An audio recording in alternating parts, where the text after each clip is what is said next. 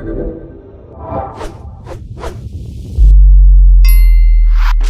right, Dr. Jack Cruz. Wow, those are some wild sunglasses you got. What kind of glasses are those? It's black blue light. Blue light glasses. Yeah. Those are pretty cool looking. Yep. Also, I love your hat. Make America healthy again. Yeah, just picked that up in Dallas from Nicole Shanahan. Oh, yeah. We were just talking off camera how you just came from Dallas. What were you doing there? Doing some work with both of them about current events. Current events. About Trump getting shot the day we did our big gig there with the Council of the Canceled. I was there with Andy Wakefield, who you may know from the vaccine story. He was canceled in 1998 about the MMR vaccine. And I was there with Mary Bowden, who is an ENT surgeon that was just canceled by the state of Texas. She lost her ability to practice, and then she fought the FDA.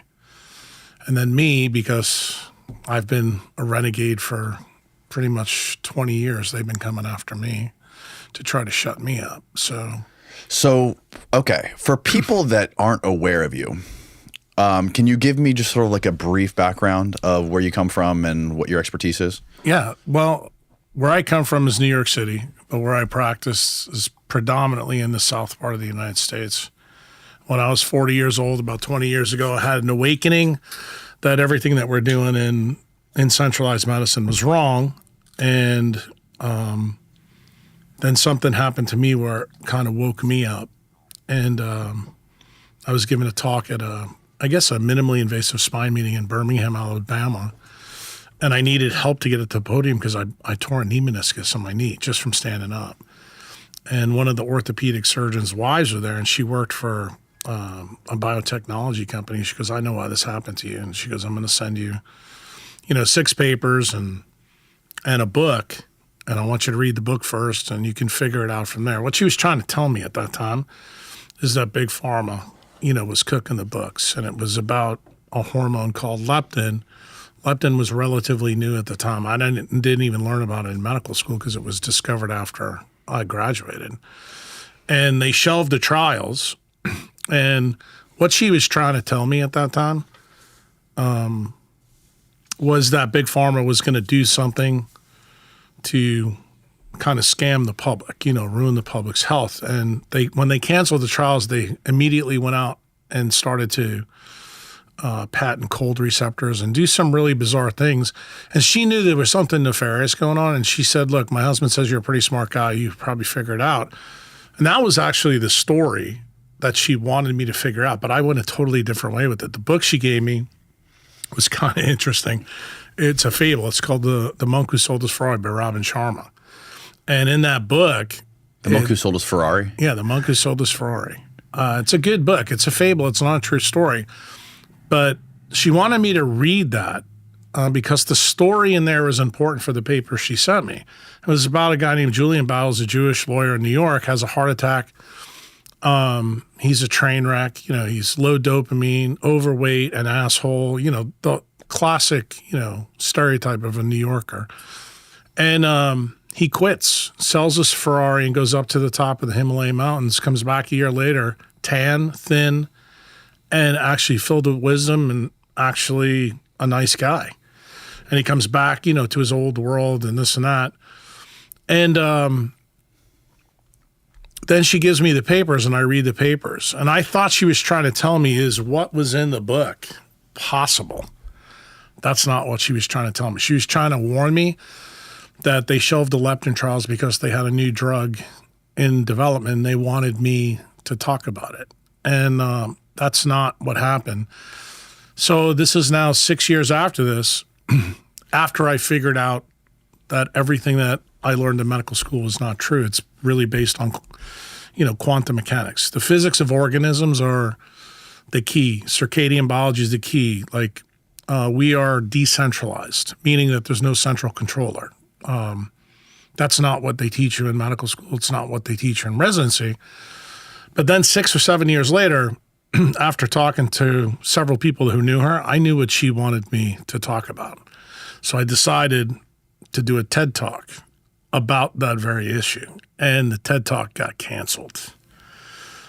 It was, How does a TED Talk get canceled? To Well- get shut down on YouTube or whatever? well, it was Big Pharma shut it down. Oh, wow. And the reason why has a lot to do, what was in the book. And, current events now. You know about Ozempic, you know about the GLP-1 drugs. What you don't know is that this was all preconditioned by the FDA and Big Pharma. In 1974, we had saccharin.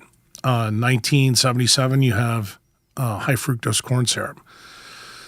All of those are GLP agonists, just so you know that. So they have known about this, and the FDA, when the last little bit was I believe in 89, they approved sucralose, which is, Splenda. Right. And Splenda was only supposed to be in certain foods and drinks, and then they expanded it to pretty much anything that's, a processed food. And that's one of the reasons why processed food is really bad for you, because it's got an agonist for GLP-1, so it's designed to make you fat. And then if you have, I guess the best way to put it, if you have an indoor existence, which we all now have, I mean, you're a young guy. You don't remember what it was like, when I was 20 years old. Nobody was inside. Nobody had technology. No one had a microwave oven. No one had a cell phone. And technology, the one thing that it's done is it's brought all the silly talking monkeys inside. They're no longer outside. Like, kids rode bikes, they played. When you grew up, you're playing video games. We didn't have any video games. And it turns out that the non-native EMF, which is what blue light is, married with these changes that have happened in food, was the story of leptin. So I decided, because where I was going the first 6 years of this, more on the light story, more on the other doctor that got canceled for the non-native EMF story, which is a guy named Robert O. Becker. He's a orthopedic surgeon. So is this the guy who worked for DARPA? Well, he didn't work for DARPA. I heard, because I read a book called, from this lady who I'm friends with, Annie Jacobson. She wrote a book called The Pentagon's Brain. She wrote this deep story on the history of DARPA and some of the scientists that work for it. And she talks about this limb regeneration guy who was trying to figure out limb regeneration for soldiers. Yeah, he figured it out. But the bad problem is when he figured it out, he actually figured out that and a whole lot more. And why he got canceled, in fact, that's the reason I just went to talk to, Kennedy and Shanahan, because his story is tied to DARPA, but it's also tied to the assassination. It's tied to how science was stolen. Becker is in the generation right after the science is stolen. And the way the science was stolen initially that story starts in 1944, really in 42. That's the Manhattan Project with General Groves and FDR. And General Groves got the idea. Let me finish the other story, because we're jumping all over the place here. Right. So anyway, the GLP-1 drugs get approved by the FDA. So the FDA basically just created a market. This is like preconditioning all of the United States to have this problem with obesity. Now, people will say there wasn't a huge problem there, but if you listen to like some of the tweets that Bobby puts out, when Fauci got put in 82, what the issue was with obesity. It was nowhere where it is now. But you need to realize that these things actually happened even before Fauci gets in. And then you have federal agencies that are already captured, preconditioning the market. Then you add in blue screen technology, which is what DARPA gives Google. That's Sergey Brin and Larry Page. And, the chick that just died from turbo cancer with YouTube. How you know her name, Susan. Susan, that former CEO? Yes, she's one of the founders of Google. And you have to realize that Nicole knows all these people. That she was married to Sergey Brin. So many of the things that, I'm here literally 2 days after talking to them about all this, they were stunned. And the story with the TED Talk is I basically went up there to tell people that this leptin-melanocortin pathway is exactly what the FDA and Big Pharma were up to. And then eventually, because when this talk was canceled, it's 2010, 2011. This is 5 or 6 years after I have my come to Jesus moment at the foot of Michelangelo's statue. So I decide I'm going to, drop this nuclear weapon. Literally within a week, I have the FBI and state medical board, everybody coming after me, and they talked to the people at TED, and they pulled the TED Talk. The TED Talk was pulled for almost 10 years to bury the story. And you remember, you didn't know anything about GLP-1 drugs. No. Well, nobody did until they came out like 4 years ago. So the reason why this is important, I was canceled before COVID because of this issue. And if you don't think this is a big issue, I mean, just look at the 13K from Novo Nordisk. It's $1 trillion drug. So when you begin to realize that light, water, and magnetism, those are the three things that NASA or SETI uses, to try to find life on another planet. Mm-hmm. Those are the things that are tied to the decentralized network, that life uses on this planet. And the GLP-1 system that they're working with destroys the leptin-melanocortin pathway. And this is the reason why many of the chronic diseases that you hear Bobby talk about, and all the surrogates that were in his program before, he joined with Trump. Like, you remember the day we were just talking about the guy that you're having in here. You remember when Bobby gave that talk, he mentioned the word mitochondria? Well, what do I call my people? Mitochondriacs. Mitochondriacs, yeah. So you may understand where this linkage is. And then through the COVID things, that was another big story that I'm sure we'll get into down the pike. But I started posting a lot of things through COVID being even more controversial. And everybody was saying, well, how's Jack Cruz able to post this stuff on Twitter when every other doctor's getting canceled? Why doesn't he get canceled? Right. People didn't know that one of my patients was Jack Dorsey. And really? Correct. So Dorsey owned Twitter at that time, and he told everybody, you're not canceling him. He's followed all my stuff because of problems that he had with tech abuse starting in 2010. So this is right back at the time the TED Talk is pulled. So this is now when the shots start to come out, the mandates come out, and President Bukele in El Salvador notices within 2 or 3 months that they're having huge problems with the jab. And he tells his guys in his administration, go find this doctor, go find the neurosurgeon from the United States that's saying all this stuff. And one of the things that I said that people need to avoid taking this jab, because I reviewed the patents, and I noticed in the Pfizer patent specifically, there was a movie that was held off on the side. It was called COVID Revealed.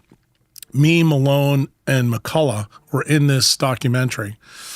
And in there, I told people that there's 2 legal definitions, one for the Pfizer jab and another one for BioNTech. I said there's only one reason they would do that, and it's nefarious. The reason I believed is they were going to use one to get through the FDA approval process, but then the other one was going to be what they unleashed on the people. And I had an inkling at the time that the problem is going to be related to SV40.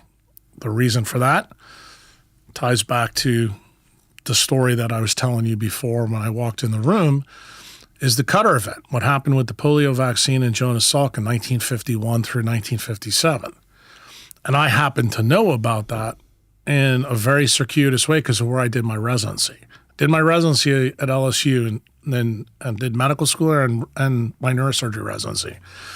And if you know anything about the Cutter event, the city of New Orleans was tied to this event in a big way. And I just went to Dallas to tell, Shanahan and Bobby the whole detail of the story. And Bobby and I did a podcast with Rick Rubin about 1.5 years ago about this issue. This is when he first jumped into the race. And what people didn't know about at that time, after I wrote this constitutional amendment for Bukele, I shared it with Bobby and I shared it with his healthcare attorney, who's Aaron Siri. And they called me back, 2 or 3 weeks after that and said, hey, can we use several pages of this law as our platform for healthcare in the United States? So I asked Bukele and he said yes. So that's the reason why you've heard a lot of this stuff on there. Most people know Bobby's an attorney. He sued Monsanto, got a ton of money. Right. And he's done things for the environment and all that. But what I did, the law that I gave him, and this is a funny story, when he gave the law to Aaron to look at, Aaron calls me up and he's like, Jack, there's no way this law could get passed even by Ron DeSantis in Florida. If you didn't know, we record these ads about a week after we do the episode, and ever since I talked to Jack about nicotine, I've been trying to kick my Zyn habit. So I've since decided to kick the Zyns and switch over to Lucy, which is not like any other nicotine pouch company that's owned by Big Tobacco. They're so much better than Zyns. They're like the mom and pop shop of pouches. Lucy pouches come in all sorts of different flavors and strengths, but their new product, Lucy Breakers, actually has this little bead of flavor that you can bite and break. So when the flavor's wearing off, all you got to do is bite the breaker to release an extra punch of flavor and hydration. So when you order, you can get a one-time order, but you can set yourself up with a subscription, and it's a lot cheaper if you do it that way. And this is cool because it allows you to try a variety of different flavors. My favorite is espresso. Danny, what's yours? I love the espresso too, Steve. It's my favorite because in the morning, if I'm on the go and don't have a free hand to hold a cup of coffee, that espresso Lucy Breaker packs the same punch as a tall cup of coffee. I'll have to try cinnamon next. That's up for next week. I like Lucy better because I think their flavors are much better. They come in 3 different strengths, 4, 8, and 12. Plus, they don't have that weird artificial flavor like Zyn. Plus, Zyn doesn't have gum. I prefer the gum on the golf course. Their gum is a hit. Check out how many stars they have. It's almost 5 stars. It's like 5 and 5.5, 5 3/4. That's pretty good. The gum is also great because it has 3 different strengths, 2, 4, and 6 milligrams, and it's way more light and doesn't have that weird artificial flavor either. If you've made it this far, it's time to level up your nicotine routine with Lucy. Go to lucy.co/Danny and use the promo code Danny to get 20% off your first order.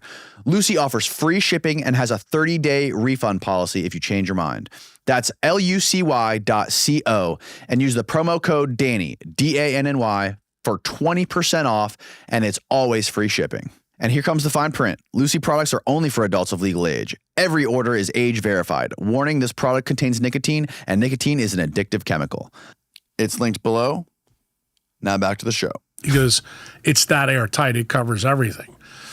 And when they decided to use it, he says to me, hey, I'm going to start this run for president. I would like to do, a podcast with you. Who's the person that sets this up? Turns out it's Nicole Shanahan. This is before she is actually announced as the vice president. Why did she contact me? Because of her daughter, Echo. She's got a daughter with Sergey Brin that's got autism. Okay. And she contacted me and she goes, I've noticed that you have a totally different take on autism in terms of the vaccines and light. And you're probably now beginning to start to see that Becker's world and the vaccine world collide together. And when I say collide together, you are preconditioned by the light in your germline, and then the vaccines are additive to it that cause the real problem. And I said, yeah, I'm into it. And you have to realize, since I consider Becker my mentor, because he was the guy who was immediately canceled before me. Is he still alive, by the way? No, he's dead. He died in 2009. Okay. But I just got finished telling Nicole when I was in Dallas that I actually physically sat down and talked to him about what I'm talking to you about now. And he was the one that told me, he goes, you need to understand what happened to me. He goes, you have to be very careful about who you're getting ready to go against, and which was the industrial military complex. And, this guy was twice nominated for the Nobel Prize. Mm-hmm. And literally he was so frustrated with, a lot of the stuff that I'm sure you have heard in your life as a podcaster that most people think is conspiracy theory, when it turns out it's really not, and it's the truth. Right. He got frustrated. And then in 1977, he goes on 60 Minutes and tells the world the problem with non-native EMF. And you have to realize, my friend. Non-native EMF? Yeah, that's wireless technology. Right. It's blue light screens, mm-hmm. It's fluorescent bulbs, it's RF, microwaves, the whole shebang. 1977, nobody has a microwave oven. Nobody has a cell phone. And how did this problem with Becker kind of show up? It shows up because the military wanted to build this antenna called Sanguine in a lake in Wisconsin. What was the purpose of the antenna in 73? So they could keep control of all the nuclear subs all over the world. Because right now, before that, they couldn't do that. So they were building this thing, and they hired Becker because of the stuff that you had just talked about, that Becker was working on limb regeneration, and he found out that limb regeneration uses the electromagnetic force to do it. In other words, the physics of regeneration is all based on semiconduction. That's the thing that was shocking about him. And how did I come upon his research as a resident at the same time? Why did I know about all this stuff? I'm a neurosurgery resident, and I'm doing a lot of spine reconstructions. Well, bone was the subject of Becker's work. So my mentor in neurosurgery, Dr. David Klein, said, Jack, I want you to do a project on bone regeneration. I want you to use this guy's Becker work, because what he found in 59 through 67 was absolutely shocking. Most people still don't believe that that's how it happens, but I want you to present it to the residents. So that meant I had to go read all his papers. So I learned about this. And, most people who listen to this podcast, what I'm about to say won't believe this, but it's axiomatically true. You don't heal bone, ever. Bone regenerates completely. So, for example, if you break your arm right now and you go have surgery, and the orthopedic surgeon opens it up and looks for where your previous break was, there's no scar. Really? None. It's one of the few tissues in man where that's the case. Most people know about it with the liver. You can cut half a liver out and it'll grow back.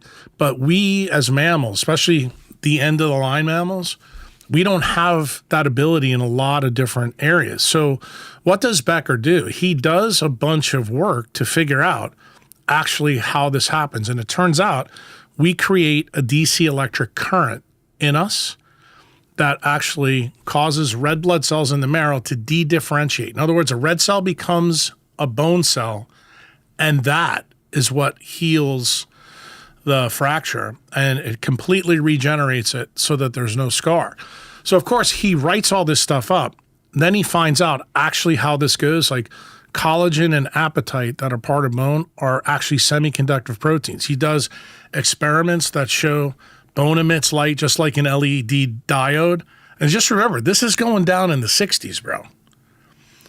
So that's how the military found out about Becker's work. Right. Okay. And he was the expert. Like, he was the Anthony Fauci of his time in bone regeneration. He worked in the VA hospital in Syracuse, so he had huge government contracts. He was very, very prolific.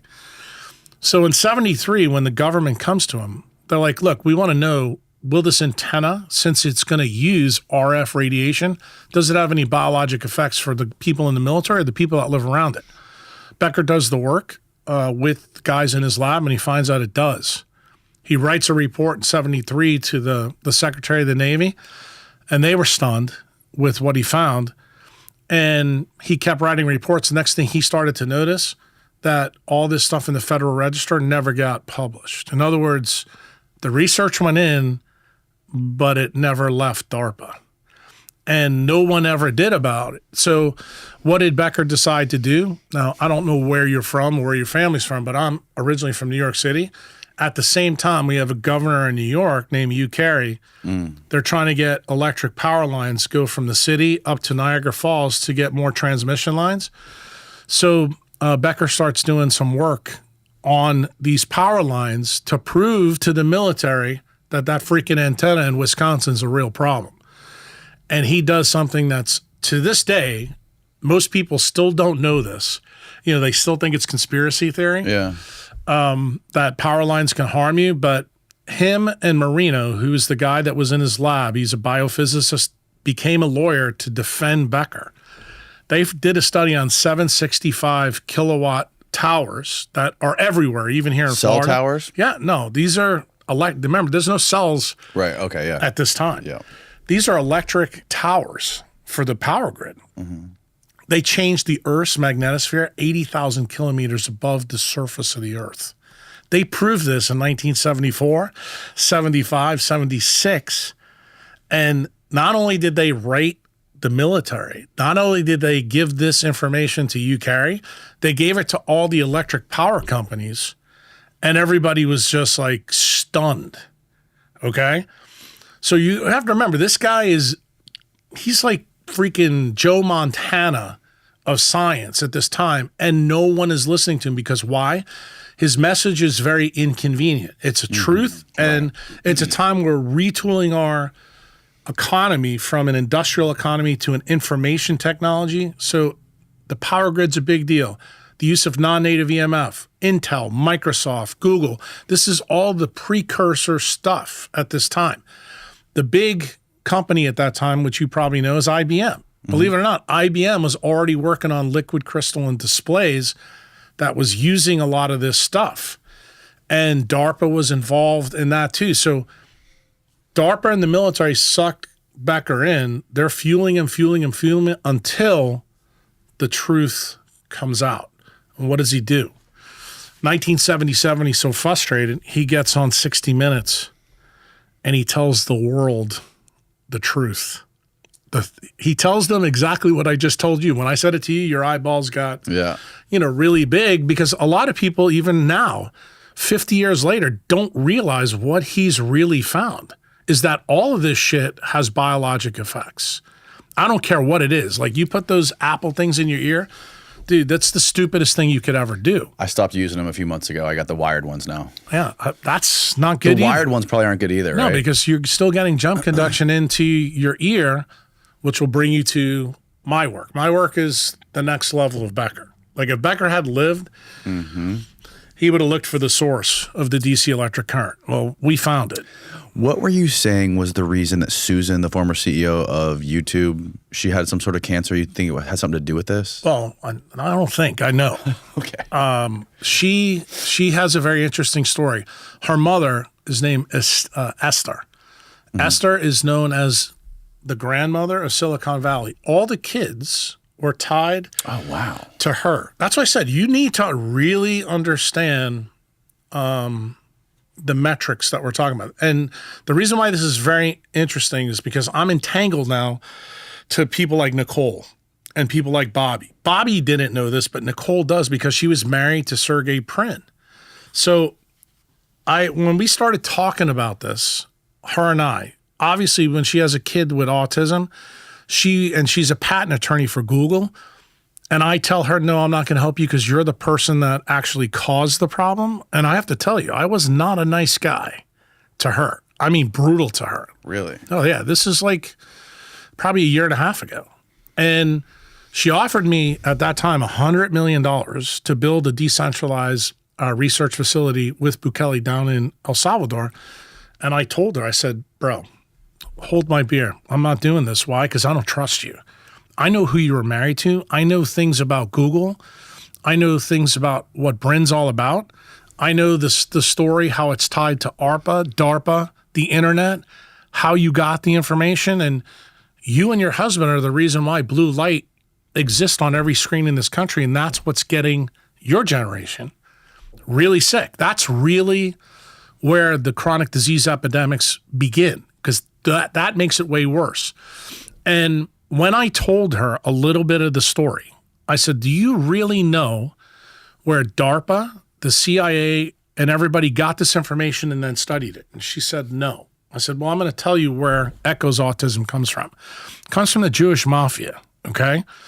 In the 1930s, 1940s, 1950s, the names that you know, Bugsy, which they made a movie about, Mo Dalitz, who's the guy that started Vegas, and the big guy, you're right here in Tampa, so you should know a little bit about Meyer Lansky. Meyer Lansky, yeah. Meyer Lansky. Traficante. Correct. Well, Traficante wasn't Jewish, but... No, but Traficante is really important because of how this ties in to JFK, DARPA. Oh, yeah.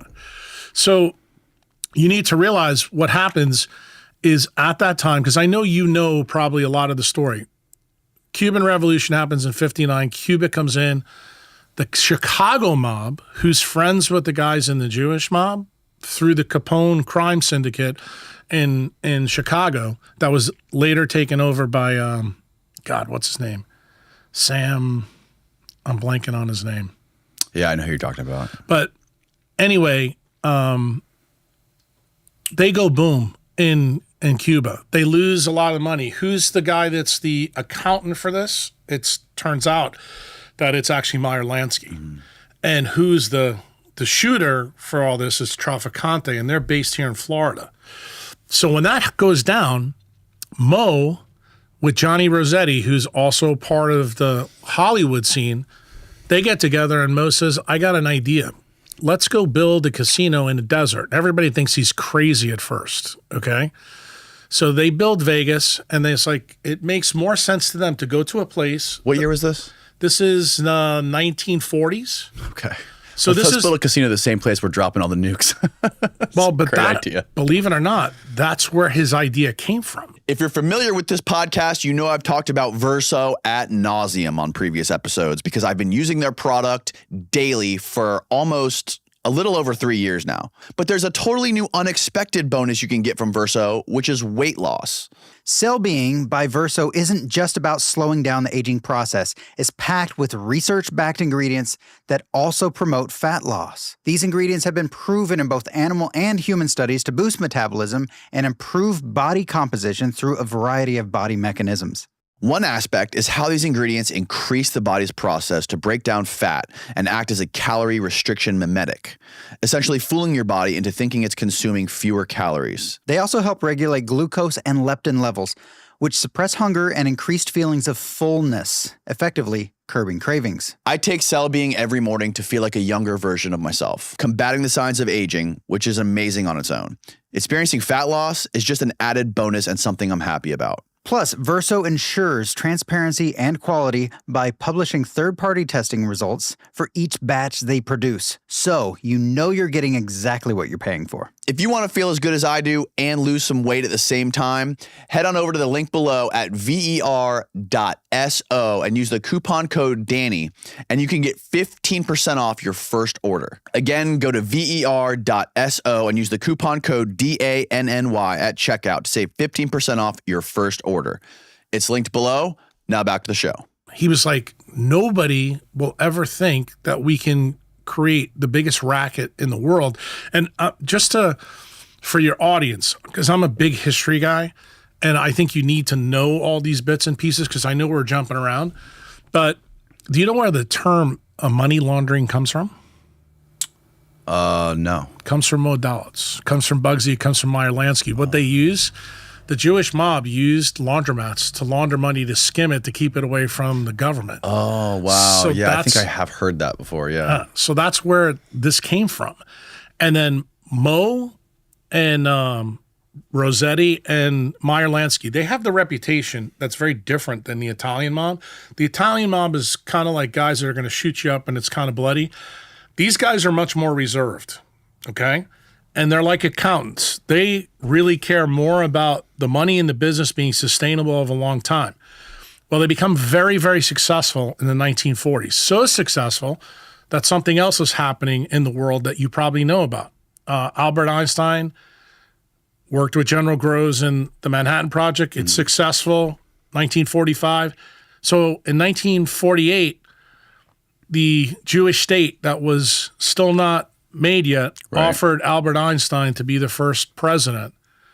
And it turns out their military arm, which is known as the Mossad, actually have Lansky and Dalitz. They're their guys in the United States, okay? Lansky and who? Lansky and Mo Dalitz. Really? They were Mossad agents here in the United States. So what do? They go to Vegas and they realize that there's no regulations. It's the Wild West. They build it from the ground up.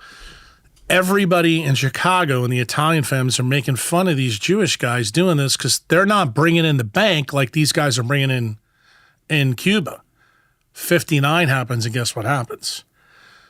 All the Italian guys get turned off. They're losing millions of dollars, and they're furious. Mm-hmm. So you know they hate Castro. So what do? They have their friends, Mo. Mo has been working for 12, 13 years in the desert. And what does Mo do? He steadily and slowly increases profits. But guess what he does? How does he do it? Does he shoot anybody up or do anything like that? No. The first thing he did is he put one-armed bandits in all the casinos. He blue lit everything. Why? Because he paid attention to how people spent money. He realized when you used artificial light, it seemed like people spent more money. So then what's the second thing he does in like 1952, 53? He starts painting all the windows in the casino black. So you can't see outside. Can't see outside, and he doesn't want to go outside. Then that's the last thing he does. Gets rid of the clocks. Is that what he does? The clocks were gone already. Okay. But the best part is then he brings in girls scantily clad, and he starts giving people alcohol while they gamble. And what does he basically do?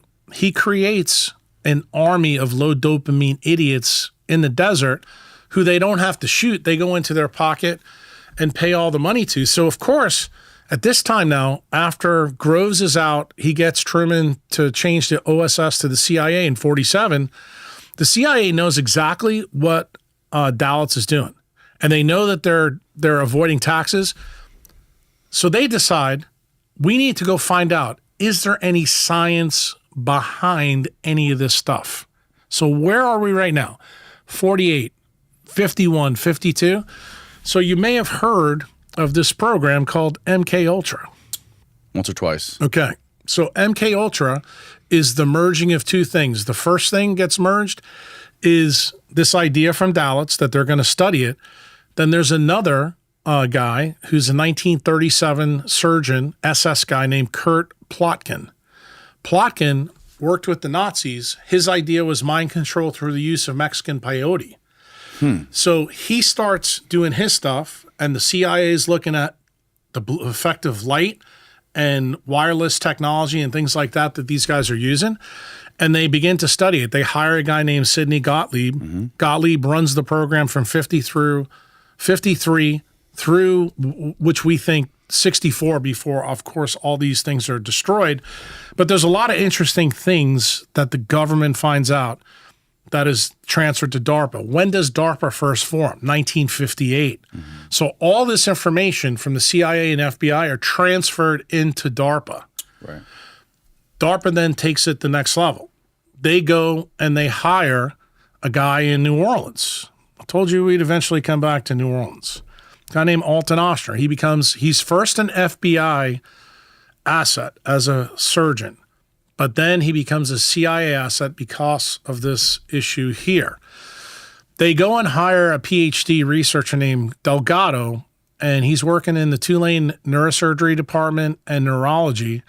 They get him out of that really quick, and they send him to Mexico, and they start putting wires into the bull's head to find out, can they stop and control the bull using electric signals? Why? Because they already have started to learn about Becker's work.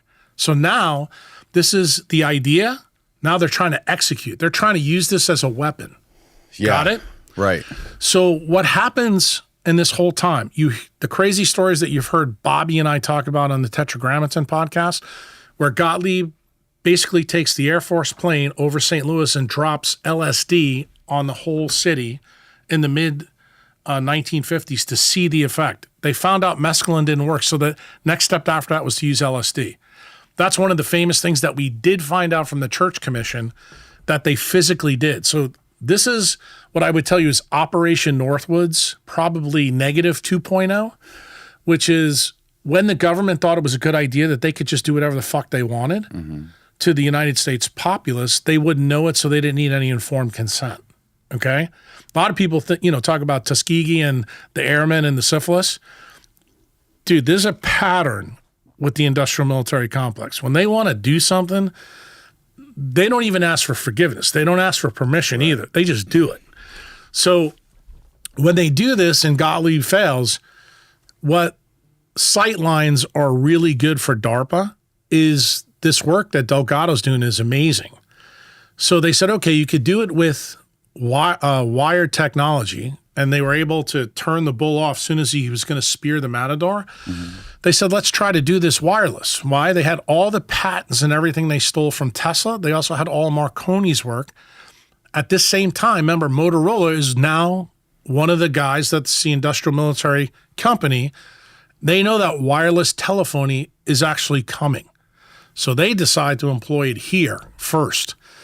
So Delgado finds out that actually it does work. You can do it without wires. You don't have to do brain surgery on the animal to do it.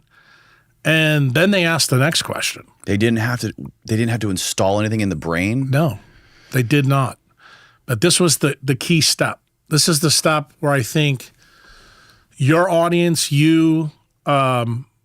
people find it incredulous when I tell them. The next step was, could you do this using light and light alone? And it turns out they found out you could.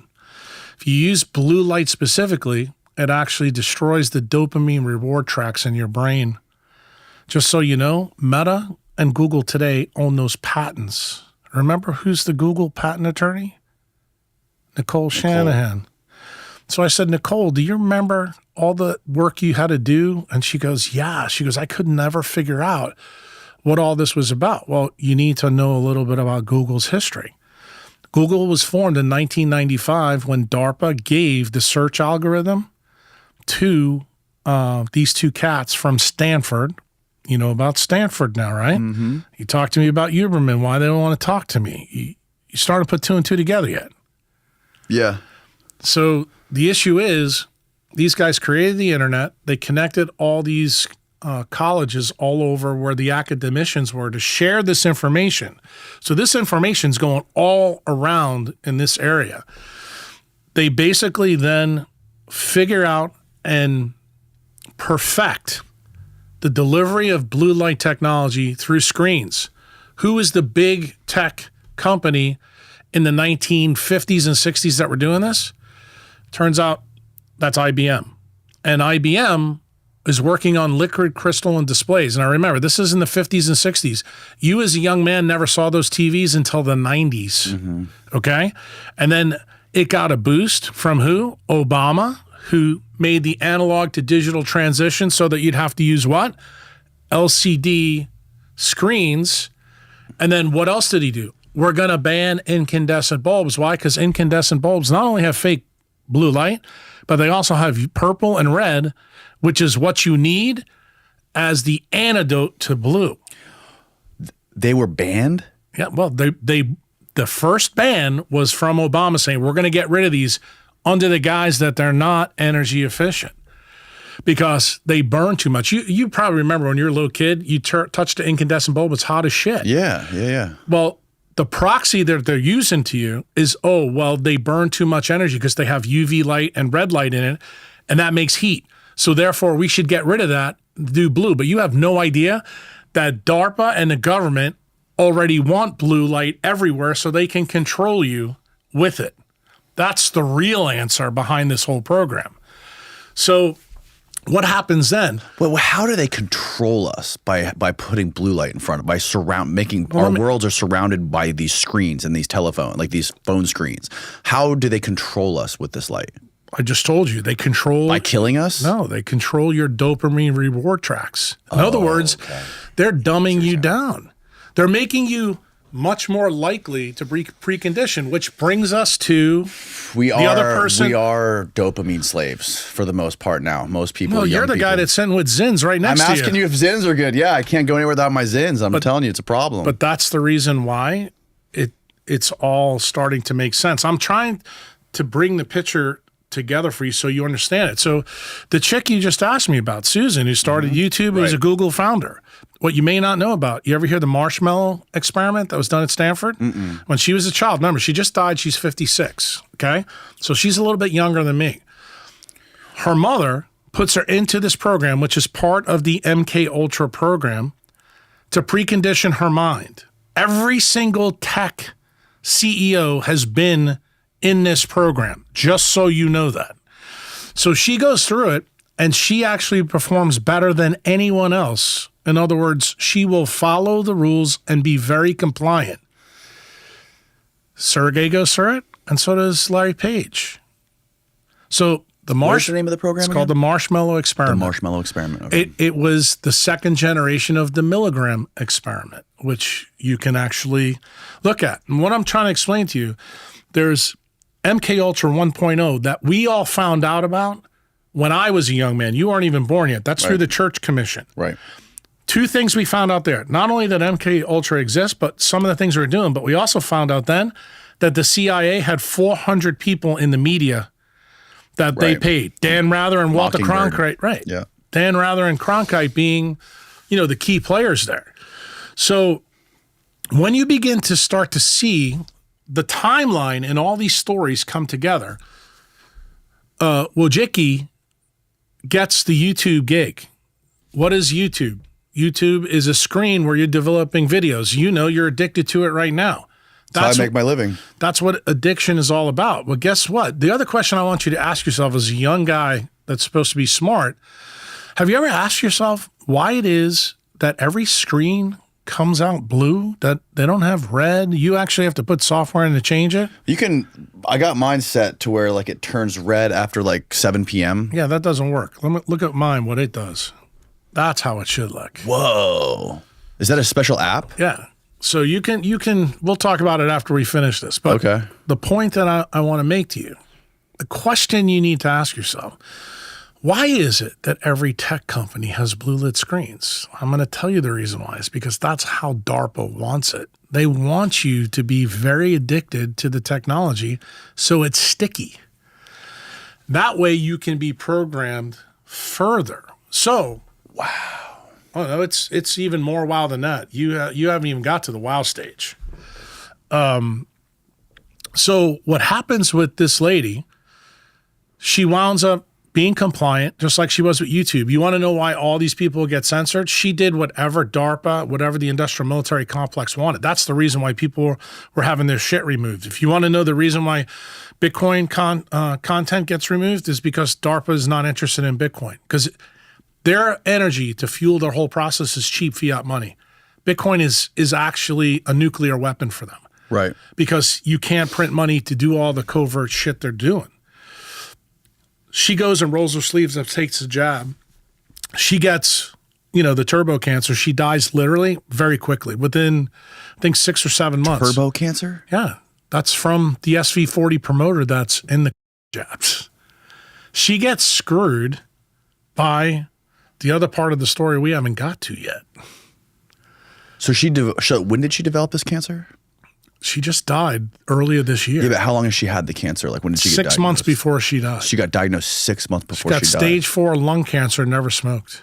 Sounds eerily familiar, doesn't it, to Jack Ruby? Remember how he died? Oh, yeah, Oh, so why did I lead this way? Because guess what? I just finished telling the story. Holy fuck, Steve, pull up the actual documented account of Jack Ruby, how he died. His name isn't Jack Ruby, just so you know. Right, I know. It's Jack Rubenstein, yes, and he exactly. also is a Mossad agent, just so you know that. Let's see what the Google machine says about Mr. Rubenstein. Jack Ruby. Type in Jack Ruby. Oh, you can't find his death. That's not Obituary. him.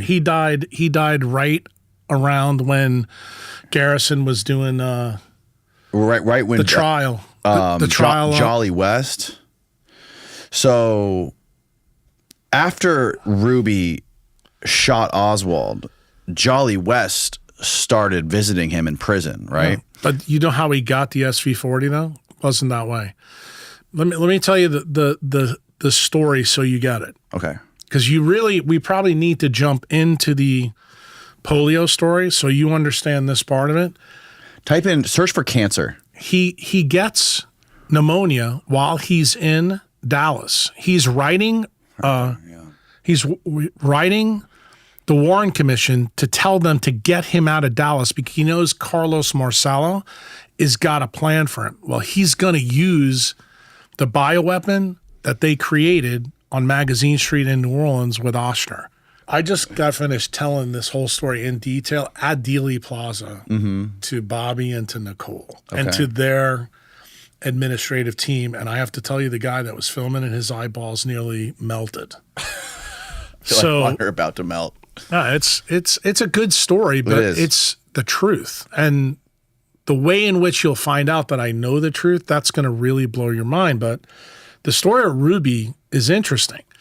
He is in Dallas. He's talking to the Warren Commission, says, you got to get me out of Dallas and get me to DC because I know they're going to do something to me. He already knows what's going to happen, but he doesn't know how it's going to happen.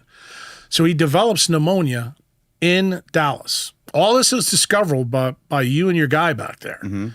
So the doctors come in and they give him penicillin flu shots. Turns out in that flu shot was the SV40.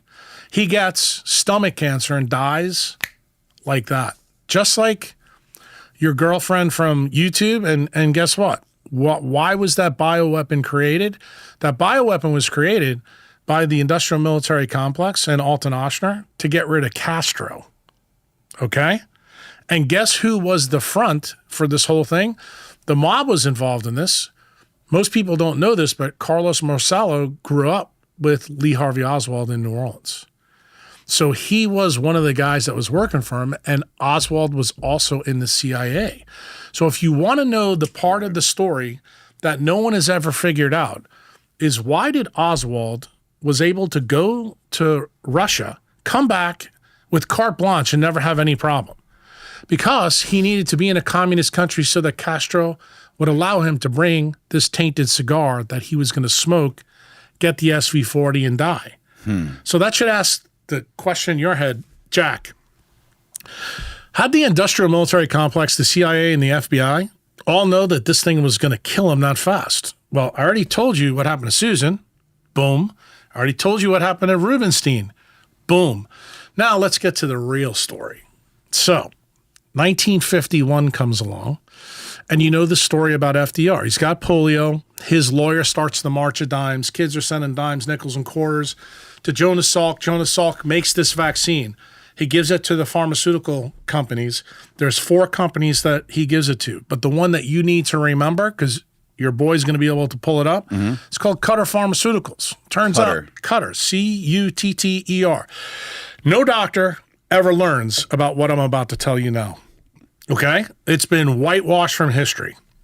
So here's the interesting part. Cutter Pharmaceuticals is in charge of growing this. Remember the date. The date is really important for you to get. 1951. When was DNA discovered, my friend? 1953 by Watson and Crick. So we're in the pre-molecular biology age, okay?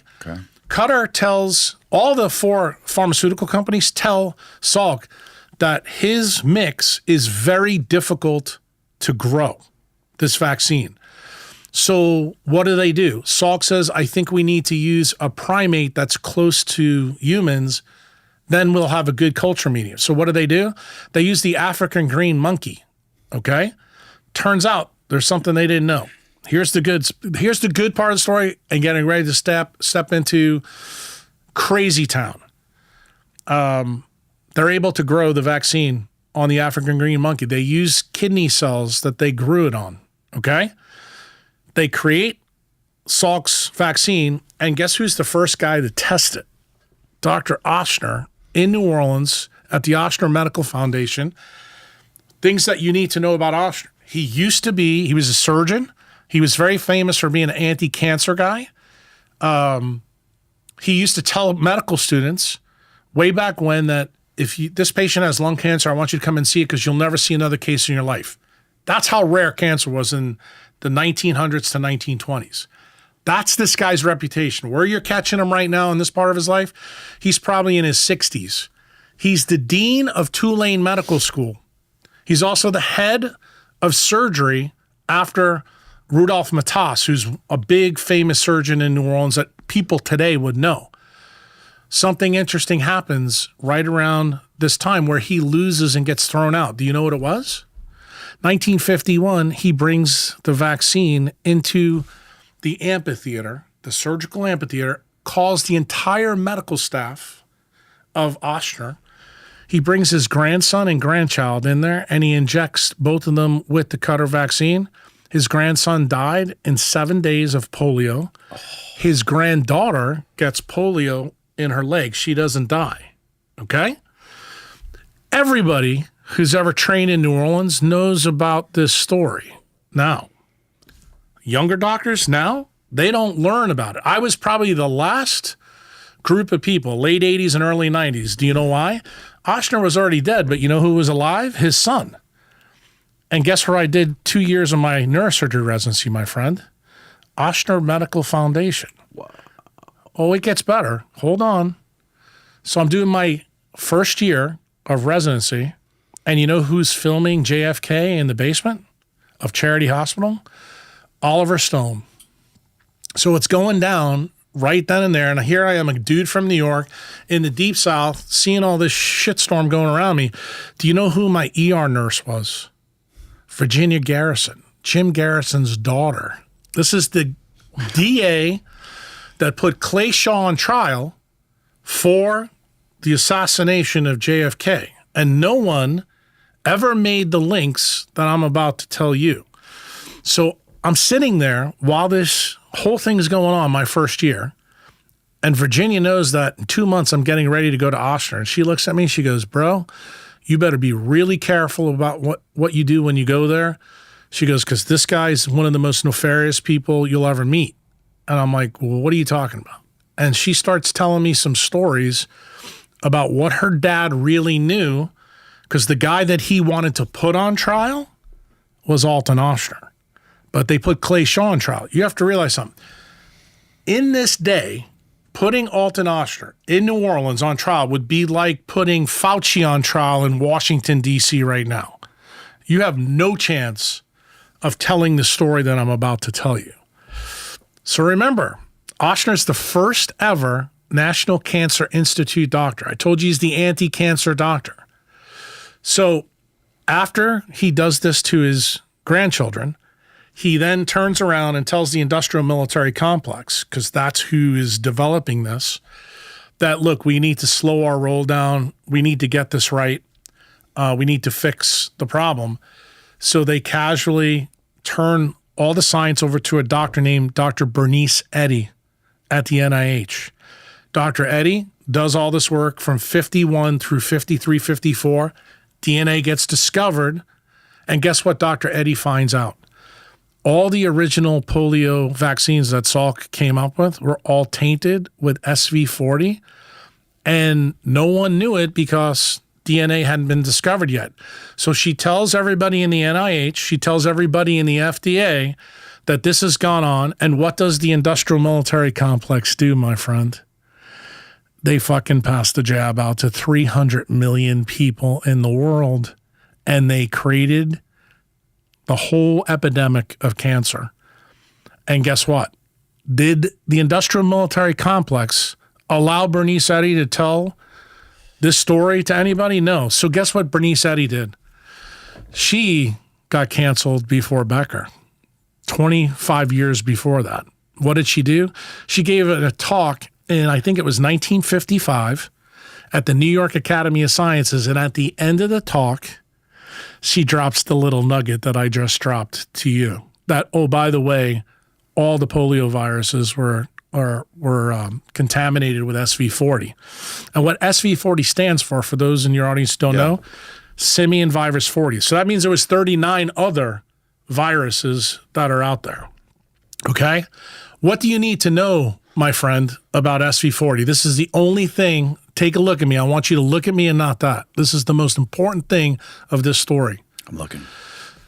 The SV40 promoter allows things to get across the nuclear membrane to get into where RNA and DNA is and do bad things. Okay? So what does the government do? After Eddy announces this to the freaking scientific world, they defund her lab. They take her out of the NIH. She's lost to history. Here's the best part. You go look today at the FDA and NIH website, you'll notice from 51 through 57, you don't see anybody's name. When I tell you this is better than 2024 YouTube cancellation, you find no evidence of the Qatar incident. You know why most doctors don't know about it? Because of what I just told you. So here I am training, I don't know, this is like maybe 27, 30 years after this event. And why do I find out about it? Not because I learned about it in medical school, because Virginia Garrison told me what went down. And then what did I do? I went to the medical school library and started pulling stories up. Then I went even further. I went to talk to Alton Ochsner's son, who's a cardiothoracic surgeon who happens to do surgery with us when we used to clip aneurysms. When we used to clip aneurysms, we'd open the head, but we'd have to stop the heart to clip them. That's how long ago I've been a neurosurgeon. We don't do it like that anymore. Shit. So in one of those cases, it was a basilar tip aneurysm. J.O.'s opening the chest with one of his other doctors named Keith Van Meter. And J.O.'s sitting there. And I just casually tell my neurosurgery mentor at the time, I said, I'm going to ask him about all this. And he goes, bro, I don't know if you really want to go there. But now here comes the part of the story that you're really going to shit the bed on. So I don't have any shit left. I said, J.O., I said, is it true what happened with your niece and nephew about, the polio vaccine? He goes, and this is the crazy thing. This guy was a real chatty guy. I thought he would shut me down. Bro, he started talking to me for almost an hour and a half, 2 hours. And once he opened up about that, then I went for the nuclear weapon. And I mean this literally and figuratively. I said, J.O., tell me, why is it that we have a nuclear device in the basement of a community hospital? It's called the LINAC. And who uses that? LINACs are used to treat brain tumors. I said, I know you guys have done really well here. I said, but that's $100 million piece of equipment. And I said, we can barely get new instruments to do spine surgery in this hospital.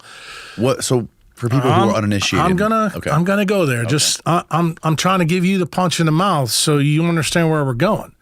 So this is a device that is an electromagnetic device that delivers radiation from gamma rays all the way to RF radiation. You can just turn it down.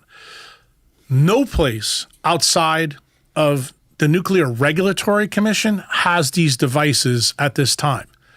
So when I was a first-year resident and I walk over to Ochsner and I see a LINAC laying down on its side and it looks like a nuclear weapon, I'm going, where in the fuck did we get the money for this? It's cool. Most doctors say, oh, well, we have cutting edge stuff. We can treat brain tumors and this and that, but that's not where I was going with it. I was like, where'd this come from? So in this talk that I had with J.O., I had already been preconditioned by several of the people from the JFK movie and from Virginia Garrison herself. And when she told me, she goes, there's more to this story that nobody knows that won't be in that movie that they're filming downstairs. So she was really good about going to St. Charles Tavern and talking, especially when we came off a shift. And I got her a little loaded. And she started telling me about this polio virus and monkeys and this, that, and the other thing. And I was like, well, I do know that we do a lot of monkey research at LSU. Because remember, I'm an LSU resident and we did have a monkey lab. And I was like, wow. And I knew Tulane had a monkey lab. Mm-hmm. So I'm starting to ask a lot of questions now. And what I find out is that Ochsner was that when this went down with his grandchildren and this Bernice Eddy thing, this is a very short period of time, 3-year history. He goes from being an FBI asset to a CIA asset. Then the CIA, they ask him specifically, we want you to fix this SV40 problem. So what does he do? He goes out and he hires the world expert in viruses and oncology. Her name is Dr. Sarah Stewart. She trained University of Chicago. You know where else is in the University of Chicago, right? That's where the nuclear program begins. That's the Fermi Research Lab. Oh, okay. She gets her compatriot, who's a classmate, Dr. Mary Sherman, who's an orthopedic surgeon, who's an expert in bone cancer. He hires both of them. Guess what magically happens? Sarah Stewart is based at the U.S. Public Health Hospital in New Orleans at this time by the military. Mary Sherman is a staff doctor at Ochsner Medical Foundation running the game here. They set up a bioweapons lab, the first of its kind, on Magazine Street in an apartment. And guess who the 3 people there are running it? A young girl who won a science project when she was in Florida. She actually is from Florida. Her name's Judith Very Baker. She was very interested in Sarah Stewart's work. And when she won this thing, Ochsner pulled her and said, you're going to be the lab technician. She was promised a medical school education and a residency if she worked under Mary Sherman. Who else is in this motley crew? David Ferry. We'll talk about him in a bit. Who's the other person? Lee Harvey Oswald. So guess what Lee Harvey Oswald, Judith Ferry Baker, and David Ferry are doing? They are running the bioweapons lab. What year again? This is 1962, 63, right before they killed Kennedy. So what's happening? Because remember, Ochsner, how did he make all his money? So how did he get tied up in this whole thing? So you understand. When I was a resident, he had this nice community hospital. It wasn't huge, but it's nice. Now it's a massive place. But out in front of it, he had all the flags for all the dictators that ran Central and South America. He used to take care of all of them. They were all right-wing dictators. Mm-hmm. He was a right-wing politician. That's the reason the people at Tulane University threw him out of being the dean and the head of surgery at Tulane. So what did he do? Instead of getting pissed off, he said, fuck it, I'm just going to go open my own hospital to compete against you. So that's what he does. So how does he make it successful? He starts working with right-wing politics. All these people come, and he becomes enriched by this. The military is obviously very interested in this because they're the people that overthrow these governments down there. That's why he was an FBI asset. Wow. But when this shit hits with SV40, the CIA says to him, you need to fix this. And so what do you mean by fix it? Meaning the government knows that they just started the war on cancer. Like they gave the world cancer at record rates overnight. Did they know this was going to happen? Absolutely, because guess who told them? Sarah Stewart. Okay. She was the world expert that worked for the government. And when she heard what they did, she said, you need to hire Mary Sherman. You need to put both of us on this project, and we need to do this in clandestine fashion. In fact, the day that David Ferry gets killed, Sarah Stewart's lab book was found by Jim Garrison.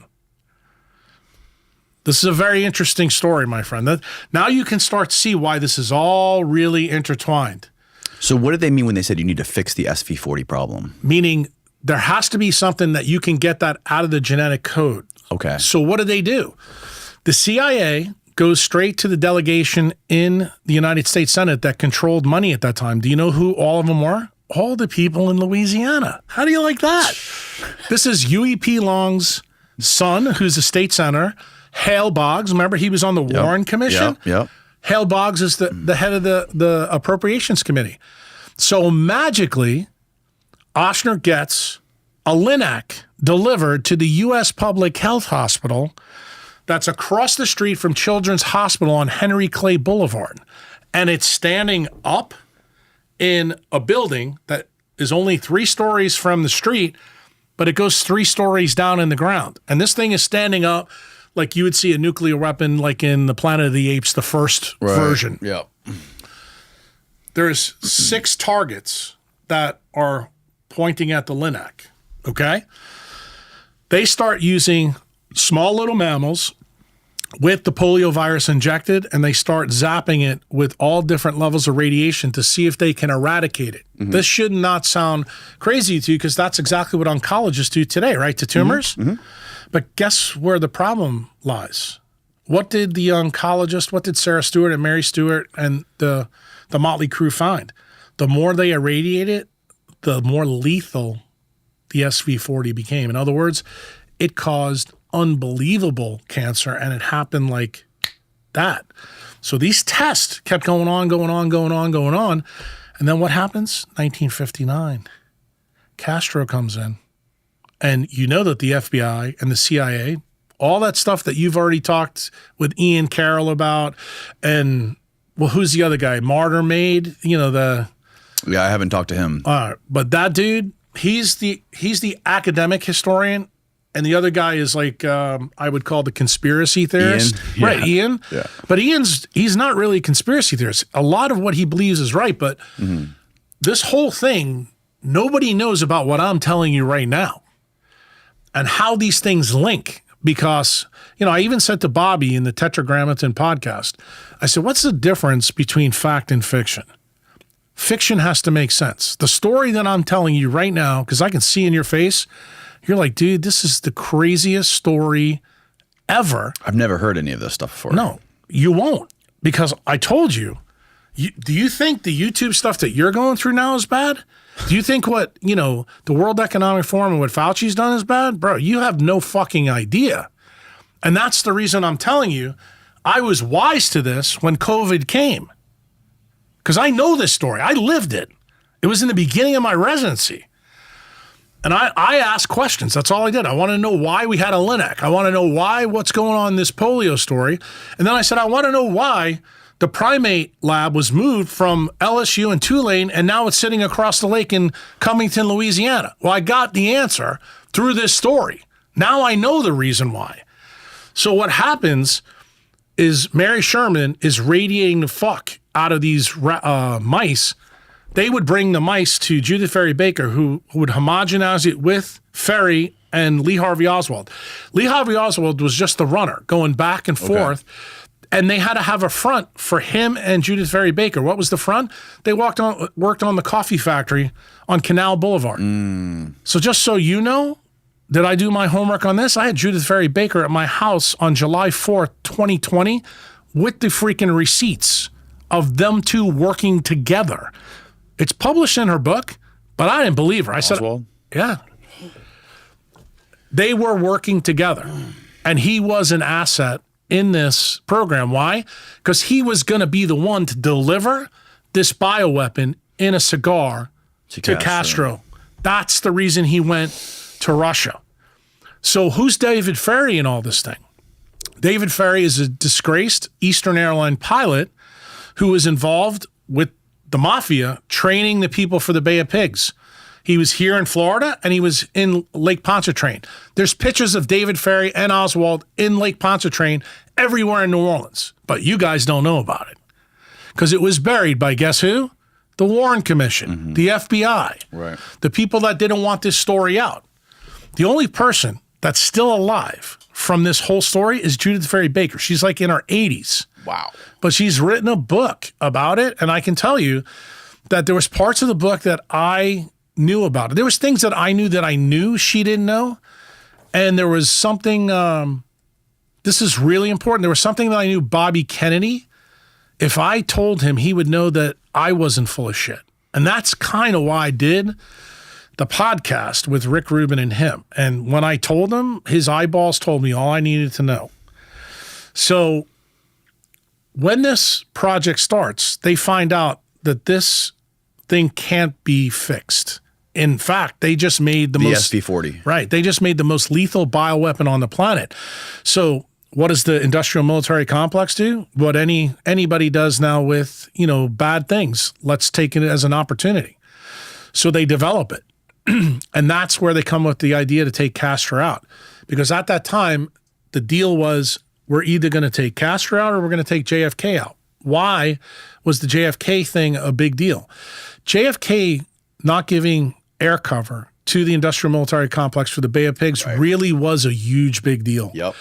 And there was a lot of people like David Ferry. If you read the book about him, dude, he hated Kennedy because all those guys, all those Cuban exiles that he was training with Oswald, they were all captured or killed. So, and he was actually a pilot in the Bay of Pigs invasion in '62. I interviewed one of them not too long ago. There you go. Felix Rodriguez.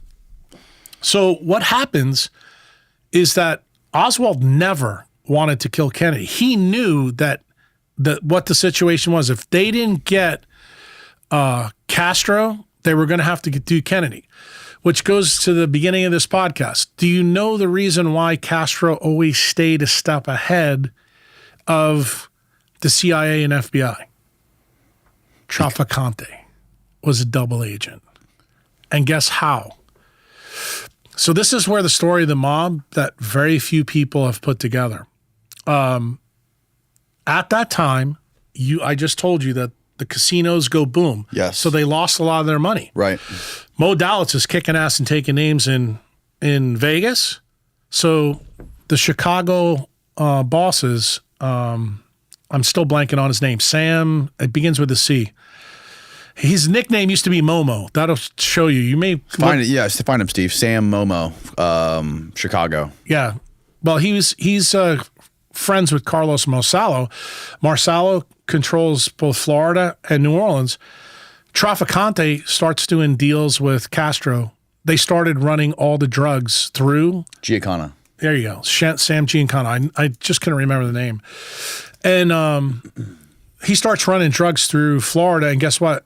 The Italian mob finds out that this is more profitable than casinos. So the reason why this goes down is he cuts a deal with Castro that I'll feed you any information I get about you, but you keep letting us run the drugs through New Orleans and Florida. So that's where the mob gets involved with drugs. Mm-hmm. Nobody in the CIA, FBI knows really why this is going on. So Castro was never able to be killed. I think the CIA is on record saying they tried to kill him 7, 8, 9 times. Right. They were always unsuccessful because of the link I just told you. So what happens next? They go, and this is the best part of the story. This is the part of the story that really exonerates Lee Harvey Oswald, but the industrial military complex will never allow you to know it. They have to test the weapon. Oshner knows that he has to test the weapon, so he goes to Angola prison. The same prison Johnny Cash is famous for going to singing. They find a guy on death row. They tell him they're going to inject him with something, but they tell him, you're going to die anyway, whether it be by the gas chamber or electrocution or here, but we'll give your family money. The guy actually agrees to do it. They transfer him to Angola, to a small little prison in Clinton, Louisiana, and you'll know why I know all this stuff. And who drives up the bioweapon? They don't let Judith Very Baker do it.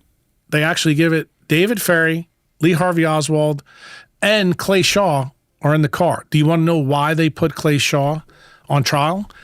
Because he was seen in Clinton, Louisiana, which at the time in 1963 was a very black town. These are 3 white guys in a black Cadillac. This is the same day that Martin Luther King gives his I Have a Dream speech. And why is this a big deal in Clinton? Because they're registering black people to vote. And guess who registers to vote that day in Clinton, Louisiana? Lee Harvey Oswald. You'll be able to find it. So guess what happens? This is how Garrison knew that Clay Shaw was going there. He didn't know what he was going to do, but he had an idea. So they go up to the prison. They inject the prisoner. He's dead within 10 days of cancer. So they get a positive on that. Guess what happens? Judith Very Baker finds out what they did through Oswald, and she goes fucking ballistic. She goes back and tells Oshner. Oshner threatens her, says, you're no longer going to medical school. Who's Oshner again? Oshner's the guy, the doctor that started this whole process. Okay. The polio guy, the guy that injected his kids. Oh, yes, his grandkids. So he gets furious. She runs back to Florida. What magically happens next? Oswald tries the attempt to go to Cuba to deliver the cigar. He's unsuccessful. Literally. Is this when he went to Mexico City and tried to get to Cuba? Cuba, correct. Yeah. Oh, my God. That's exactly right, bro. You're putting the dots together. I figured that you would once you hear all this. But here's the funny part of the story. When he fails, he tells Judith Very Baker on the phone, which you can read about in her book, he says, they're going to kill Kennedy, and I'm going to be the patsy. So the first attempt on JFK's life, believe it or not, is actually in Chicago. Guess who foils it? Lee Harvey Oswald with a phone call to the cops. Tips them off, and they can't kill him. They try to kill him here in Tampa, too. Right. But this is a month before they kill him in Dallas. Yes. So in Dallas, what happens then, you know, the famous meeting between H.L. Hunt, Clint Murchison, Nixon, the Bush family, everybody's in this hotel, in the Marriott Hotel. That story gets told by LBJ's, you know, piece of ass on the side. Mm-hmm. I think that got told in like 2008, 2009. I actually knew about that because that was some of the juice that was dripped out to me in New Orleans. Mm-hmm. And the reason it was important in New Orleans politics is because Lady Bird Johnson, again, this is how I fact checked it to know it wasn't bullshit. Clint Murchison, who was the first owner of the Dallas Cowboys, is an oilman. Him and Lady Bird Johnson bought all the real estate from Dallas to New Orleans because I-10 was built in the 50s when Nixon was the vice president. So Nixon told them where the road was going to go, and that's how they got tons of money. So when I fact checked that, I was like, okay, this now is definitely plausible how all these people are tied together. Then the final thing that I did after my residency's over, the U.S. Public Health Hospital gets decommissioned. And I knew that when all this shit was going on with COVID, I said, I need to go back down there and check the public health hospital out. I was fortunate because the same janitor that was there when I was a resident at Henry Clay Boulevard, he knew who I was. And I said, I see they're renovating the building. I said, do you think I can get in there? He goes, dude, nobody's used that in years. He goes, you know, it's kind of empty. And I said, you remember the machine that was in there? I said, do you know where it went? He goes, no one ever told us this and that. Oh, the same machine is in the basement of Ochsner. That's what happened. And it was retooled by a technician so that it would lay down so we could use it for cancer patients. Wow. So how did I know the weapon was there? Two things. The first way I walked in, I found out there was 3 stories below the ground that you can never see. Mm-hmm. The thing that always was very unusual about this hospital, it has a huge wall. The wall's about 15 feet tall, like you would see around a base. And it didn't make any sense to me. It had these big, huge metal doors because they didn't want anybody in there. But the most remarkable thing about this, when I got to the basement, when I saw the 6 concrete stanchions that were there, massive grounding plates. The grounding plate, the wall behind you from where that exit sign is to that corner was that big and probably 5 feet taller. And there's 2 of these in there with massive electric power lines going in there. I knew what it was right away. It was the grounding metal for the Linac because you have something that make 30 million volts. So you have to have something to, get rid of it. Yeah. So then it dawned on me, wait a minute. I know another way that I can prove that this shit was going on back in the 50s and 60s. I went to Entergy. Entergy is the electric power company in New Orleans. They have nuclear power plants, this and that. So I walked in there and I said, can I see the bills for the U.S. Public Health Hospital, for these times? They're all covered by redaction and government stuff. So I knew right away that I was right at ground zero when this happens. Now, just when you think the story's over, 6 months after JFK gets killed, David Ferrie gets killed. Okay? Wow. Jim Garrison. How did he die? No one knows. So this is how I got Bobby entangled into this. I'm talking about RFK Jr. So I would have no way of knowing this, okay? But I'm about to tell you. It's very public that Jim Garrison was at the crime scene because he was the DA in New Orleans. Ferrie is found dead. He kept telling everybody in the French Quarter that he was going to die when JFK got killed. Why? Because he knew. He told everybody they had to kill Lee Harvey Oswald because Marcello was linked to him. He was a key. Ruby was the guy to do it. Then they took Ruby out as well. So you could see everybody's dropping. So Judith was back in Florida. They couldn't find it. The only person who knew who she was Trafficante. And everybody thought for sure Trafficante would get her, but he never did. And what happens with Ferrie, at his death scene, Bobby Kennedy Sr. calls on the phone. Or I should say, Jim Garrison calls Bobby Kennedy Sr. Because Kennedy Sr. and Garrison are talking. Why? Because Garrison knows that there's a conspiracy to kill JFK that began in New Orleans. And he knows that Lee Harvey Oswald's got nothing to do with it. He knows that Ochsner, Clay Shaw, he's putting pieces together, okay? The CIA, the FBI, they're bugging his office. So they knew he was getting close. That's why they try to make him look like a clown show. But this is the key point. When Garrison calls Bobby Kennedy senior to tell him about what he found, guess who answers the phone? Bobby Kennedy Jr. Guess who knew that? Me. And I told Bobby that in the Tetragrammaton podcast. I'd have no way of knowing that. Whoa. So that's how he knew that I wasn't a tinfoil cap guy. I put this whole thing together. And I knew, dude, I knew about this from the beginning of my residency, and that's part of the reason that I went to talk to Becker, because I knew his part of the story was tied to this part of the story. And this is before COVID, but it's also now explains to you why I didn't trust anybody during COVID. When I saw there was 2 legal definitions, I knew that Pfizer was going to use the SV40 promoter, but I had no way to prove it, my friend. None. Because, I'm not a molecular biologist anymore. I can't do those things. I'm not doing research. I'm in clinical practice. Mm-hmm. But I knew what these motherfuckers were capable of. And when I saw that, I was like, okay. Then the 2020 version of Bernice Eddy comes to the scene. This is a guy you really should interview on your podcast. His name is Kevin McKiernan.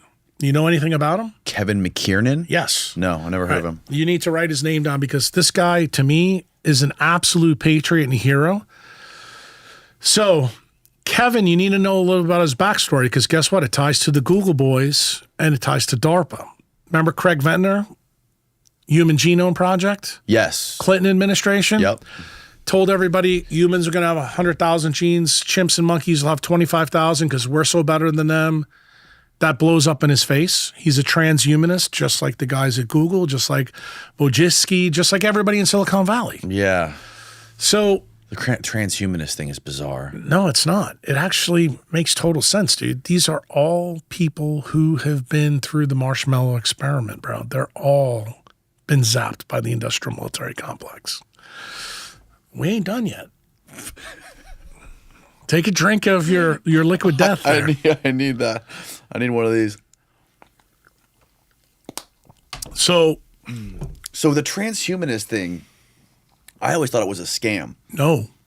Oh, Because no. It's actually evidence. It's evidence of MK Ultra 2.0, 3.0, 4.0. But guess what MK Ultra is called today? Do you know? Any of your conspiracy boys ever I done? have no clue. Brain Health Initiative set forth in 2013 by President Obama. Do you know where it's based? In Central and South America. Isn't that funny that it's in the same places where you can't find it? And do you know where it's hidden in? Places called centers of excellence. How do you know that I'm right? Do you remember the story I told you about Sidney Gottlieb before? In MK Ultra 1.0, when he took LSD and dripped it down on St. Louis? Do you know who sponsored that experiment? Washington University and the U.S. Navy. That's also discoverable. Do you know where Washington University is? Washington? St. Louis. It's a major medical school in St. Louis. They were part of it. Do you know who sponsored the Brain Health Initiative? Washington University and the U.S. Navy. How do you like that? Did you put this together by yourself? Yep. Bro. No one else is talking about this? Just so you understand why. What do doctors do? Especially good doctors, they're diagnosticians. They take a mystery and a patient to try to figure out what's going on. This mystery, I've been picking up clues and breadcrumbs for 30 years of my medical training, and I don't fucking forget anything, bro. You see, I'm doing this all from my memory right here. Do I have any notes in front of me? No. And the only thing I blanked on was the dude's name from Chicago. Right. So, this story isn't finished yet. So the Brain Health Initiative comes in. This stuff is being done in places right now. Many of the things that you're seeing in the transhumanist movement is actually being done. So now you may start to understand why we have an open border. All the people that have been through these training programs in Central and South America are being let into the United States, and they're being deployed in very specific cities. So you want to know why Springfield, Ohio has who they have there? Do you want to know the reason why people are being brought into Alabama? There's a reason, my friend. Do you understand the game that's going on. Why are they specifically bringing people into Springfield, Ohio, and Aurora, Colorado, and all this stuff? Like, what's the significance of those places? What would a transhumanist do? Does a transhumanist really have any care about the people that are here, or do they want their people that are easily controllable in? Like, did Sujin Wojcicki? Wait. Does she care? My definition. I thought the transhumanists were just like were people who were going to get their brains frozen after they died. No, they're more than that, my friend. They're the same people like Bill Gates' dad. They're eugenists. They want to trim everybody. They're not interested. Like if you sat down and talked to Nicole, she will tell you stories.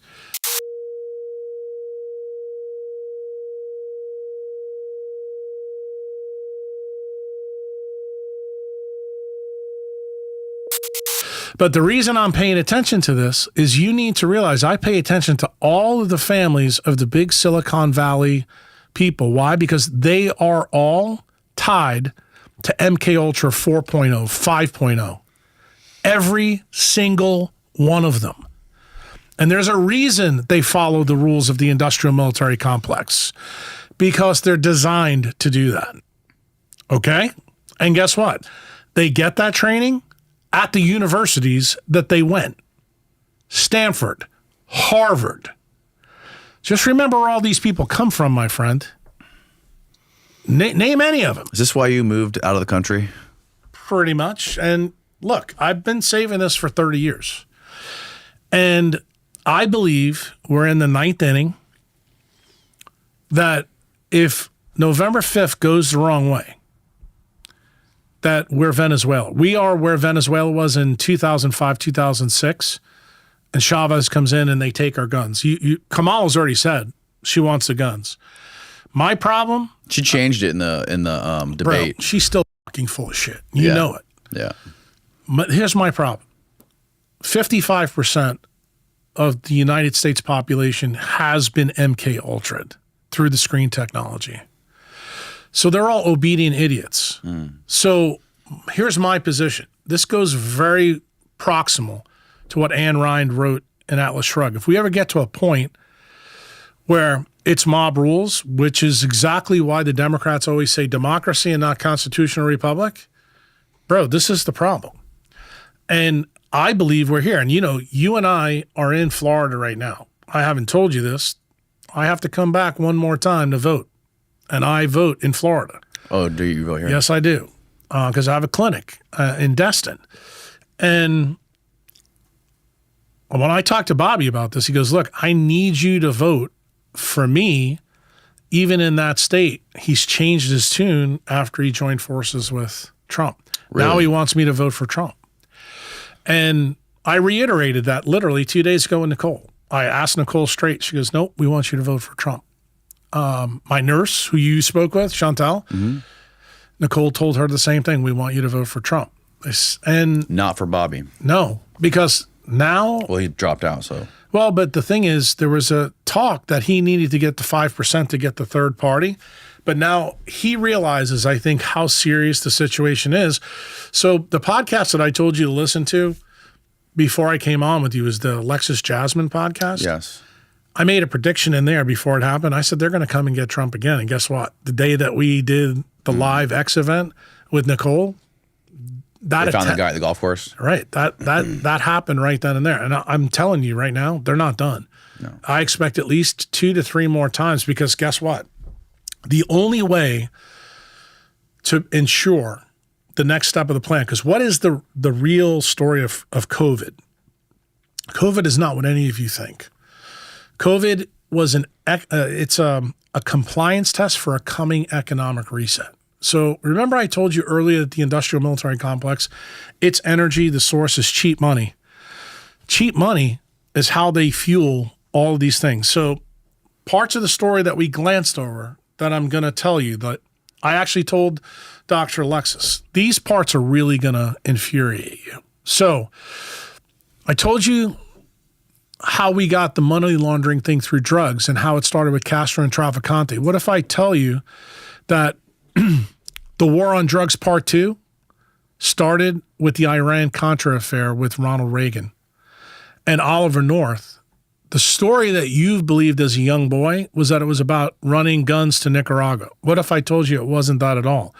It was to make sure that the industrial military complex captured the pathway between the Colombian drug cartel and the Mexican cartel so that they could deliver opiates right into the United States. Fun black ops. Right. And that's exactly what Iran-Contra was all about. It's another pile of money, okay? So... Are you familiar with Danny Sheehan? No. Harvard lawyer who he was he worked on the Iran-Contra case, the Pentagon Papers case, the Watergate case, all these cases. He came in here and basically elucidated all this stuff beautifully. But he's how I got my education in this. All right. Well, perfect. Then I don't have to go through it again. No. I don't mean to interrupt, but I was just wondering. I just want you to understand what the goal was. It was to create a pile of money. So what has the government done? First, Social Security they stole. Okay. Then you have Iran-Contra. You know when that one goes down. That's another pile of money that they start the war on drugs. The government is fueling this because they need the money to run black ops. Right. Here's the big one. Who gets hired in 1982, my friend, and at the same time? Anthony Fauci. Okay. By Reagan. What else happens right then and there at that time? You might remember somebody in the industrial military complex came up with the idea, how about we have Americans donate and to their own retirement called the Roth or SEP IRA. So we can create this huge pile of money that the Treasury and the Fed will watch, which has never been audited to this day. So what did they do? They came up with another plan through Congress so that now Americans put all their retirement money in so they're able to launder that money too. So now let's do a hard stop because I haven't talked to you about this at all. I don't know if you're a Bitcoiner or not, but maybe you can understand now why. I don't pay a close attention to it, but I understand I own some. You will after what I'm about to tell you. You're going to change that in a lickety-split minute. So all this money is sitting in there. No one's able to audit it. So fast forward, I don't know, 20 years ago, you heard about a guy named Bernie Madoff, right? You know about what he did. How did he get outed? The owner of the New York Mets at the time, Nelson Doubleday, put some of his money in there, and he asked for it back when he was going through financial hardship, and that's what took Bernie Madoff down. Bernie gets thrown into jail, but guess what also happens? The government realizes as soon as Madoff goes down, if anybody starts asking for money back, they're going to have a problem. So how old are you? 30. I just turned 37. Beautiful. So I want you to think about your mom and dad. They're boomers like me. Who is going to be all these people that opened up Roth IRAs starting to retire right about now? What happens when you taper a Ponzi scheme and people start taking their money out? Collapses. Have you ever looked at the rules for a Roth? Oh, you don't have to take it all out all at once. Just take a little bit at a time. We'll let you go all the way to 70. So go look at the years the boomers were built. The last year is 64. So you're saying the boomers are Hold on. Okay. Let me finish. Okay. I'm developing this idea for you. So in Bitcoin, we have guys like Max Kaiser. We have the big Bitcoiners. They always say, Lawrence Lepard, you cannot taper a Ponzi scheme. Why? Because when people want their money back, it causes the house of cards to collapse. Yes. What if I told you that the industrial military complex figured out how to taper a Ponzi scheme with a shot? You're slowly going to take people out who were complied so you don't have to pay them back, bro. And guess what? Why does it make sense? What do you know about U.S. tax law? When people die that have a lot of money in a Roth or an IRA, don't they have to pay estate tax, 55%? So who's getting the gravy? The government's getting that money back, bro. So guess what? Do you understand now why we started this podcast with Susan and the turbo cancer? And yet I took you back 50 years and showed it to you in Jack Rubenstein. And what's happening now that Kevin McKiernan has proven? Kevin McKiernan does the test, takes unopened expired vials and fucking tests and finds SV40 in a jab 50 years after the polio massacre. Do you understand, bro, what's really going on? Because let me tell you something. I'm teaching you right now about the Dunning-Kruger effect. When what you don't know turns out to be the most important part of the story, everything you thought you knew goes. So, my friend, that's the real reason why I went to Dallas 2 days ago and spoke at Dealey Plaza and laid this whole story out on tape and told everything I know in every detail. Because if I happen to get taken out by acute lead toxicity, I want a young guy like you who's doing this podcast to make sure you go fucking fact check Uncle Jack. But I promise you, I'm not going to let you down. Every single one of you out there needs to know what I'm talking about. These are the biggest fucking criminals in the world. They make Adolf Hitler look like a street gangster. They've killed way more than 4 million people, and they're not done. They're looking to completely take out millions of people, slowly over time, all different kinds of ways. So, don't think it's over. What did Fauci and the Bi-Dolac and the vaccine law really do? Gave them the most impressive bioweapon ever, and no one in the legal profession can sue them because they have immunity. Right. Got it? Right. Yeah. It's Understand terrifying. where we're going now, bro? Oh, yeah. Feeling it? I don't want to believe it. It's fucking terrifying. Well, guess what? That's I want you to be wrong. But guess what? This is a guy that does podcasts that talk about conspiracies, and all of a sudden, when you start to realize that all the conspiracies that you've done your homework with other guests, but when the dude comes in here and puts it all together, and you sit there and you go, what did I say to you in this podcast? Like, he needs to make a clip of this. What's the difference between fact and fiction? Fiction has to make sense. There ain't nothing about this that makes sense. Right, yeah. But guess No, what? that's totally right. You're totally right about that. Every single thing that I've told you, you can now fact check. Do you think that was true when this started out for me in 88, 89, 90, 91, 92? Nope. When did I know I was right?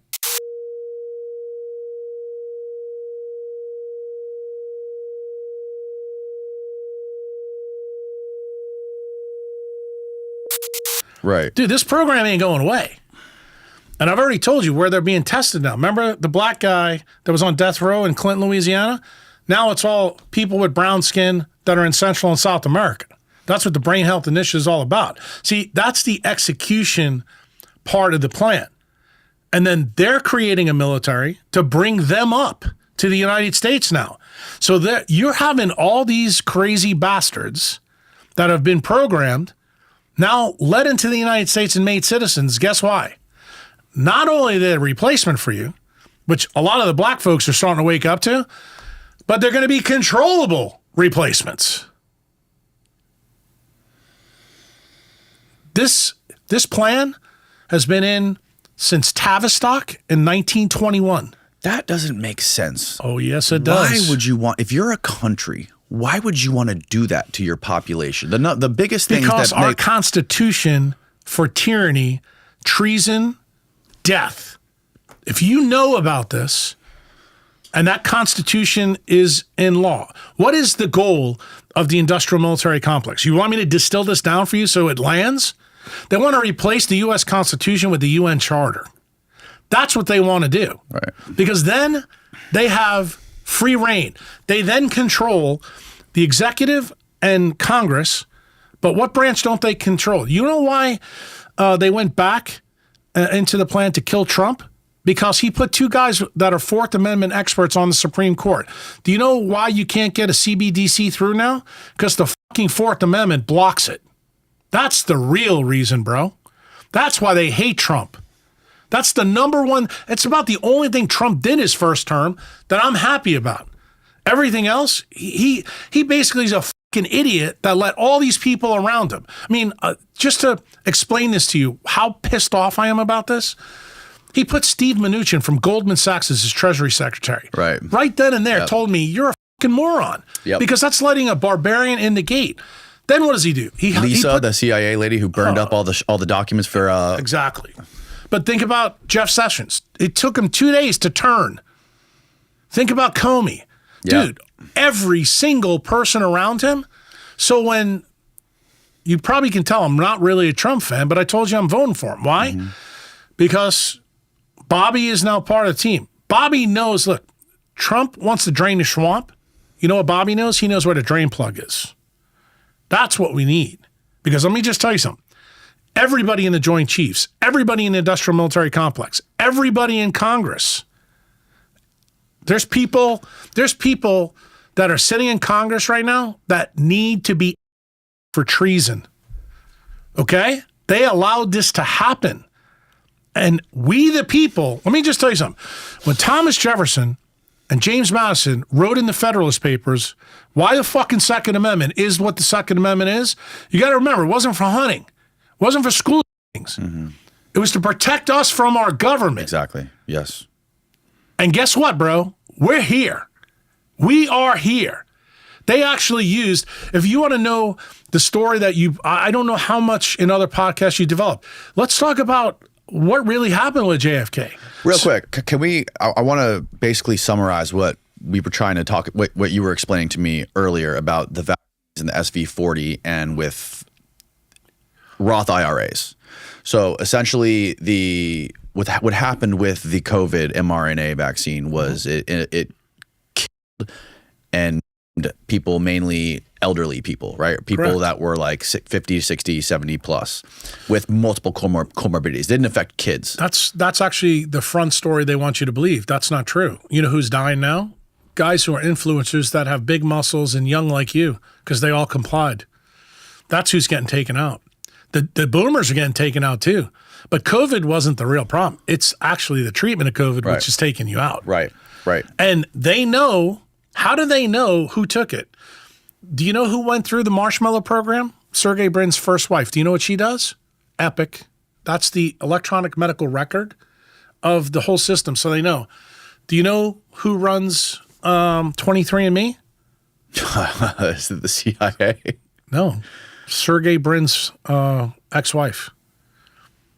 This is, just so you know, the girl that Not Nicole. No, the girl that your guy just pulled up, Susan. Yes. Her sister runs 23andMe. How you like that? I don't like that. That's crazy. Well, guess what I'm trying to tell you? They have the data. They're the data collection. Remember I told you that these kids that run these programs, all of them are being controlled by the industrial military complex. Dude, this has been planned all the way from when General Groves left in 1947. You know what his parting gift was?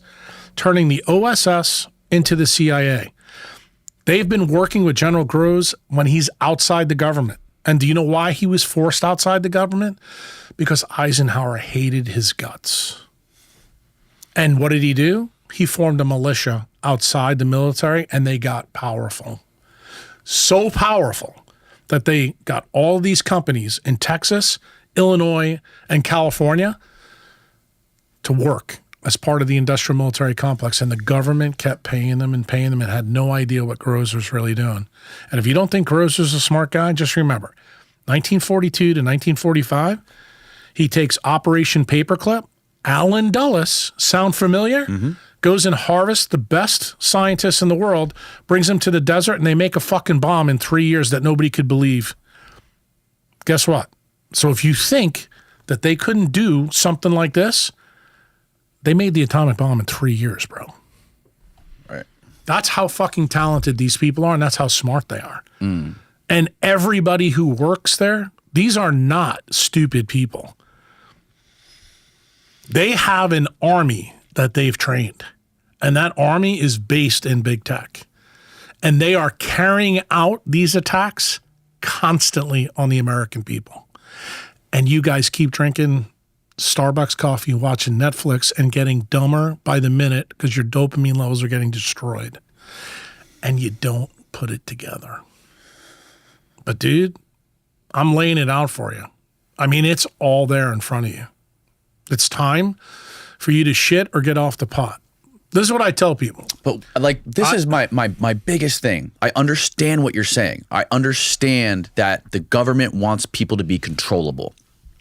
That makes sense to me. That's why kids go to school for 8 hours a day. And now we irradiate them with Wi-Fi. Right. But what I don't understand is, why do you want your population to be obese and basically physically useless? Because it makes it easier to kill them. But if you want to maintain... They're all owed money. If you want to be They're all owed money that they stole already. You still haven't got it, that the story always comes back to money. You're talking about the IRAs. Dude, I'm talking about everything. We're 30. Look, I don't know if you know this. Yesterday, I'm trying to remember what his name is. I'm probably going to, James Lavish. He's another Bitcoiner. He's got a tweet out there. Yesterday, we crossed the Rubicon of $35.3 trillion. Just so you know something, listen to this. If we were to pay back $1 million every second, it would take 4,023 years to pay back that money. So let me ask you a question. When you see a Lavish tweet like that, and you think about where we are, how the fuck do you solve that problem, dude? Got it? No, I got it. It makes sense what you're saying. I totally get it. Oh, I know it makes sense, dude. I'm a brain surgeon. I'm not a dumbass. But what I'm telling you... But I am, and it makes sense to me. No, but you're not a dumbass, because I'm going to tell you why. You've been nibbling at this problem so many different ways. You're like a great white shark on this whale, and you keep biting at it. You keep bringing all these people in here. You know the bits and pieces. What am I doing? I'm giving you the final touches on the sculpture. So guess what? I need you to realize that you got to keep doing what you're doing. Like, you now are the media. Let me explain to you why the media is gone. The media is gone because of General Gross. Let me tell you exactly what their plan was. They decided to abscond big science. Their plan eventually was to use big pharma money to start do advertising on the media. So what did they do? They made them all employees. Do you know how they came up with that idea first? They did the same thing to doctors in the 1980s. That's the reason why HMOs came up. Because what do? They put the government between us and our patients. They did the same thing with the media. And they did it 30 years before. Bro, these people are brilliant, Danny. I'm telling you, they really are. And the thing is, all I'm doing with you guys today, coming in here straight from off the plane, so I'm putting some Windex on your glass eyes. That's all I'm doing. And I want you to understand truly what your world is all about, because you said you got kids. I don't know the cat behind the screen back there. Kids. That's what I'm saying. And I want you guys to understand that I don't want you to be bullshitted anymore. Like, I always tell people, a half-truth always leads to a full lie. Like, all the people that you've had in here, they didn't know bits and pieces of the story. But you know why? It was by design. The industrial military complex cannot let you know all this stuff. Because if you knew it, you would fucking take them out in a minute. These people are more nefarious than King George was in 1774. Right. That's what I'm afraid of. They're making fucking Hitler look like, a gangster. I got news for you, bro. These people are bad. Like, really bad. And until people wake up and see this, like, I'll give you an example. Don't you think it's unprecedented that a Kennedy and Nicole Shanahan, who's probably the most liberal Democrat ever, are fucking joining with Trump? It's pretty insane. Well, dude, for 18 months, I've been in their ear. In their ear. Why do you think I went on podcast? When I came in here, you said you just binged the Huberman podcast. Yeah. And what did I say to you? Yeah, it was a good podcast, but Rick wanted me to do it to teach Huberman, but guess where Huberman works? Stanford. Right. That didn't go well, did it? I thought it was great. No, but Huberman cannot examine the things that I'm saying. I'm so shocked because of this podcast here. I cannot believe, well, now I get it, but before we came in here, I couldn't believe that you haven't actually been on Huberman's podcast. No, but there's no chance that Stanford ever allow that, bro. Plus, they know that I'm talking to Cole. I mean, when I wrote the blog, I always thought Huberman was a plant anyways. Well, I don't know if he's a plant. I think he's a useful idiot for science. Right, that's what I because meant, he's yeah. all about captured science. Right. And the way he sells science and his friends that sell science, it's all for the benefit of the paradigm and power. And they're happy to keep collecting the money. That's why you see me pound on Peter Attia and why I don't pound on Huberman anymore because I realize what he is. And, he's a good friend still to Rick. But I have to tell you, Rick is, Rick's the same age as me and we kind of grew up in New York together. You guys have been friends since childhood? No. Well, we got to be friends when I helped fix his own issues, Right, yeah. being You talked about it on the 400 pounds podcast, and wearing sunglasses at night. But the thing that Rick is, he's a boomer too, that is sick and tired of being lied to as well. Right. And he's a lot like probably you guys. He likes the conspiracy theory, but, he tells you, when I started giving crazy a chance, it actually really changed my life. And he goes, now I don't think anything's crazy. He goes, I just don't have enough information to know if it's bullshit or not. Right. And he goes, the more I keep digging, the more I begin to realize that this is a big deal. Like when I told him this story, before I sat down with Bobby Kennedy, you should have seen his face. Mm-hmm. Oh my God. I mean, this would melt. This is, the information that you're letting out right now is enough to melt anybody's brain. It's insane. It's literally sounds insane. And that's quite literally what the military industrial complex and organizations like DARPA have been doing since the 50s is things that are completely wacky and insane, like MK Ultra. And the things they were doing at the Haight-Ashbury Clinic with these experiments with LSD and amphetamines and with Charles Manson. I don't know if you're familiar with Tom O'Neill. He wrote a book on this. Actually, somebody from Twitter, after you announced that I was coming on your podcast, somebody said, I need to do a podcast with Tom O'Neill. He said, you guys would be. Oh my God, he's amazing. Yeah. He said, you guys would be right up each other's alley. But no, this is the crazy part of my story. I don't know these people that you have had on, but the part that ties all this together is how General Groves stole big science and how it links to everything else, because it ties everything together. And what am I trying to point your audience to? It's money that the problem is. Right. They need that cheap money to continue to go on and on and on, and they need the government to continue to provide it. That's the reason the CBDC, look, American money's failing. And they knew it was going to fail from when Nixon did the Nixon shock in 71, when they removed, gold from the gold standard. What did you hear, Danny, just literally 4 or 5 weeks ago at Bitcoin Nashville in the summer? Both Bobby and Trump came in and said, we want to make Bitcoin a reserve asset. This is not music to the industrial military complex ideas. No. And that's why I'm trying to tell you that literally I made the prediction 2 years ago on Clubhouse. That's an app where Bitcoiners hang out. I remember it, yeah. I told a guy named American Hodl that they would kill Trump or attempt to, and they're like, no, bro, there's no way. If you remember, Gerald Ford said after the Warren Commission that we're done doing that kind of deal. Bro, he got his ear pierced. Yeah. And then they just try to do it again here in Florida. Right.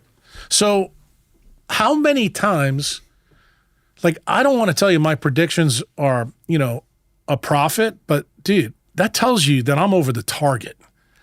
I'm telling you something that you need to hear. I don't care if you don't believe me, but what I'm saying to you is understand what I'm saying, research what I'm saying, look at all the pieces and parts, understand how they explain world current events right now. How we can have what we just saw in the debate. Now that we know the two people on the debate, one of our sorority sisters are feeding her the information. Dude, this is exactly how it works. Who's paying for those two people's salary? Big Pharma. Put on any fucking station. It true? I heard that the two people that are the biggest donors to Trump and to Kamala are Peter Thiel for Trump and his vice president. Right. And Eric Schmidt. Yep. Google. He used to be. They're both close. Right. And they're both the representatives for the U.S. in the Bilderberg Summit. Yeah. And I'm also going to tell you, not only Bilderberg starts with Tavistock in 21, then the Trilateral Commission through the Rockefeller years, and the Committee of 300. Dude, you're banging on the right drum. Do you know what I want to teach you before I leave here? Do you know the synonym that you need to start using for Bilderberg or the Rothschilds. It's called alloidial money. Pull that one up on the screen so he can see it. Alloidial money is money that has no superior, meaning there's no title. You know who that starts with? That starts with the papacy, and it starts with the royal family. In other words, nothing can be taken from them.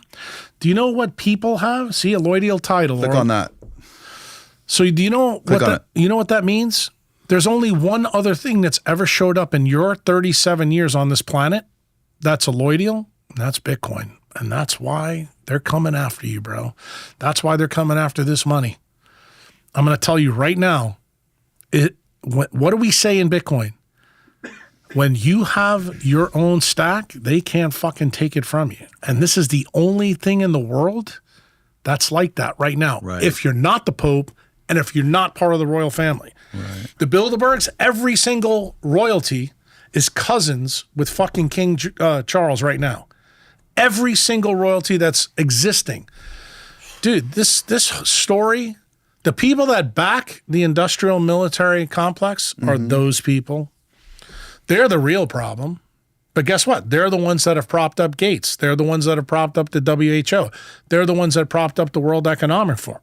Dude, these are the more layers they put between them and us, the better it is, because guess what? What did I say to you before? Fact or fiction. Do you understand why guys like me and you, we get branded with the hat and we're the conspiracy theorists? But here's the thing that they didn't plan for. I'm a fucking neurosurgeon. I've been doing this for 30 years. I'm a really good diagnostician. So good that I haven't been sued once in my career. I'm good at what I do. And I've held this story until right now. Why? Because it's important right now. It's important for my kids. It's important for your kids. It's important for every single person that's out there listening to this. I don't want to leave this planet with this information so that we have to go back through the dark ages again for 500 years until we take these motherfuckers out again. The person who made the mistake, do you know how this all started? Queen Victoria. Queen Victoria decided to marry into all the royal families to stop a war because she knew her family was filled with a bunch of fucking idiots. And what did she wind up doing? She created World War I. It was a family squabble. And do you know what? You know what set them off and how they lost their alloidial titles? The Bolshevik Revolution. And guess what? When they killed the Tsar, who's the cousin of King George at the time in England and Kaiser Wilhelm in Germany, neither royal family could believe that.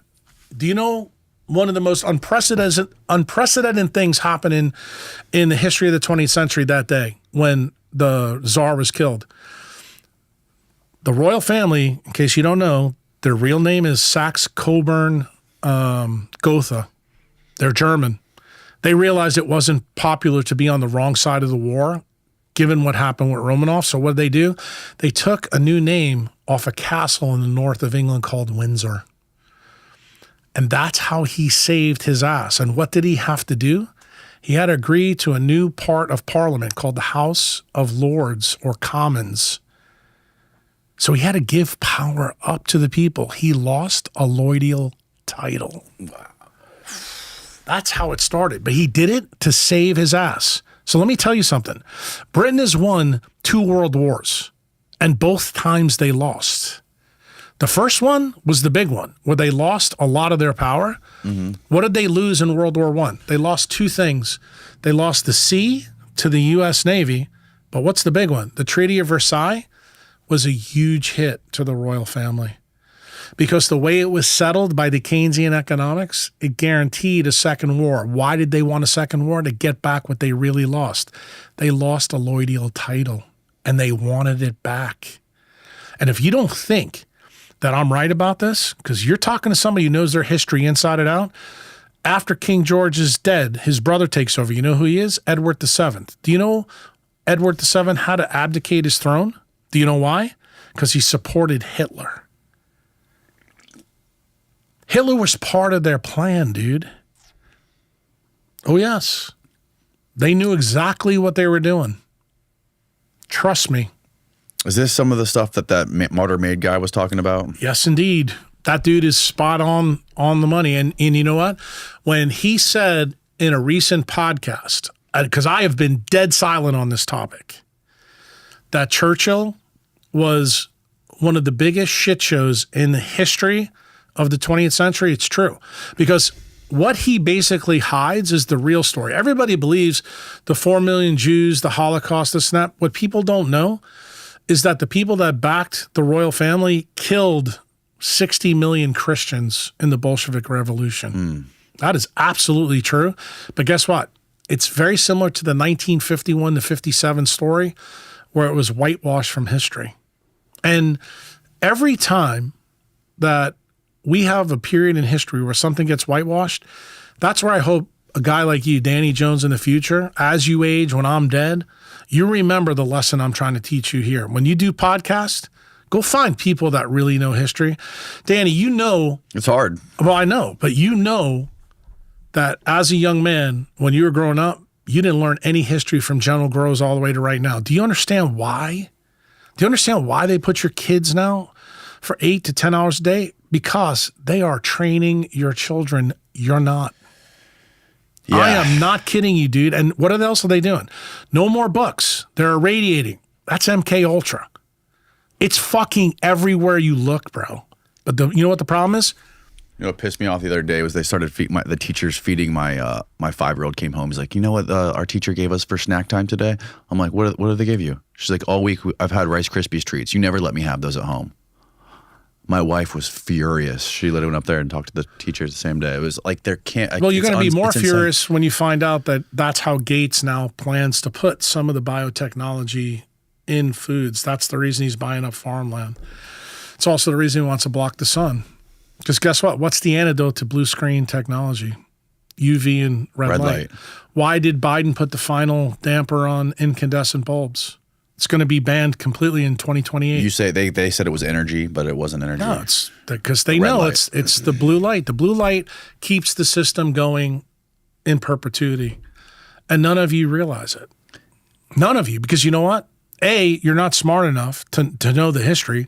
B, you're not a neurosurgeon. You don't know anything about the non-visual photoreceptor system in man. And here's the sad part. Most centralized doctors don't either. Like, there's so many bombs that I gave you in this podcast already that people's heads are going to explode. And I don't expect them to know this an hour or 2 or 3. Like, you'll probably go back and listen to this 10 years from now. Yeah. When I'm dead, and you're going to go, bro, this guy was telling us the truth. And I'm going to say something. This may be hyperbolic, but this moment in your podcast, this is Paul Revere riding through Boston, and I'm telling you they're coming. You know what I expect? What should people do about it? I need you to put your pitchfork down and start rowing all in the same direction. We have to protect we the people. Whatever you can do, Danny, whatever the cat behind the screen can do, Steve, sorry about that, Steve. We need to come together and we need to take our country back. These people, the barbarians, are inside the fucking gate. The Trojan horse is inside. But it's just, I'm going to remind you about something. You may think I'm pessimistic. I'm not. You know why? A bunch of people who are misfits from the UK, who were farmers, who had pitchforks, got muskets, and beat the best army in the world. Let me tell you something, Danny. There's 360 million of us, and we still have that Second Amendment. This is the problem that people don't understand, I think, for the most part, is that's why I think they want to keep us divided. Correct. That's what all the game with the media is. And how do we find a way to unite everybody? I think this podcast is one of those things. I think what I just did in Dallas with Nicole. I mean, look what's going on with Nicole and Bobby. You don't think that's an amazing thing that you've seen? That people ideologically who really don't like each other are now, like, in other words, people in New York and Virginia in 1776 said, fuck this. Mm-hmm. They had different political aims. Right. They came together, so why can't we? Like, I've gotten criticism, not that you've leveled it, but people on Twitter have leveled it. It's like, Jack, on your Twitter profile, you say you're, a guy in exile. Yeah, you're right.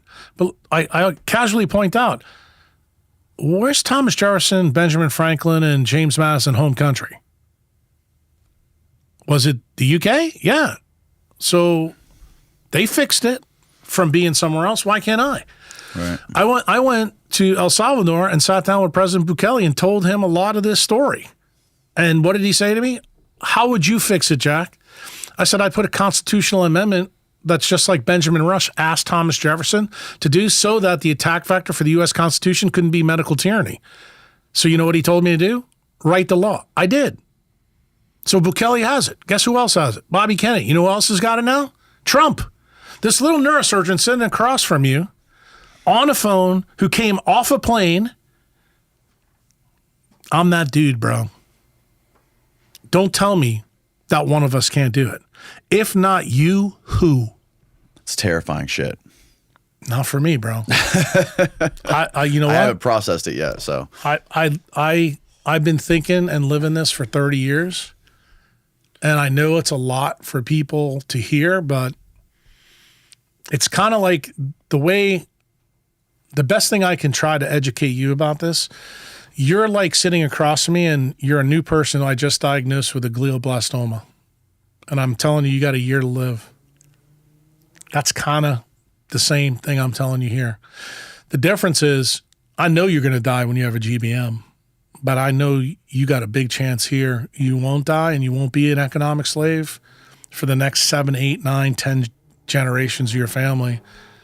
If you stop being apathetic and nihilistic and get off your ass, turn the fucking Netflix off, stop drinking the coffee, stop buying their products, and go take your country back. That's all you got to do. There's a reason I came here, bro. How do you know all this shit and still have time to be a brain surgeon? Let me ask you a question. If I'm madder than hell that my profession was stolen. We no longer, when I wrote my medical school application out, I had no idea that I was stepping in to basically an army that was programmed by the industrial military complex. And when I found that out in 2005, you'll hear this, Danny, many podcasts I do, I get fucking madder than hell. When you ask me a question like that, I'm thinking about that 18 months when I realized everything. Now you know it just wasn't a story about leptin.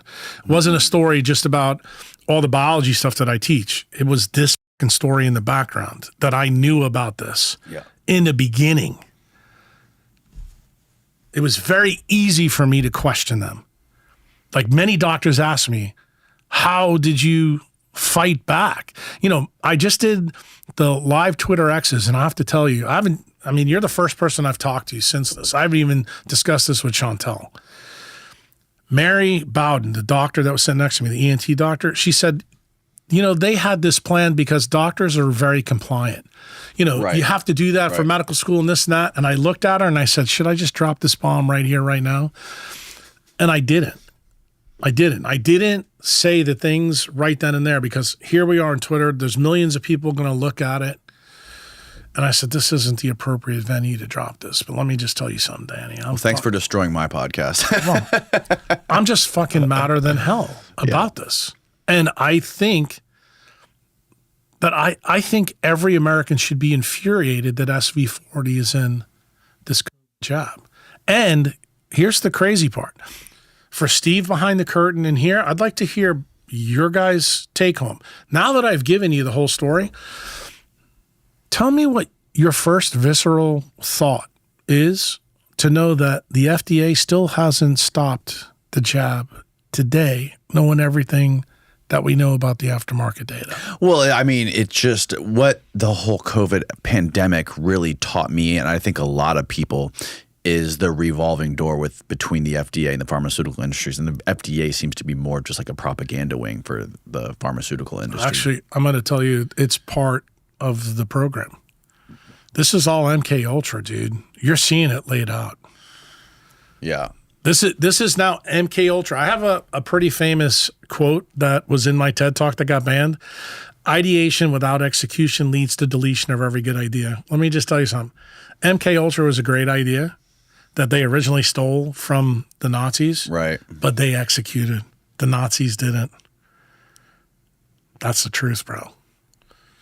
And when I wrote that quote, I had General Groves in mind when I wrote that quote.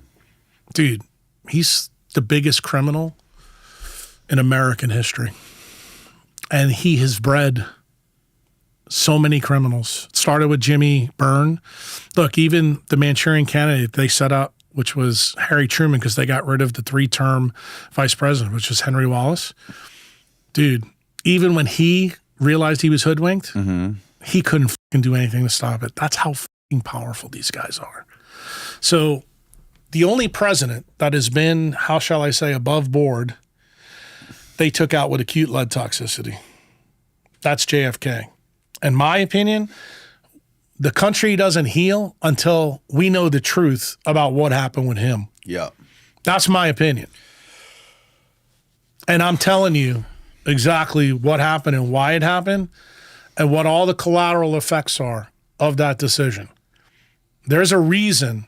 I'm not a political guy, but I put my chips behind Bobby and Nicole. He knows a lot of this story, but he can't talk about it either, bro, because you know what'll happen.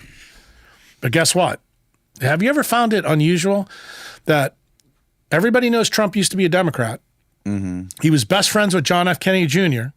He said, when I get in, I'm going to tell people about what happened with JFK, but he didn't. Right. You know why? Because he found out just who was involved. Turns out some of his friends were involved. Trump's friends? Yeah, in the Mossad. Yeah. Israel.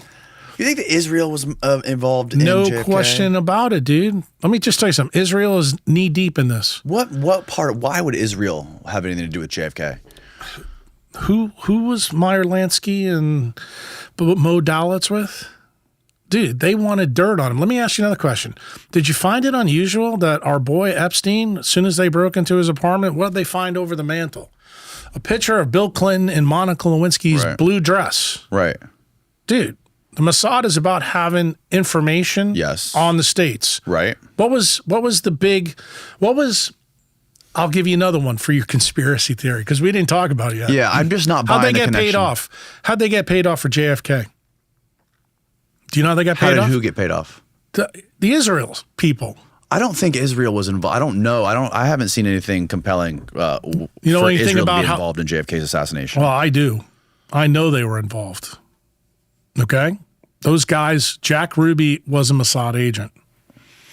The Jewish mob was involved. Everybody in the mob was involved for different reasons, but they were involved. How'd they get paid off? Let's talk about the payoff. I think it's possible that You they don't want were- to go there, do you?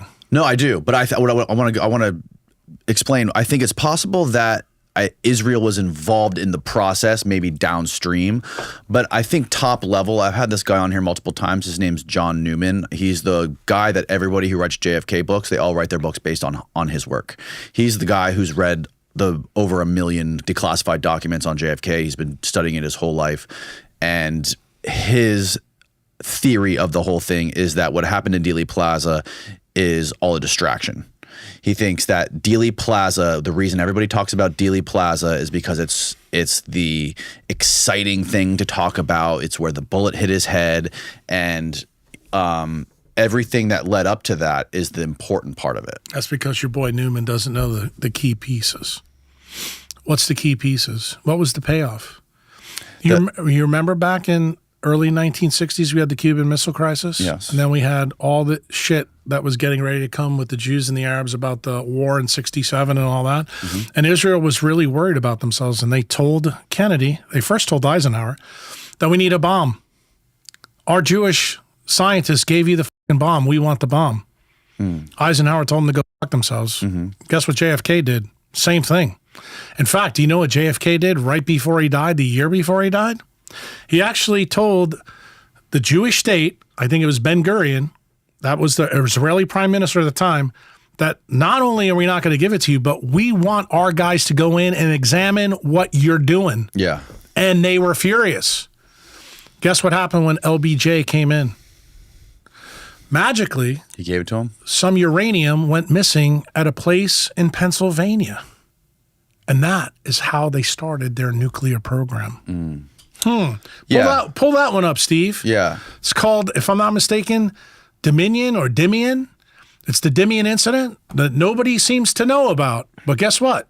That was the payoff. And what's the collateral effect of this, my friend, that Newman probably doesn't want to go to? Turns out we happen to know. There you go. No. This would be, it's put in the search, Israel, Pennsylvania, uranium, fissionable uranium.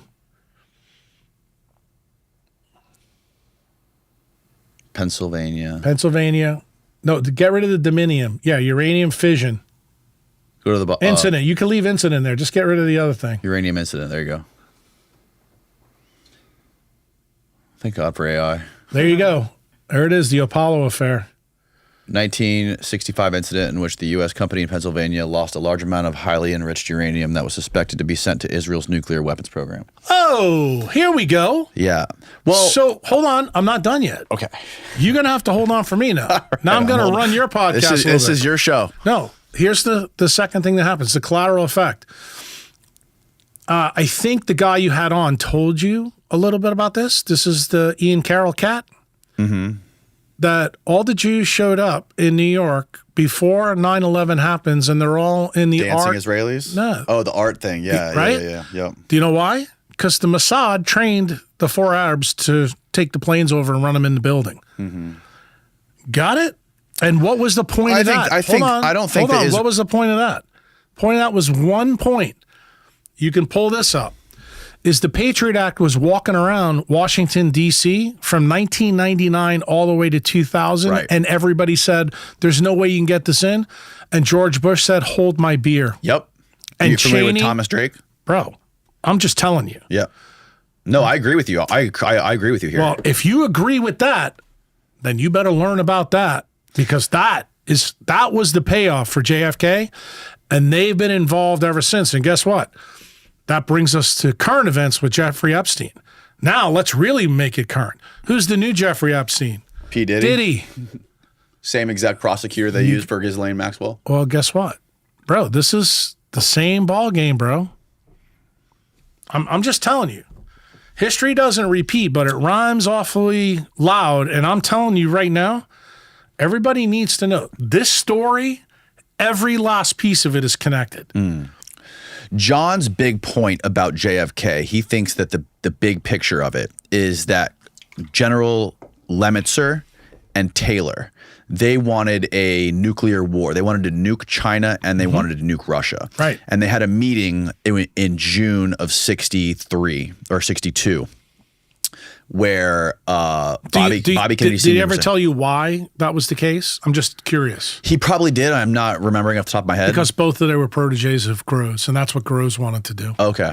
And Groves stepped out. Who stopped Groves? Eisenhower. Right. Remember what Eisenhower said in 1961? Farewell speech? Mm-hmm. Yep.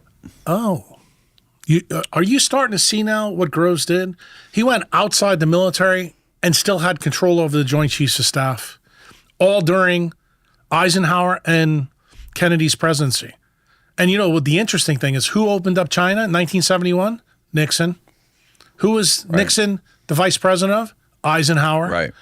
Bro, I mean, how many things do I have to keep fucking knocking down for you? You're knocking them down, man. I'm not denying it. You're on it. I think the JFK assassination, though, I think like many things can be true at once. I think there was a lot of things going on there. One of the biggest smoking gun that John uncovered was there was an FBI flash stop on Oswald's file. The FBI was watching Oswald. They had a flash on his file.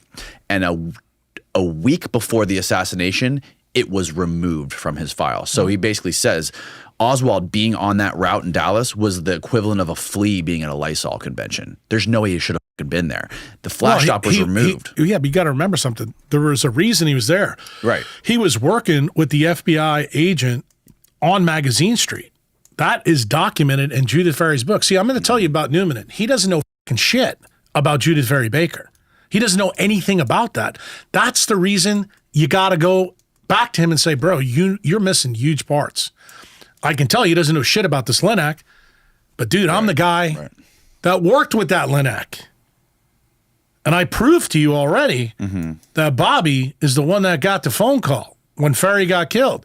So if you don't think that story trumps anything that he thinks, what he's doing, he's trying to put breadcrumbs together. Everything I told you links perfectly. You don't have to believe it. And I'm not trying to convince you to believe it, but I'm telling you, this was done on fucking purpose. And the reason the FBI stepped back is because they knew that Oswald was a CIA operative, right? Without a doubt, right? But he was there to be the patsy, and Oswald knew it. If you read Judith Ferry Baker's book, she said it. She told him, he told her 2 months before the assassination that he knew that he was going to be a patsy. The thing he didn't know is that his friends, Carlos Marsala and Jack Ruby, were going to take him out. Ruby is a Mossad agent. Right. No, yeah, I agree with you. And John agrees with all of that stuff. He just believes that, and look, he, like everything that you're saying about Oswald being there, being a patsy, and Ruby working, he would probably agree with you on all of that stuff. His only point is that everyone wants to say the CIA killed Kennedy. His point is the CIA was the cover-up. The military killed Kennedy. It was a military coup, is his point. No, but I think this is semantics and we're parsing words. Exactly, yeah. You have to realize that General Groves was the military and he is the deep state. It's where it began. Right. And that's what I'm saying. See, the problem is, and I guess maybe the difference, him being a journalist and me being a doctor, I look at it making a diagnosis. To make a diagnosis, you got to go back to the root cause. I'm taking you back to the root cause. Right. That's the difference between me and them. And I have to tell you, it turns out that this part is the biggest missing story in the JFK story. And the truth be told, if you talk to the people in the Garrison family, if they'll ever talk, I doubt they will, I can tell you that they physically told me that her dad wanted to put fucking Oshner up on trial. He didn't want to go after Clay Shaw. Dude, do you realize he puts Alton Oshner on trial? Everything fucking blows up. Like the Warren Commission never happens. And just remember the people that are on the Warren Commission. Like I'll give you another example why I don't trust any of the journalists. And this will probably get me in a little bit of trouble with the JFK thing. But you know the guy who's... You're not getting any more trouble than you already got. But you know the guy he's now doing stuff with Paramount and talking about the mob and this thing. I think his name is Tom Maine. Oh, yeah, I've heard of this guy. Right. Tom... he's doing the stuff with all like... Mayer, Thomas Mayer. You got it. So do you know what award that he won in the past? The John McCloy Award. Do you know that John McCloy sat on the Warren Commission? Do you know that if you go listen to things that he says, he tries to listen to him really carefully. Yeah. He tries to skate around a lot of stuff that you and I are talking about. Really? Dude, he's who the Church Commission warned us about. Do you want to know how many people in this industry that you're talking about, that they're fucking scammers, that they're working for the other team? How about 99% of them? Right. No, That's what I'm trying to tell you, bro. Just remember, what's my day job? Am I making any money off the JFK thing? No. I'm a doctor. Yeah. You're not selling. You understand what I'm saying? Yeah. That's what I need you to understand. No, I get it. Incentives dictate outcomes.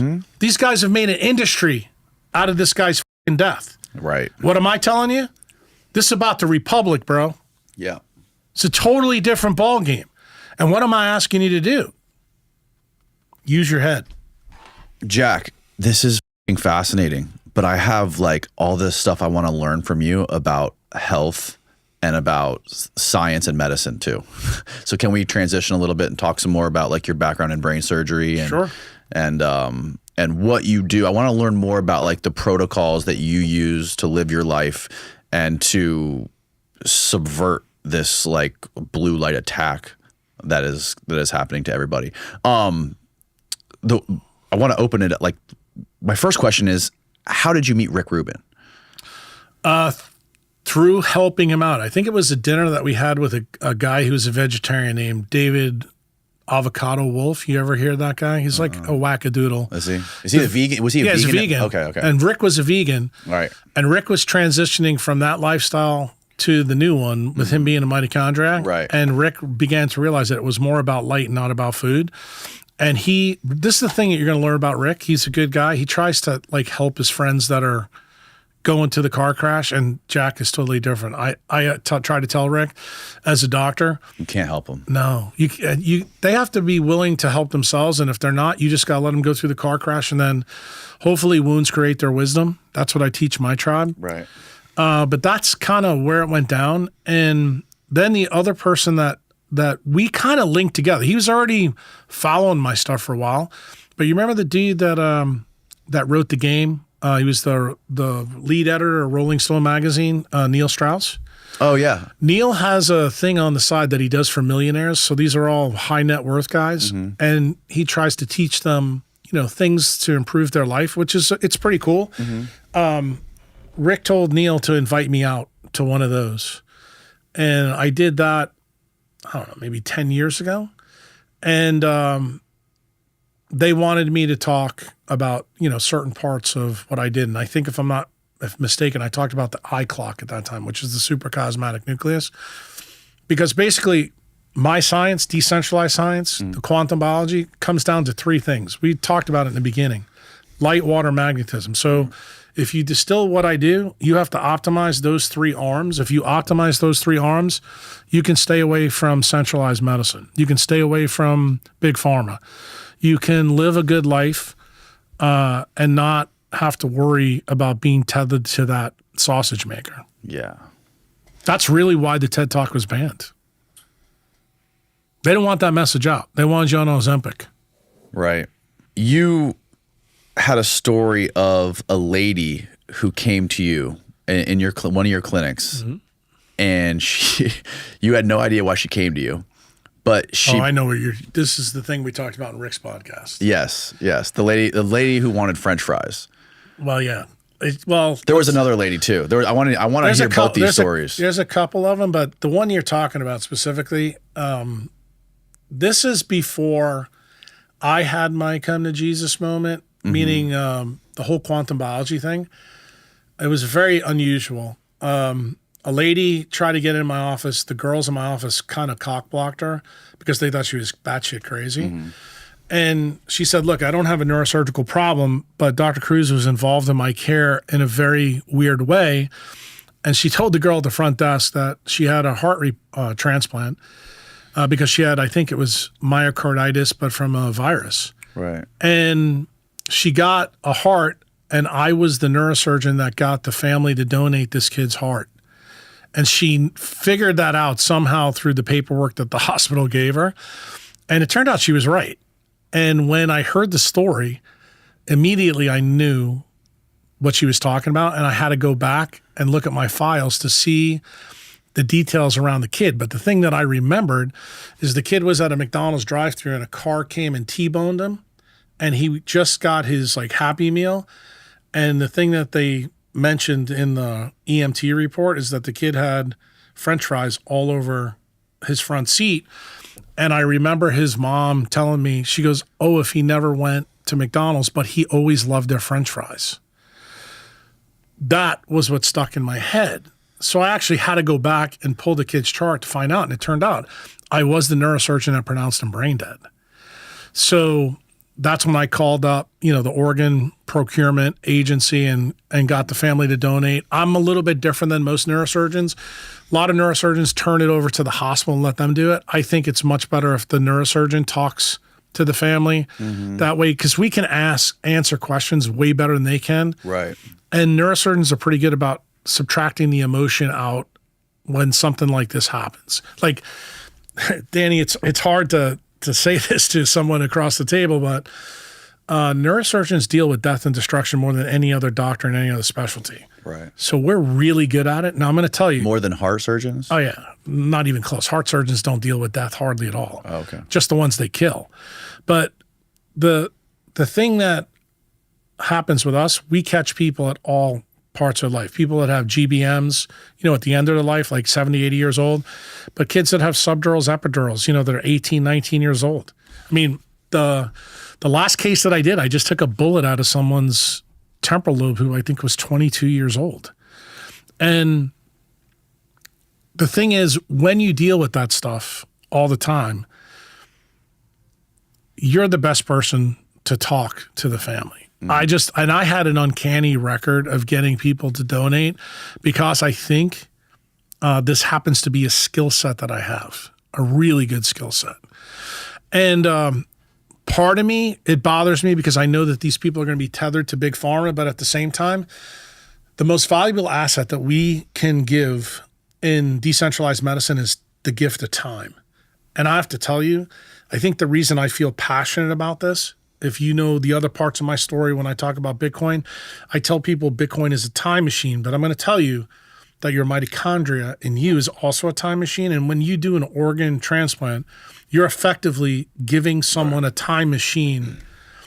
And to me, that's the reason why early in my career, the people that taught me, that's why I go all in. It's probably, it's hard to talk about.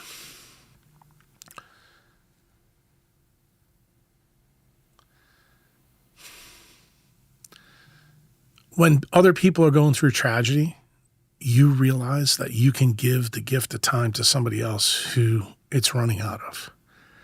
There's no surgery that I can do that can give that back. And the crazy part, I'm not even doing surgery. So I have never told anybody. I have a famous term where I say it's brain surgery without a scalpel. This is the exact idea that I came up with, why I decided to be good at this, because I knew that I could give people back time if I was really good at doing that. And the reason I sat down and talked to that lady is because I knew how important it was to her. And then I thought about the family and I thought about the kid. And that mother, I'll never forget her. It was heart-wrenching for her. And I told her that her son would still be alive, just in a different format. And I remember it like it was yesterday. But when that lady walked in, and it was like reality hit me in the face. I was telling the mom that, and it turned out I got the lesson. And I think it happened before I went through my own come to Jesus moment, because this was preconditioning me to realize that I had to go on this journey. And when you realize that a lot of things that you're doing to people isn't the right thing, and this is the right thing, that's when you have to go all in. And I said a couple things to you when we were talking about the JFK thing, that incentives dictate outcomes. That's the day that incentives stopped dictating outcomes for me. That's when things began to change for me. That's when I started doing things based on time and not based on money. And that's why that story, I don't like to think about it, because for me, there's very few cases in a neurosurgery career where you know that you were changed. That was a big one. Wow, man. Especially, I can't imagine the amount of death you see. Oh, well, if I told you what I've seen just in the last 4 years from COVID, I mean, I told Chantal this. I'd go back and work a week of trauma call, and I'd see at least 13 blood clots and at least 5 or 6 turbo cancers. Like, people would have cancer and there was no explanation. And I can tell you, I started doing some really, I think hospital systems would say it's fucked up, but this goes back to this story with the kid with the thing. I told the people, they want to know, how did this happen? I said, well, it's pretty simple. Go send your tissue to Philip Buchholz in South Carolina and let him fucking sample it. If you got SV40 in it, I can tell you exactly how it happened. So anybody that listens to your podcast, they're attorneys. Now you have, the answer. And how do I know that I'm accurate about that? This is another mind fuck to the other story. But we're now talking about medicine. When I was going through the process of trying to figure out this SV40 thing very, very early on, in 1992, I became aware of a PhD researcher who is looking at the mesothelioma data. And mesothelioma is a very rare cancer. Like, I can tell you my career, when I first started, no one ever got it. Then people started getting it. And now they blamed everything on asbestos, and I never bought that story.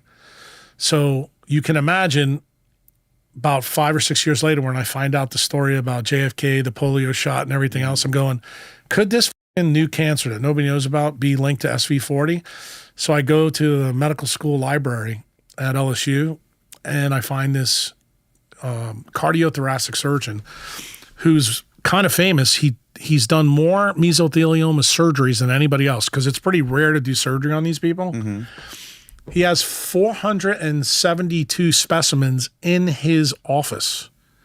PhD goes and researches it.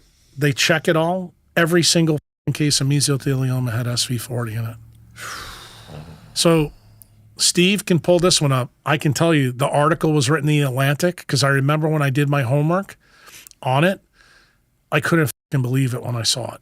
And that's just another data point for me where you have a weird cancer and you ask the question. Mm-hmm. So the story that I told you in the beginning of this podcast, here it is again in a fractal.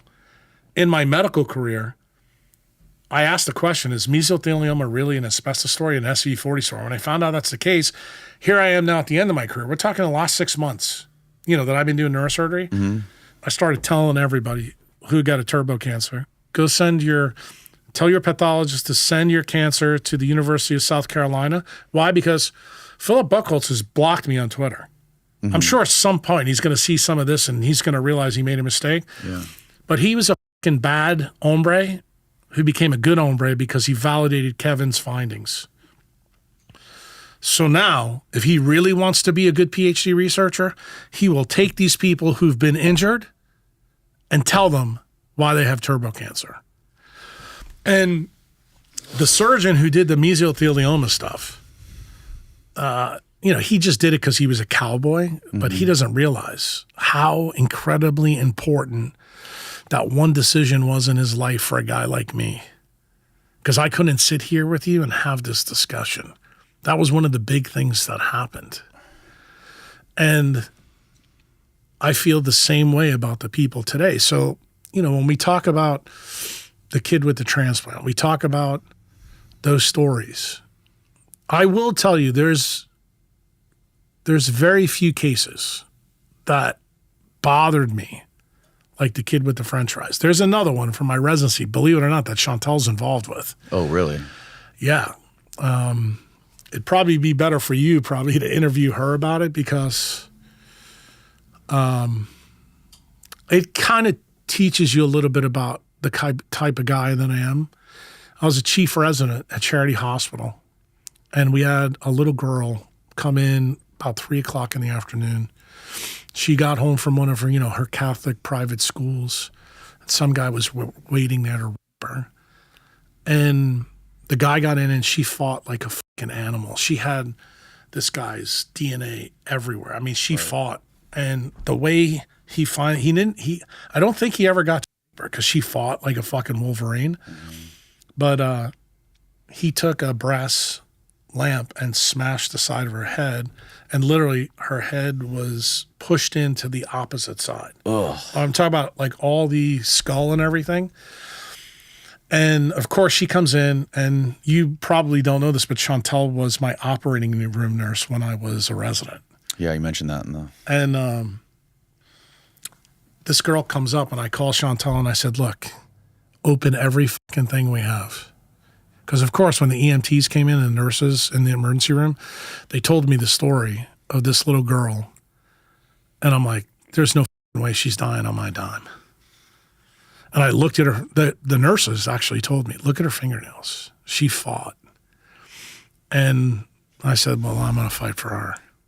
So the staff doctor that is on. And this is so funny because this doc was kind of involved in monkey research. So again, yeah, it's actually tied to the other story. That's why I said this is quantum entanglement. Yeah.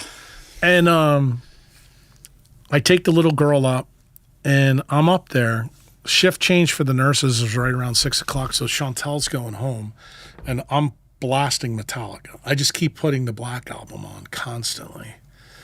And I basically told everybody, just fucking get out of my way. And the staff doctor who's there comes in the room, and he's like, Jack, enough. You mean you're putting blood products into this kid? You're doing this is just not going to end well. I'm looking at the scan and this and that, and I look at him. And remember, I'm just the chief resident. I basically tell the staff doctor, go fuck yourself. I said, you get out of my operating room. Dude, I could be fired for this. I was like literally 6 months away from being done. Wow. And I told him, just get the fuck out of my room. And all the nurses, like all the other residents, I told everybody else, I said, if you have a fucking problem with this, leave. And guess what? Everybody went like fire ants. Everybody went all in. Dude, when I tell you, I've never had a case in my career that I opened like 50 trays to get different instruments out. Chantel comes back to work the next day, and I'm still operating on the little girl. Oh, my God. So guess what? The sun is coming up. Metallica is still on. And I make the decision. I take the final piece of bone out of, her basal ganglion. Oh, my fuck. And I'm going now close to 20 hours straight. Don't eat, don't drink, don't even take a break. And Chantel comes back in, and I look at her, and she looks at me. I said, now I want you to go find me the biggest piece of lyophilized dura you can get. And this is a dural replacement because I actually had to cut this all out. When I tell you. A what replacement? Oh, it's the dura, the covering of the brain. Right. And she goes, what are you going to do with something that big? And I said, this little girl's brain is going to swell so much it's going to look like a basketball. So she had no bone left on that side of her head. So my idea was to leave a big, huge balloon and let her swell into it. At that time, I hit her with more methylene blue than any patient I've ever done in my entire career. The reason why is I was trying to control the swelling. That also comes up in the Rick Rubin podcast. What year is this? This is 1998.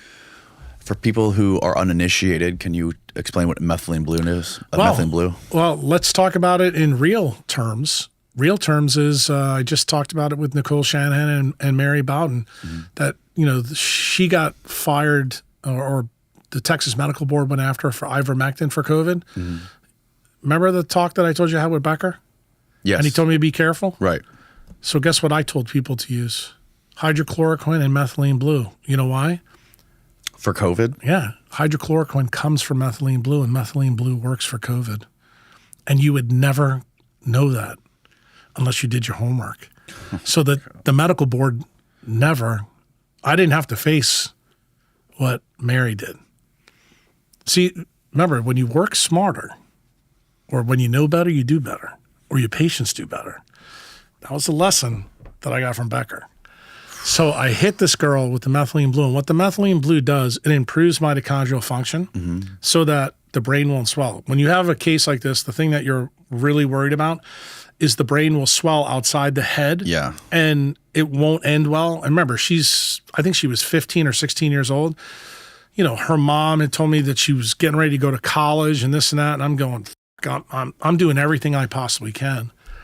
Is there any way at this point to keep someone I know you can keep them alive, but can you keep them cognitively able to get through the day? I think I'm telling you that story right now. Okay. So the little girl goes through surgery. Of course, I take some shit from the staff doctor, but when the staff doctor saw the post-op scans and he's like, she doesn't have any bone left anywhere in her brain. You got every single fragment out. And this is in the day before we had neural navigation. I did this, bro, by feeling with my fingers. Oh. And when I took it all out, I finished my residency. So I don't know what she does because, after she gets through the acute phase, she goes through rehab. And then for us, she's lost to history. I get a a call when I'm in private practice in Tennessee. Her mother calls my office and says, we'd like to send Dr. Cruz a letter, da-da-da. And the office manager at the time her name's Karen Smith. She comes in and says, Jack, can we give him this? I said, yeah, I think I know who this is. She writes me a letter. Her daughter got out of rehab. She's back to walking. She's almost back to talking. I get another letter. I think it was 2 years later. She's in college. I got a letter, I think about 3 years after that, she graduated. No way. Mm-hmm. So this is that lesson that I'm trying to teach you. It ain't fucking over until we say it's over. I told you that story with politics, but I'm telling you, that little girl, that happened at the right time in my life. I was an ass kicker when I was a resident, but let me just tell you something. I learned more from that case than probably any case that I've ever done. And when you know something, you go all in. You don't hold back. That's the lesson. And I got news for you. Most neurosurgeons who listen to this are like, there's no way that I would have been allowed to do that as a chief resident. Well, I don't think anybody would have been allowed to do that either, but they let me do it because they knew a lot about me. They knew who I was. I was a fucking rebel even when I was a resident. But I was adamant that I was not giving her up. And I will tell you, I've given up on other patients since then. But I didn't have the feeling that I had for this girl. I knew this girl was going to live. Wow. How many neurosurgeons, like the top neurosurgeons in the world that you've talked to, how many of them are implementing the same things that you're talking about, like with methylene blue? And I think there was a case you talked about on Rick's podcast with where you doused some lady came to you, wanted brain surgery, and you said, only if I can douse your brain in hydrogen peroxide and methylene blue. So I actually learned that when I was in residency training from actually Dr. Klein.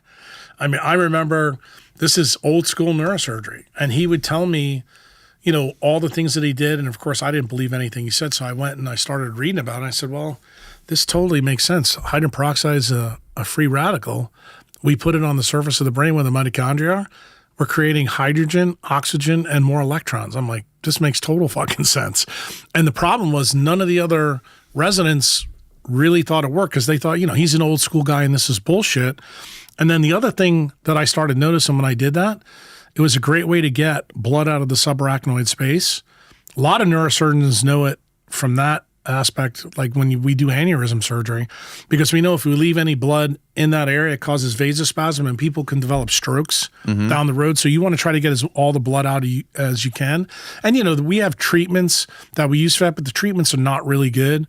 We have drugs that are designed for that. The drugs really aren't good. And when I came out of residency, probably 5-6 years later, the hydrogen peroxide story got changed where I added UV light and infrared that I would put on the brain. Red light? Yeah. And guess what happened? The brain swelling, outcomes did well. Remember the story I told you that I didn't have any suits or anything else? I did high volume neurosurgery in my practice. I did a lot of cranial surgery. All these things that I started doing were part of the reason why I didn't get sued. I remember doing spine surgery on people who had open dura from me doing a lumbar fusion and putting UV light. Like, I guarantee you this, people on my surgical team are going to listen to this and they're going to say, we thought he was fucking crazy. But I wasn't crazy because guess what? The science, it wasn't well known now, but now it's much better known. So I'm telling you now, 20 years after me starting to do this, like 5 to 10 years in my practice, I've become less crazy over time. Right. And that's the reason why I'm telling you that you have to be serious about your craft. And I think the more serious you are about your craft and you understand what you're doing, it's important. And unfortunately, I trained at a time where doctors worked for the patient. Today, most neurosurgeons, they're working for a hospital system. So that means there's an Oracle problem. Doctors aren't working for you. They're working for the hospital. Right. And you need to understand that. Patients don't understand that right now. That's one of the biggest problems in centralized medicine. When it comes to the red light, the infrared red light, there's these panels you can buy online. There's various brands of them, and some of them have infrared light. Is this what you're specifically talking about when you're shining this on the brain? Yeah, in brain surgery, there's two things I want to do. I need to have a light that covers infrared A, which is 600 to 1,000 nanometer light. But the big switch is I have to have near infrared. Near infrared Yes. goes a little further because there's a photo switch that I learned about after I had my come Jesus moment. It's 1,280 nanometer light. That photo switch is actually important with 380 nanometer light. That's actually the big control switch between anabolic and catabolic metabolism. And what does that effectively mean? When you use those specific frequencies of light, you can optimize metabolism while the patient's asleep. So if any of my anesthesiologists listens to this and they want to know why I was doing what I did, I never told anybody what I was doing because I was always afraid I'd wind up in front of the medical board. But I was guaranteeing that people would wake up from anesthesia like this, because I knew that was one of the big risks, that we need to have people recover fast. And it turns out if you understand the two photo switches for metabolism, which is 380 nanometer light, that controls the mTOR switch. 1280 light controls the free radical switch. And that's the decision between the use of ATP and free radicals. Most people don't realize that because they don't know mitochondrial medicine well. Right. Nitric oxide is also a free radical, and it has an unpaired electron. Nitric oxide, when it gets into your mitochondria, actually turns ATP production off. Like most doctors who will listen to this think that we need to use ATP all the time. It turns out when we're in the sun, we actually reduce the amount of ATP we make. We're actually living off the light of the sun through energizing our blood plasma, which has water in it, 93%. Right. So one of the key bases, I told you, is light water magnetism. Turns out when you're able to bury more light energy in water networks in a cell, patients do better. That's one of the key foundational principles that I'm telling you. How did I learn all that? I learned it from the story of photosynthesis. Why? Because of chlorophyll and hemoglobin. They look exactly the same. And you said that you listened to the Huberman podcast, and I know there was a lot of science in there, but you might remember that I told you the two most important biologic semiconductors before the KT event were hemoglobin and chlorophyll. Why? Right. Because they have a nitride cage around it. Well, remember, what's the most dominant gas in the atmosphere? Turns out it's nitrogen. So before oxygen was available, these were the two key semiconductor proteins that we use to make electrons. So when I realized that, and I started to think about what happened from the KT event to us, I said, there's got to be other pieces and parts of the story. And what was the pieces and parts that I realized? That the semiconductor proteins were giving their light that Becker found in his work to the water networks. And that would actually turn water into a quantum mechanical battery. So this is in 2005. Now remember, none of this is published in a textbook at this time. But guess what? Everything I just told you today is now published in papers and textbooks. That's Jack Kruse. That's decentralized medicine.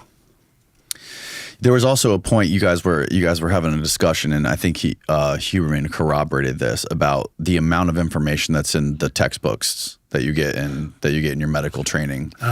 And you were having a conversation with somebody, and he was saying that Eddie Chang. Eddie Chang, yes, yeah, the guy from USC, USF. And he said maybe 50% of it. 99, 100. It's all bullshit. Look, that's hard to comprehend. No, it's not. When you understand for someone why. like me. Yeah, but even for you, it's not. You just heard the JFK story I gave you. So what can I tell you? Every single nutrition study, every single study that any PhD or doctor reads has no light controls. So we're making the assumption that how it really works, and you don't have light controls, and I just told you how important light is. I mean, is it that hard to believe what I said is probably true? And then here's the bigger part of the story. Our mitochondria makes a special kind of water. It's called deuterium depleted water.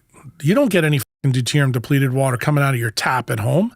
So what happens if you ran all the experiments with that type of water. And it turns out that water has a high dielectric constant. And what does that mean in English? It means it makes more electrons. What's the story of life? The more electrons you have, the better you do. What do electrons do? Funny little Jewish guy from Bern, Einstein, photoelectric effect. More electrons you have, the more light you could absorb. It's not that hard to get, dude. When you see the magic, you go, this is really a game of net negative charge and electrons so that you can absorb more light. The more light you put in the system, okay, the brain shrinks down.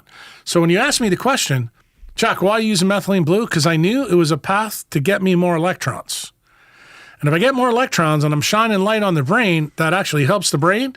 That makes me a better surgeon. And all the lights that you guys use during surgery, those big bright lights, they're blue lights, right? Yeah, they're xenon. And I told everybody to go get a spectroscope and put it on their operating room microscope, put it on their loops on their head, put it on the lights in the room, and then correlate that with how your patients do certain ones.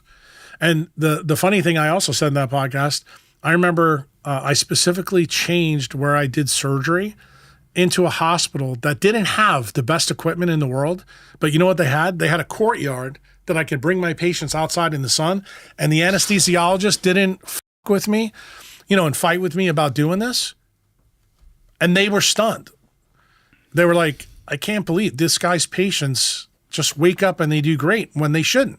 Like the other doctors who operate on people with Parkinson's and Alzheimer's, they would be in the ICU for 2 or 3 days because they had sundowning and everything else. And I would do my subdurals and bring the patient outside, and they're like, this fucking guy's going home the next day. That is how powerful sunlight is for our biology. But you know what the problem is? You never get to open this door in centralized medicine because they don't even know it exists. It's kind of like what I did with you about all your other conspiracy theories. I gave you the part that you were missing, and it turned out that part tied up a lot of loose ends. I'm telling you, the same thing happened to me. And that's really the reason why Jack Dorsey and Rick became my patients, because they were like, they talked to me and they saw how serious I was about my craft. And they're like, I trust this guy. And that's what really happens. And then when someone listens to you and then it begins to work, and Rick's like, bro, this doesn't cost me anything. All it costs me is time, and I have to retool my life to do different things. And same thing with Jack. When he realized that, what he was doing as a tech abuser was harming him, cognitively and mentally, and he changed that. Now both of them are Zen masters. They've been doing my stuff for 15 years. So I guess the story, the way it unfolds, it kind of goes to what I'm trying to tell you about medicine. Do the right thing, bro.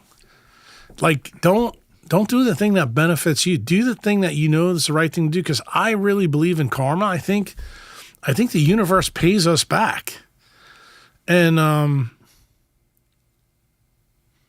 think you have to be authentic in how you do it. I'm pretty authentic on social media. I'm pretty acerbic. I'm f***ing salty. I curse. I'm everything a neurosurgeon shouldn't be. But when you sit down with me and talk to me, you'll find out I'm as smart as a motherfucker. And I like telling dumb motherfuckers how stupid they are. I do it on purpose. Why? Because my mentality is, I know what Mary Bowden said. They are all compliant. That's why they got into medical school to begin with. So I take the tact that I got to be the drill sergeant. And guess what? You see what a drill sergeant does to a bunch of retards in 8 or 10 weeks. Turns them into soldiers. Well, bro, I told you. I need you as the public to be savages, and I need the people in centralized medicine who are going to hopefully adapt and start fighting for you guys again. You are a nightmare to the high priests in their ivory towers of academia. But I'd have it no other way. Right. I feel like I was built for this moment. This is, I can tell you, I told Nicole this, and I've said it to Bobby and Rick.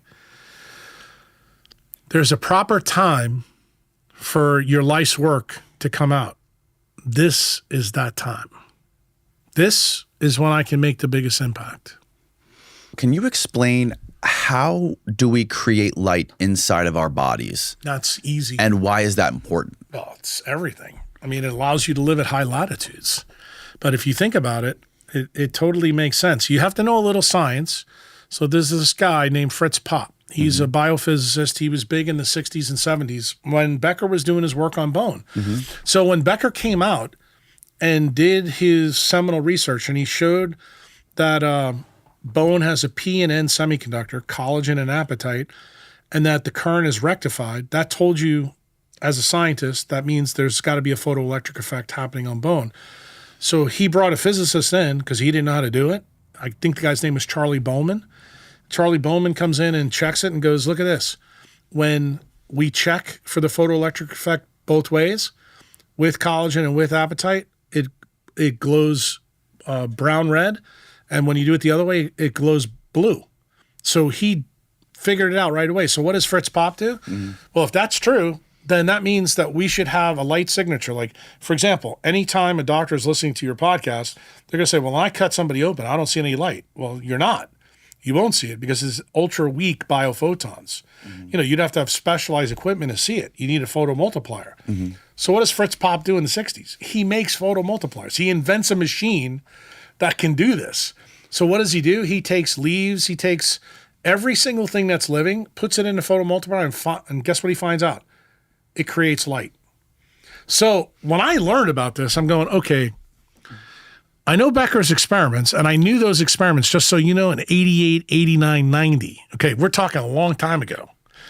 And then I went back and I said, okay, somebody's got to be studying this light story, and it turns out it was Fritz Popp.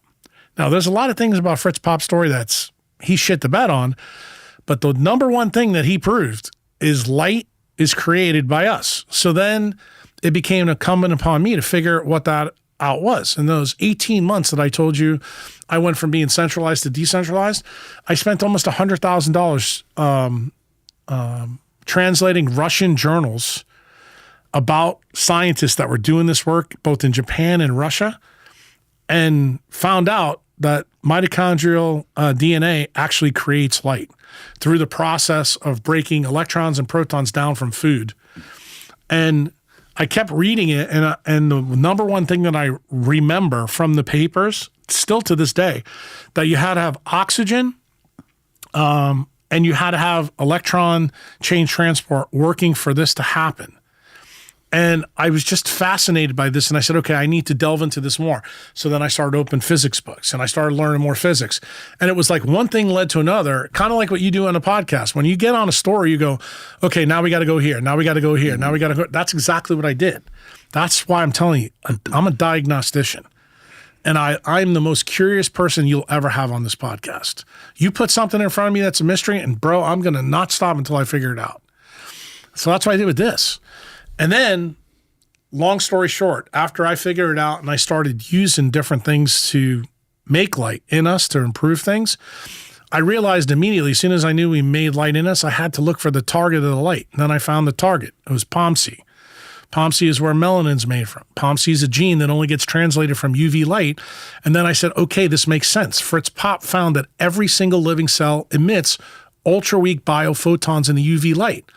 So you can imagine, as soon as I heard that, I'm like, okay, Bill Gates, dermatologists, and ophthalmologists are assholes because biology is making UV light. That means it's not toxic. That means it's being used for optical photonic signaling that we don't know about. Okay? And I went further. I kept going. And that's when I realized what POMC was all about. I had learned about it in medical school. I learned about it in even high school, but I didn't know anything about it. And then I read The Monk Who Sold His Ferrari. I said, yeah, the dude said he went up to the top of the mountain in the cold and he got tan. And all of a sudden, everything started making sense. I was like, oh, I got this. And, you know, all I kept doing is what I told you, diagnostician, go back to first principles. And I started putting it together. Then I went back to the neurosurgery library and I found this crazy pathway. It's called the leptin-melanocortin pathway. And I was like, this is the whole shot, you know? And I went down that rabbit hole and I didn't stop. I kept reading everything I possibly could. Because you remember, I told you leptin was not discovered until 94. I was already out of medical school by that time. And I learned about that. And I started putting the whole story together. And I said, you know what? Light is the biggest part of the story because we're creating light and we absorb light and we have all these proteins in us that are chromophore proteins. I said, God or evolution wouldn't have done this if it wasn't important. You know, I started finding UVA detectors on our cornea and our skin. I never learned that in medical school. When I saw that, I'm like, there's a story here that hasn't been told. And that's kind of how it all went. You know, for me, translating papers, spending money. And at the end of the 18 months, that's when I stood in front of my family at the time on Thanksgiving Day. And I said, in 1 year, I'm going to go from a fat ass to wearing my brother-in-law's jeans. And it happened. So is it true that near infrared light and red light can actually build new neurons in the eyes and help vision? Yep. Like repair vision? Did you talk to Chantel? No, not about this. Oh, her dad is the classic example. So, Oh, wow. I had an ophthalmologist on here, an optometrist, and I was asking him about that, and it was one thing he didn't really know much about. yeah, well, most people won't because they haven't read the literature they need to read. Right. But this happened, I think, 3 years ago. Chantel's dad was up in my clinic in Louisiana blowing pine needles out of the gutter. And this guy, just so you know, now he's 83, but at the time this happened, he was 80.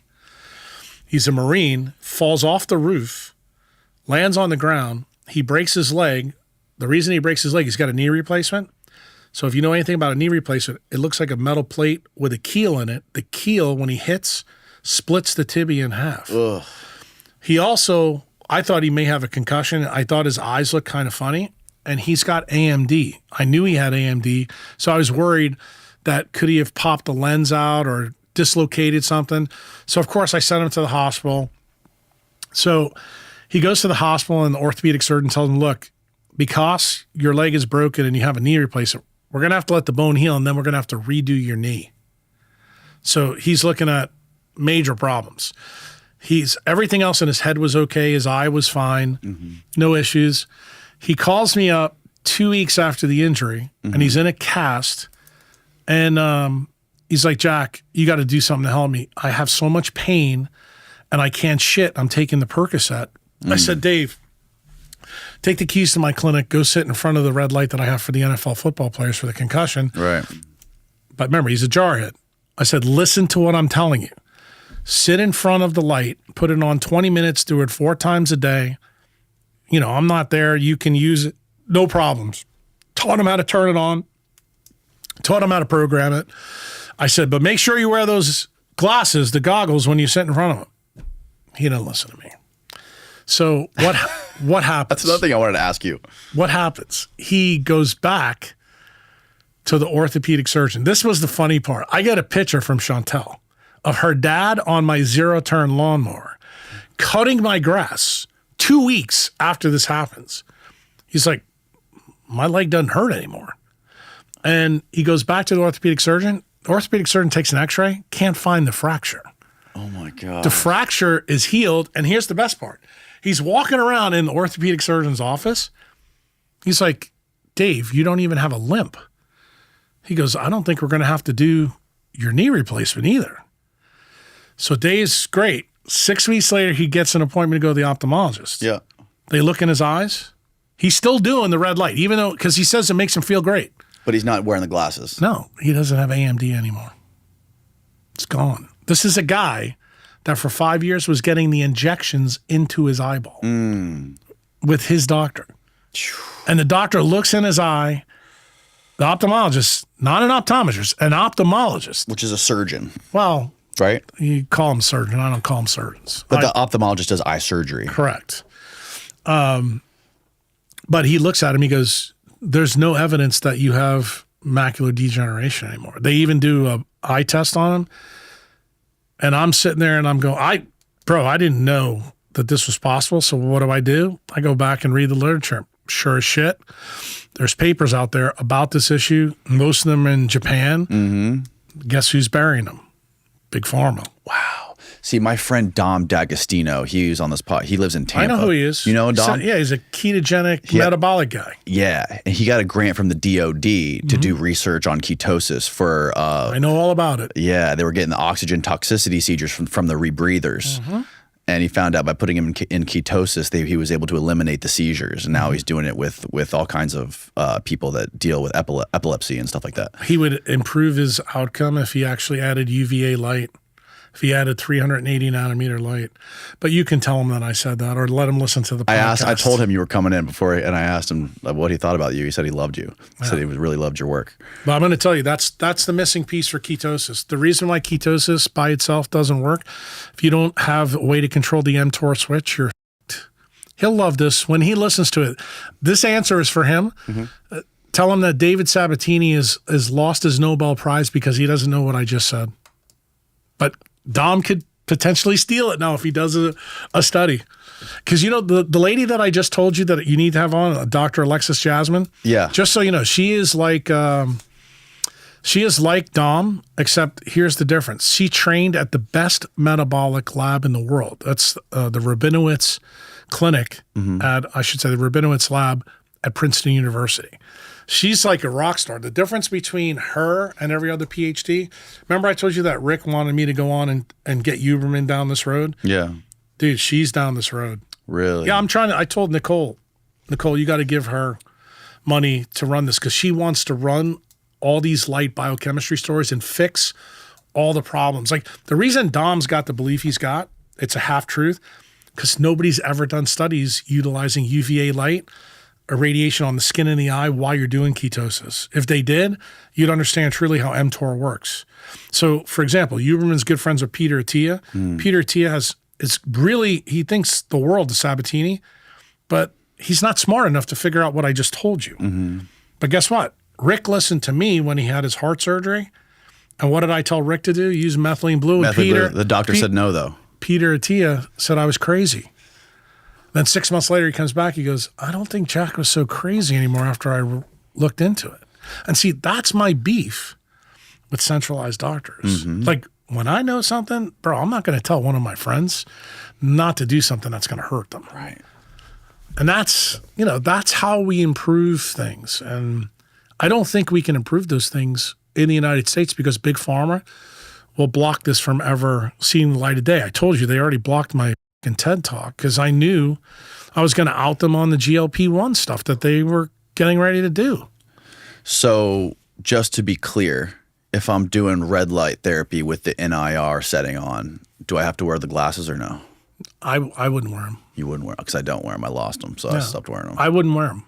But I'm going to tell you that everybody else to do CYA, they're going to tell you to wear them. And all the guys CYA. Cover your ass. Oh. For like a malpractice suit or a business suit. Yeah, well, when you buy it, there's a big warning on it. Yeah, the warning is always there because you're protecting the manufacturer. But I would tell you, when you realize that, infrared A and near infrared light are in sunlight, it doesn't take a rocket scientist to figure out that it's probably okay. Mm-hmm. The difference is you have to realize that those lights are not equivalent to the sun. Those lights all flicker and they all have a polarization effect. Mm-hmm. Any light that comes from there are polarized. Sunlight is unpolarized. Also has no flicker effect. Right. So fake light is never equivalent to sunlight. So people always ask me, Jack, how come you don't have affiliate codes and get paid for red light since you talk about it all the time? Now you know the answer why. Because the real answer is the affiliate code I want is from nature.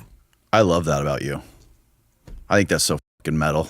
No, I mean, it's the way I roll, bro. It's like I want people. I always say this. Why am I going to sell you? This episode is brought to you by. Right, it drives me crazy. But why settle for a B, C, or D when you got an A available? Like, and I know there's going to be some people out there like who listen to this podcast say, "But Jack, you use the red light in surgery because then I don't have a fucking choice. Right? They're not going to let me operate outside. Right? I wish they would." Really? Yeah. You would do brain surgery outside? Fuck yeah. I'd let another neurosurgeon operate on me if I had to have outside. Are you so confident in your ability to operate on the brain? If it came to it, if you had to operate on my brain right now in this room with all the tools we have available, we have some rigid Home Depot tools, and we have a skill saw. Would you? Not a problem. You would be able to operate on my brain in here right now. I would tell you, get Chantel on the phone now and ask her. I famously said, if you trained in Charity Hospital, I could go down to the cafeteria with a knife and a fork and do a craniotomy. Do you know what Dr. Klein used to do? What's a craniotomy? That's when we take the skull off and do surgery. Let me tell you one of the things that he used to do to us in the middle of our residency. You know that New Orleans has a lot of hurricanes, right? Yeah. So we lose power. He would walk into a room while we're doing a brain tumor or an epidural and say, okay, we just lost power. He'd turn the fucking lights off, take all of our power drills away, and say, what are you going to do? So, dude, you ever see the stories from the Civil War, how we used to cut legs off with a giggly saw? What's a giggly saw? It's a saw that has two handles and a blade that wobbles like this. Oh, okay. The only place you see it now is in butchers, and there's no butchers around, so you can't see it. But that's how they used to lop off legs. Dr. Klein taught us how to do a craniotomy with a giggly saw in case there was ever a power. Oh. Dude. Does that happen? You could lose power in the middle of a brain surgery? I actually can tell you of a case that... Oh, that. Yeah, there you go. See? There you go. Jesus. That is an amazing machine, and let me tell you something. When you have a people surgeon... that are just listening and not watching the visuals, this is like two metal handles with, it looks like barbed wire between them. That's basically what it is. But it's amazing, and when you know how to do it, like... This is the thing that we're losing in medicine. Like, you know how people are talking about AI and they're talking about all these adjunctive things? This is the kind of shit. You're not going to have neurosurgeons in the future know how to do this. Mm-hmm. And the problem is that's what my concern about AI is in medicine. That if we make things so easy that a monkey could do it, then what happens when you're faced with something when you have to be on the front and think about it to help the patient? Are you doing the best for the patient? My opinion is no. I think the way we're training residents now, totally different. And then, these are things that I talked to Bukele about that I think we need to change in El Salvador. And I don't really care what people think in America, because people in America have bought the hook, line, and sinker from the big tech guys, from big pharma, and also the medical implant industry. Those guys are probably one of the worst gouges in medicine. They got us all believing putting screws and rods and everything is a good idea. If you go open up Becker's book and realize that destroys the photoelectric ability of bone, why the fuck are we doing this? I'll tell you why. Right. Johnny Manziel, incentives dictate outcomes. And the problem is I know that's not something that my specialty board's going to like me saying publicly, but it's the fucking truth. My mouth's not a bakery. There is sort of a little bit change of subject, but there is a huge interest out there right now in the world and online with people like, there's this huge category of people on the internet right now who are like Huberman or like Peter Attia that talk about medicine and ways to optimize the body. A lot of young people pay attention to it, and people are obsessed with upping their testosterone and doing things not only naturally, but like more and more. I see it every day. Lots of kids in their 20s, 30s that are going to testosterone injections. It seems like it's like the ultimate answer, the fountain of youth to everything. Like they all have Pregnenolone-Steele syndrome. They have what? They all have Pregnenolone-Steele syndrome from their screens. This is the basis of MK Ultra's work. It's what happens. Oh yes, my friend. It destroys your sex steroid hormones by design. And you know how we can make a prediction that somebody's... What destroys your sex? The blue light. The blue light, right. Yeah. Blue light screens, non-native EMF, RF, microwaves, take it all away. But what do you make about the sort of obsession right now with young people and this testosterone therapy? You're not listening to me. They're obsessed with tech, therefore that's why they're obsessed with that. Okay, I see. Fix the tech addiction, then you fix that problem.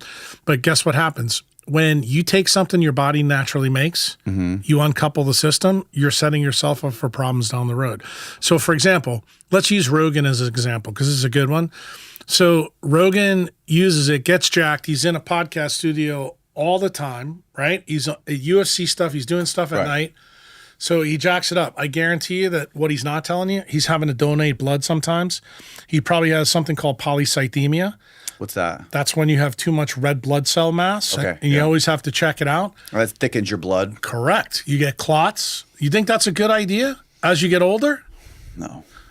Well, guess what? And then here's the worst Bobby part. Kennedy said that he's on it too. Yeah. Well, Bobby's 70 years old. It's a little different story, but here's the other problem. When you're constantly in front of the blue light, this problem is going to be a huge issue. So what's the best way for you to deal with it? Add back the light you're missing, subtract the light that's a problem.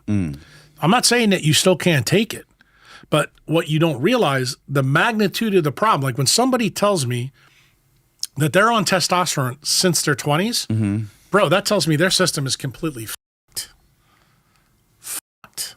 How does it affect the brain? For men, it improves your cognition. It improves your cognition. Absolutely.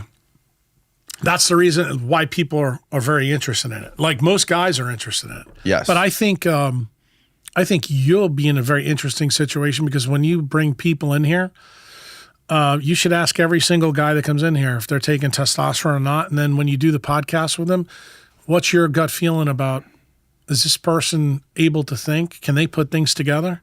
Like, I'm going to tell you something. In the world that Rogan's in, these guys use the facade as their story. I'm going to tell you, we don't bury our mitochondria in our facade. We bury it here and here. These are the two things that also kill us. Pointing to your brain and your heart. Correct. Those are the two things that kill us too, more than anything else. Yeah, absolutely. So you'll be very shocked to know many of these guys that use testosterone, they don't live as long as they should. I mean, think about all the NFL players. They die early. Yeah. You know, all the guys in wrestling, they die early. They all look jacked, right? But it turns out, if you go to the supercentenarians that are in Albert Einstein taken care of by Nir Barzilai, you'll find out they're all little short Jewish guys that have belly fat. Yeah. And their leptin levels are up. But guess what? People forget this key point, Danny. You said you're a dad. When that baby came out of your wife's vagina, it couldn't talk, it couldn't walk. She got a C-section. All right, that's even worse. But What? Yeah, it's terrible. Why? Absolutely terrible. Well, forget it. That's another podcast. She has no choice. She's so little that she would have I don't think she would have survived. There's so much we could talk about there. Okay, we'll save it for dinner. Her placenta determines that. And believe it or not, the cannabinoid system, weed that's in you, that's actually what makes the decision whether the baby fits out or not. That's a story for another day. But here's the cool part. So many questions. Jesus Christ. Okay, go ahead. Here's the cool part of the story. The baby is a ball of fat. But what does society tell us? That subcutaneous fat is a real problem. What does the baby do with that fat? It unwinds the fat and forms a brain. The brain doesn't fully form until it's 28 years old. Remember, you don't myelinate your frontal lobes until you're 28. Right. That's why you can't rent a car or rent a hotel room until you're 25. Did you know that? Yeah, I did know that, but I didn't know that was why. That's the reason why, because you're too crazy. So the point I'm trying to make to you, think about the obesity crisis now the way Rogan doesn't think about it. Why do we have this? We have people getting fatter and fatter because things like we talked about before about the GLP-1 drugs and big pharma. But when you put subcutaneous fat in, what are you doing? You're actually protecting the mass of your brain. And what do we know about children? They're more susceptible to non-native EMF. Why? Because they don't have as much myelin. The more myelin you have, the better able you're to protect yourself. So guess what? What is myelin again? Myelin is the covering of the brain. Got it. Meaning the nerves. That insulation, like if we're talking about wires, it's the black plastic on the outside. Got it. That's the thing that gets destroyed in MS. Gets destroyed.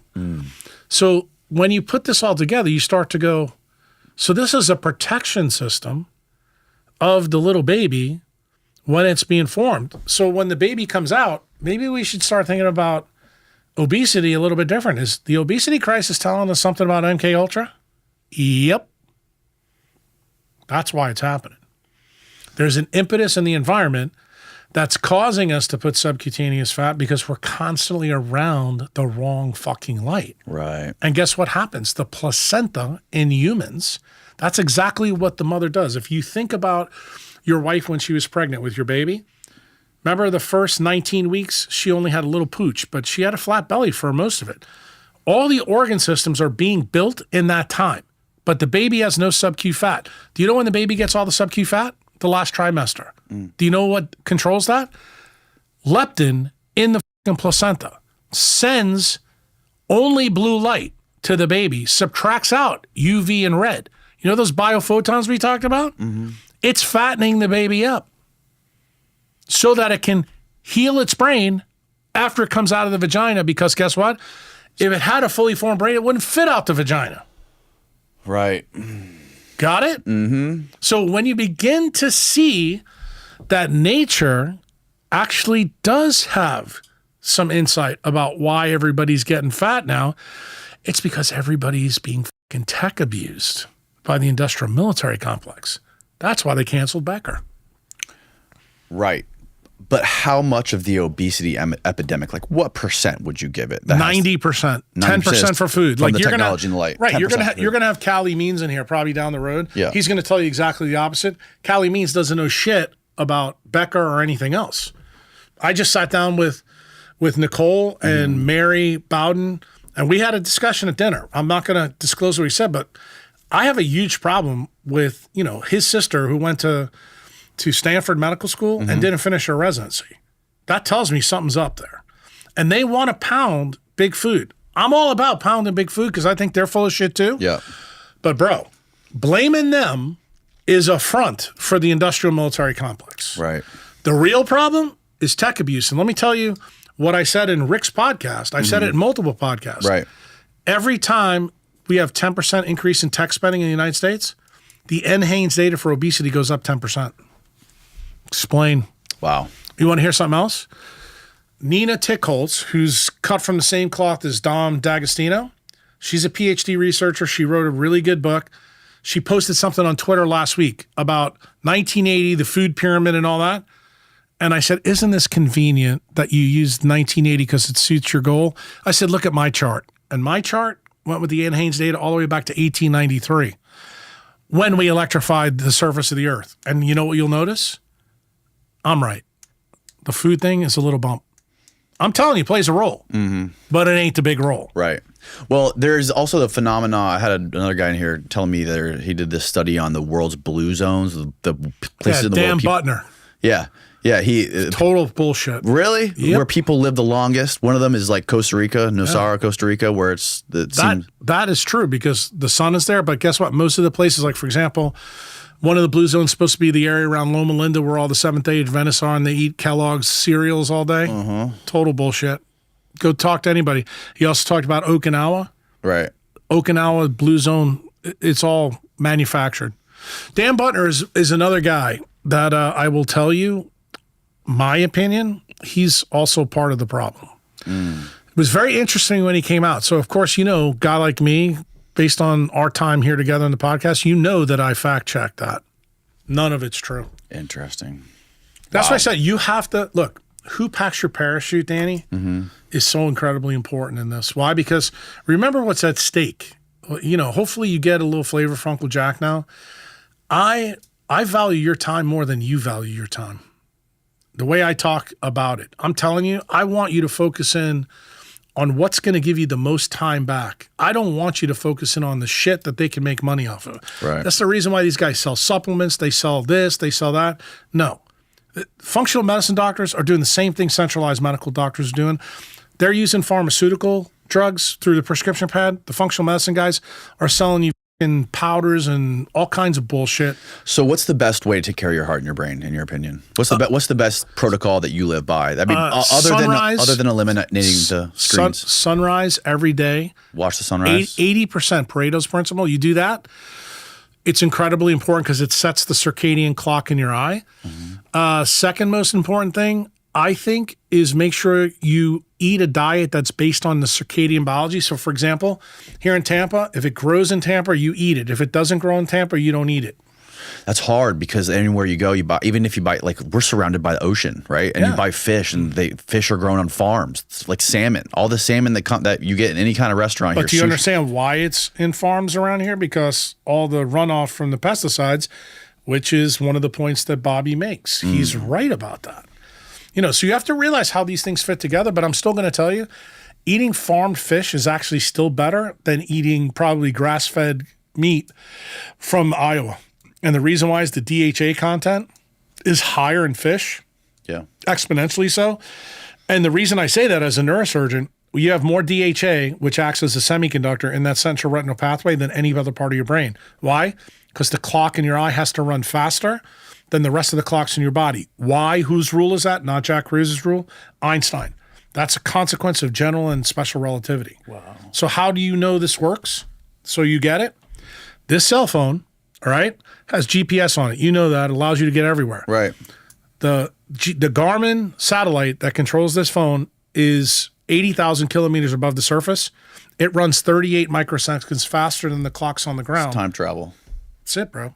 So guess what? The clock that controls everything in you, the master clock, which is at the top of your body, runs faster than every other else. The only way you can do that, you have to have a higher current in it, and we use a semiconductor current to do it. Wow. Science, bro. Decentralized science. You talk a lot about cold and how cold can help create light inside the body. Yep. Do you put any weight or credibility into like these cold plunges people are doing, this cold water therapy? I have no problem with it, but you got to remember, I wrote my cold thermogenesis protocol before anybody did it. That includes Wim Hof, 2005. And you said you had a problem with Wim. You said you had a little problem with Wim Hof. Yeah, his breathing technique is total bullshit. I mean, and that's what he's claimed to fame is. I have never really called him out on it because my belief is Wim's a good guy.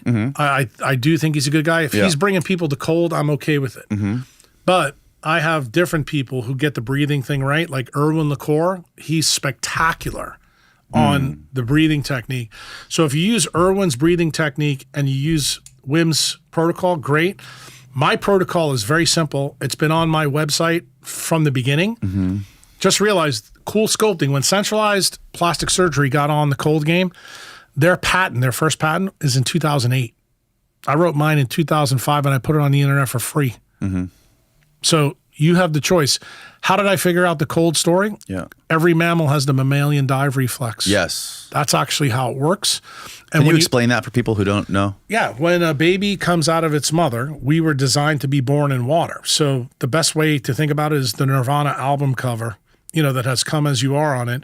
You see the baby swimming in there. The baby will not take a breath in while the cold water is around it. Then when it comes to the surface, because of its fat, it floats. That's when it takes its first breath. Cold is built into every single mammal, and it goes back to when the age of mammals started, which I talked about in the Huberman podcast. But it's present in us. We are the one mammal that doesn't really use it like we should. Why? Because what are the two metrics that circadian biology works on? Light and dark and temperature.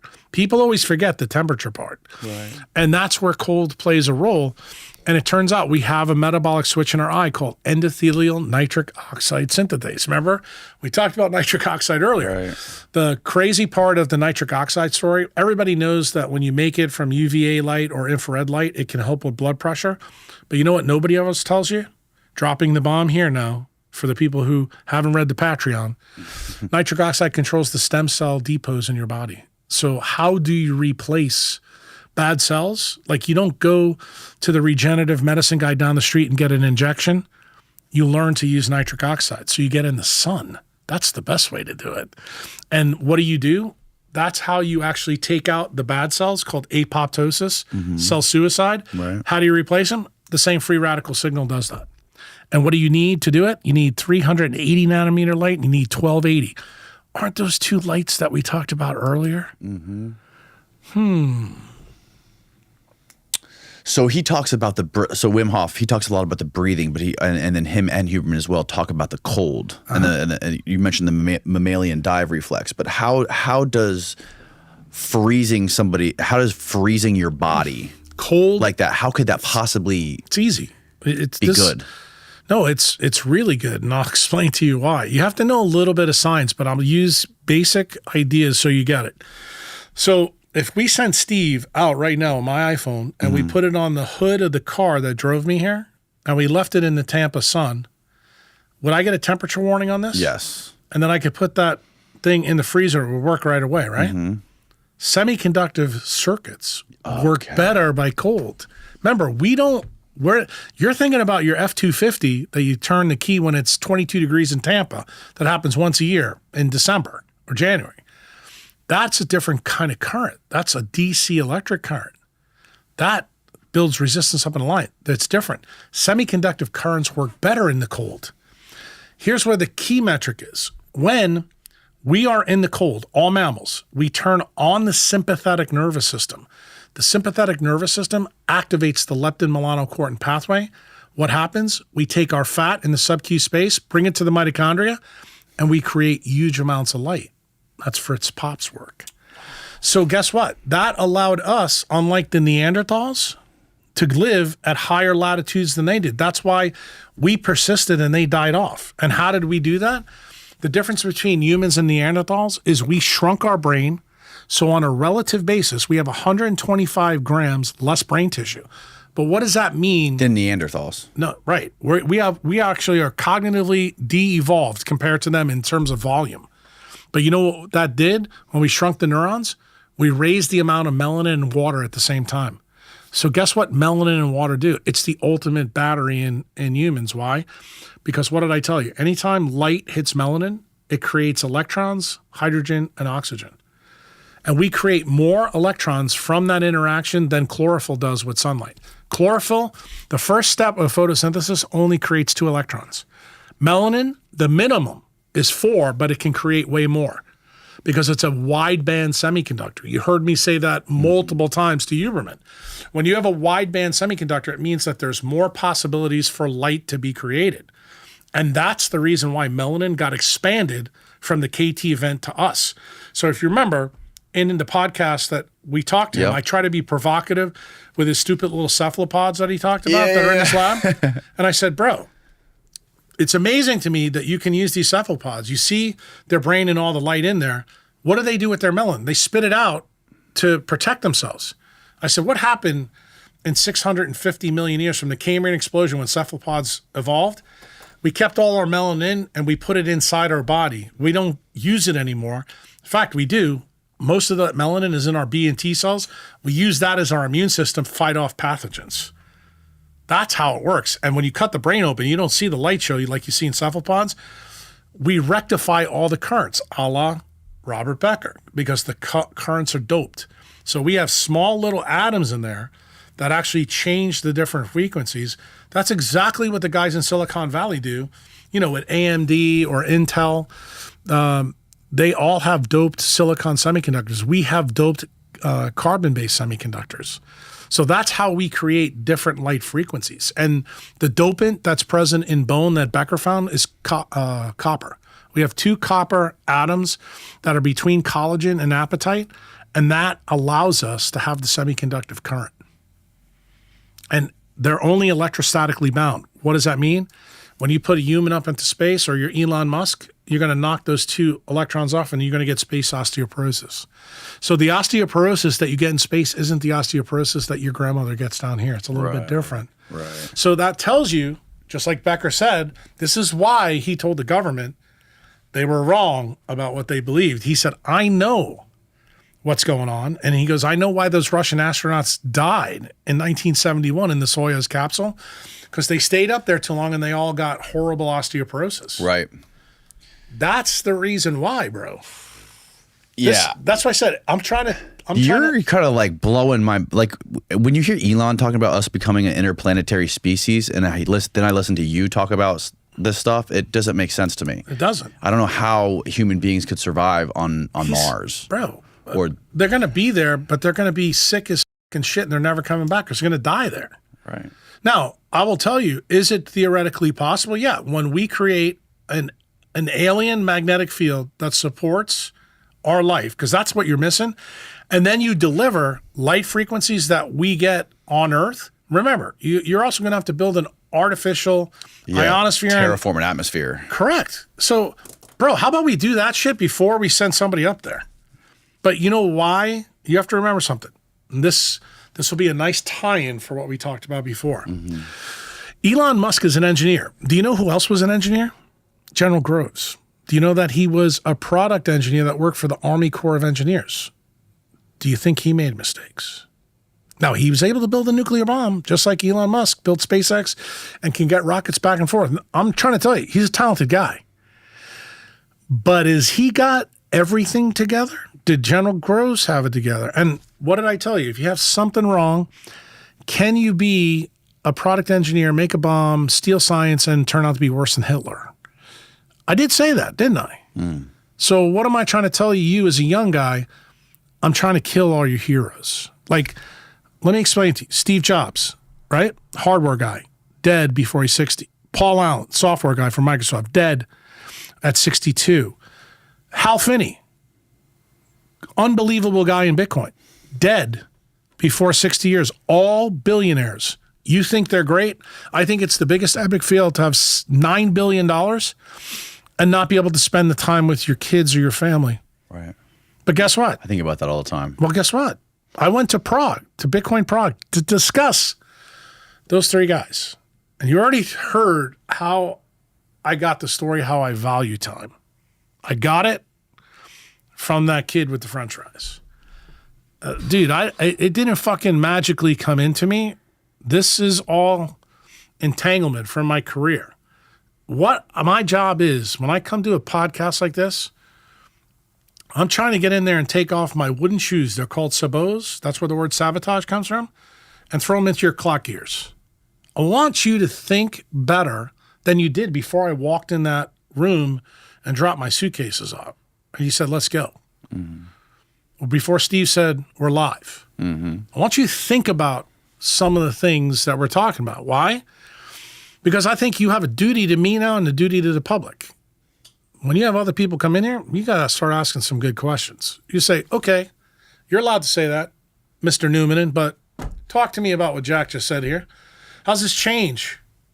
Like, go back. That's what we do in M&M conference. M&M conference is morbidity and mortality. So if we do something bad to somebody, we all get up in a room and they fucking pound us. I want you to start doing that on a podcast. Somebody comes in here and you know that they're selling you a line of bullshit, hit them. Don't be scared. Your audience is going to love you. Now, some people are going to be loud on your YouTube comments and tell you you're an asshole and Jack did something to you and he should have never done that. Bro, that's okay. I'm that guy. I'd be the first one to tell you. I like to be agent provocateur, but I'm going to tell you, failures create our success. Wounds create our wisdom. We don't learn anything from success. Right. That's the message. Man in the arena. Correct. And when the government's giving you Circus Maximus, run away. What can you tell by somebody? You're good at diagnosing people. Mm-hmm. What can you tell by someone by just looking in their eyes? Well, when I do an ophthalmoscopic exam, remember the retina itself is a diencephalon. It's actually part of your brain. Most people don't know that. Right. You know, it's actually brain surgery, and I'm actually able to examine your brain. Things that I'm looking for, I'm looking at your optic disc. I'm looking at your fovea. That's where your central vision is, but I'm very interested on what's happening right around your fovea with your ophthalmic artery. That tells me how much blue light toxicity you got. Your pupillary reflex, I use 3 different lights to check it, okay? What am I looking for? I'm looking for evidence that your midbrain is involved with tech abuse. Then I'll do some other things. Like if I put the light in your eye and you sneeze, that tells me you have a problem with myelination in your olfactory cortex in your brain. Well, when I go out in the sun, I often sneeze. It tells me that you've got an issue. It also tells me something else. You have a problem with creating vasopressin from the posterior pituitary. Means that you got too much light on at night. So I can tell a lot, but these are all things that centralized doctors, they don't know and they don't check. And I will tell you, I didn't check any of these things until 20 years ago. 20 years ago is when I realized that there was a lot of fat on the bone that we have to teach people. And that's kind of what I do with my doctor members. I teach them that, I do all these Patreon blogs all the time. Right. And if you follow my Twitter handle, I mean, I blow people's minds daily with Twitter stuff, but I do it for that reason. I'm not trying to show people that I know more than they do. I'm trying to get people motivated that what you've been told is horseshit. Upgrade your game. Right. There was an interesting thing you guys also brought up about, you're talking about Jackson Pollock, and when you said you're trying to heal people and fix their brains and fix people's ailments, you're often taking away certain gifts they have. Yes. And that reminds me, especially when you brought up Jackson Pollock, there was a book I read about neuroplasticity with Weasel and I forget the guy. One of the guys' name was something Weasel. These two scientists that figured out neuroplasticity, figured out that it goes way past, like conventional theory is that neuroplasticity ends in like your early teens or before that, maybe. Not true. But it goes ends when way you're dead. past that, right? Yeah, and the number one thing, the point that I try to bring to Huberman, to his credit, he did bring up the other doc you're talking about. I think it's Merzinowicz, which was one of his mentors. And this guy died, but he's really big into why we got cochlear implants. And also his original research that clued us into this was on the median nerve. And I told you, Dr. Klein he's the world expert in peripheral nerve surgery in the world. He's now like 90 years old, probably close to death if he's not dead already. But his work actually as a young resident taught me that the dominant paradigm belief, because I was taught that the brain doesn't change, that guy's research told me that was bullshit. The single most important thing I try to bring to Huberman is that there's no more plastic part of the neurologic system than melanin. Melanin is neuroplastic to light like that, bro. And everybody should get that. You remember, you heard in the same podcast when Rick said, yeah, I leave Costa Rica and I go to Malibu and I lose my tan. Right. You know, and then I talked the reverse of that. Remember the black lady? And why is that? With vitiligo. Yes. Right? We switched that around. The reason I did those things, because I realized that there's things that are in us that are way more plastic than not. And it turns out the things that are the most plastic are the things that get us better. And that was the tie-in for me with Becker. Because Becker found that the source of all regeneration is the DC electric current takes red blood cells and turns them into the cell you need. The key is you have to have the right light to get the right current to get the right cell. And it doesn't matter what cell it is.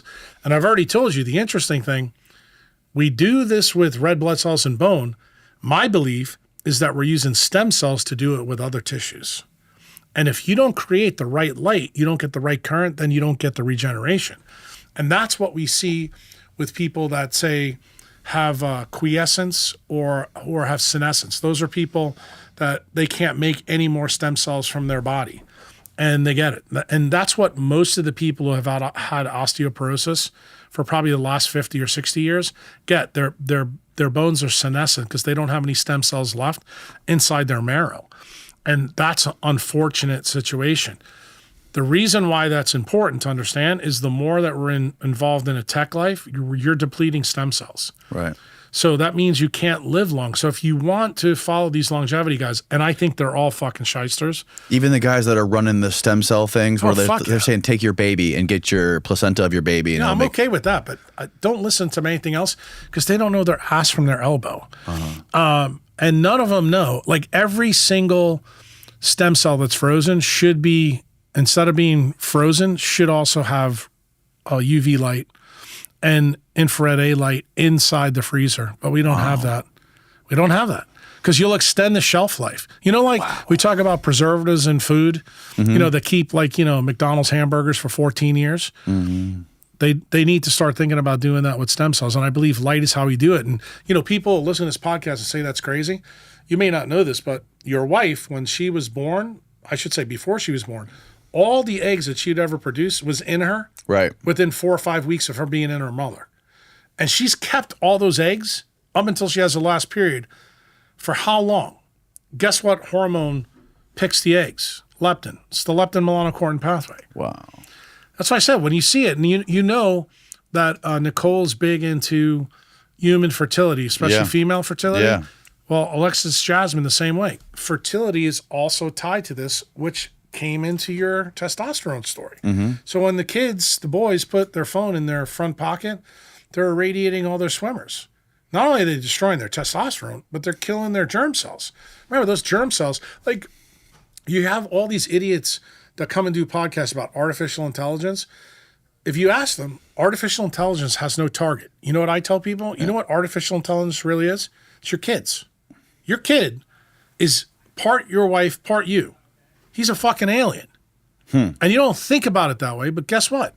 What are we doing to our kids? We think, okay, after 4 or 5 years, we put them in daycare. They're getting irradiated in daycare. Then we put them in school. And we're radiating there. Are we really taking care of our stem cells or our artificial intelligence when we do that? Right. But that's what the transhumanists want you to do. And what did I say to you before? If you're going to bank your eggs because you're a tech abuser because you're infertile, maybe you need to take care of the eggs better than you took care of them. And we're not doing that. Right. So guess what? When we take an egg out and do IVF after it's been frozen, why does anybody think that's a good idea when you understand what I'm telling you right here? Yeah, that's interesting. That's interesting because I actually recently had a biological anthropologist on here a couple weeks ago, and he was explaining to me that there's a lot of debate about IVF, and they're saying like you're selecting against nature when Correct. you're doing that. You are. I totally agree with that. And this is the reason why I will even tell you, and this was the punch in the mouth that I had to deliver to Nicole. I said, you realize that you and Sergey, your previous life, what you did, you ruined your germ cells. That's why that baby has got what it's got. Now that she's out, you got to reverse all the things that you guys did. And dude, this was a straight punch in the mouth to her. Mm-hmm. I was not kind about it. But when she said to me about the $100 million, I said, I didn't want it. I said, but I'll tell you what I want you to do. I said, I want you to give $5 million to ENG to make the blue light computer that blocks all the blue light, because your husband's trying to put him out of business and all his friends in Silicon Valley. She did that. And then I said, go talk to Francisco Gonzalez Lima in University of Texas. She gave him $20 million to study red light and autism. When she did that, she proved to me that she wasn't a douchebag. So what did I do?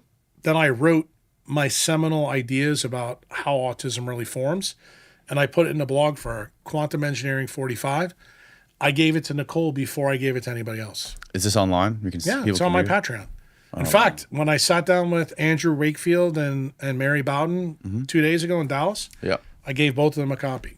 Wow. I said, if you want to see where I think it comes from, and I think what Andy was very interested, because to his credit, he said, look, in 98, when they canceled me, he goes, what we thought the state of autism was back then, it was tied to the gut, because remember, he's a gastroenterologist. Mm-hmm.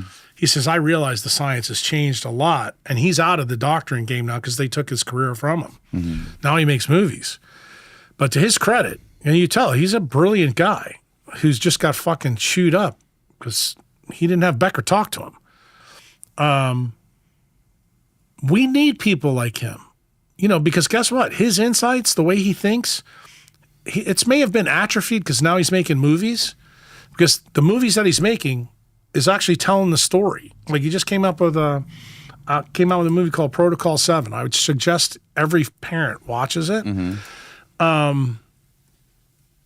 And we just need to teach people, instead of vilifying people, even if you don't agree with us, it's, the mark of an educated mind to take something you don't fully believe or understand and examine it for yourself, then make a decision. Right. If you give crazy a shot, like a lot of my people do, and it works, all I ask you to do, what's your payment to me? Go tell somebody else. That's it. That's all I need you to do. Yeah, real quick, there's two things I want to get to before we wrap it up. We're coming up on like 4 hours.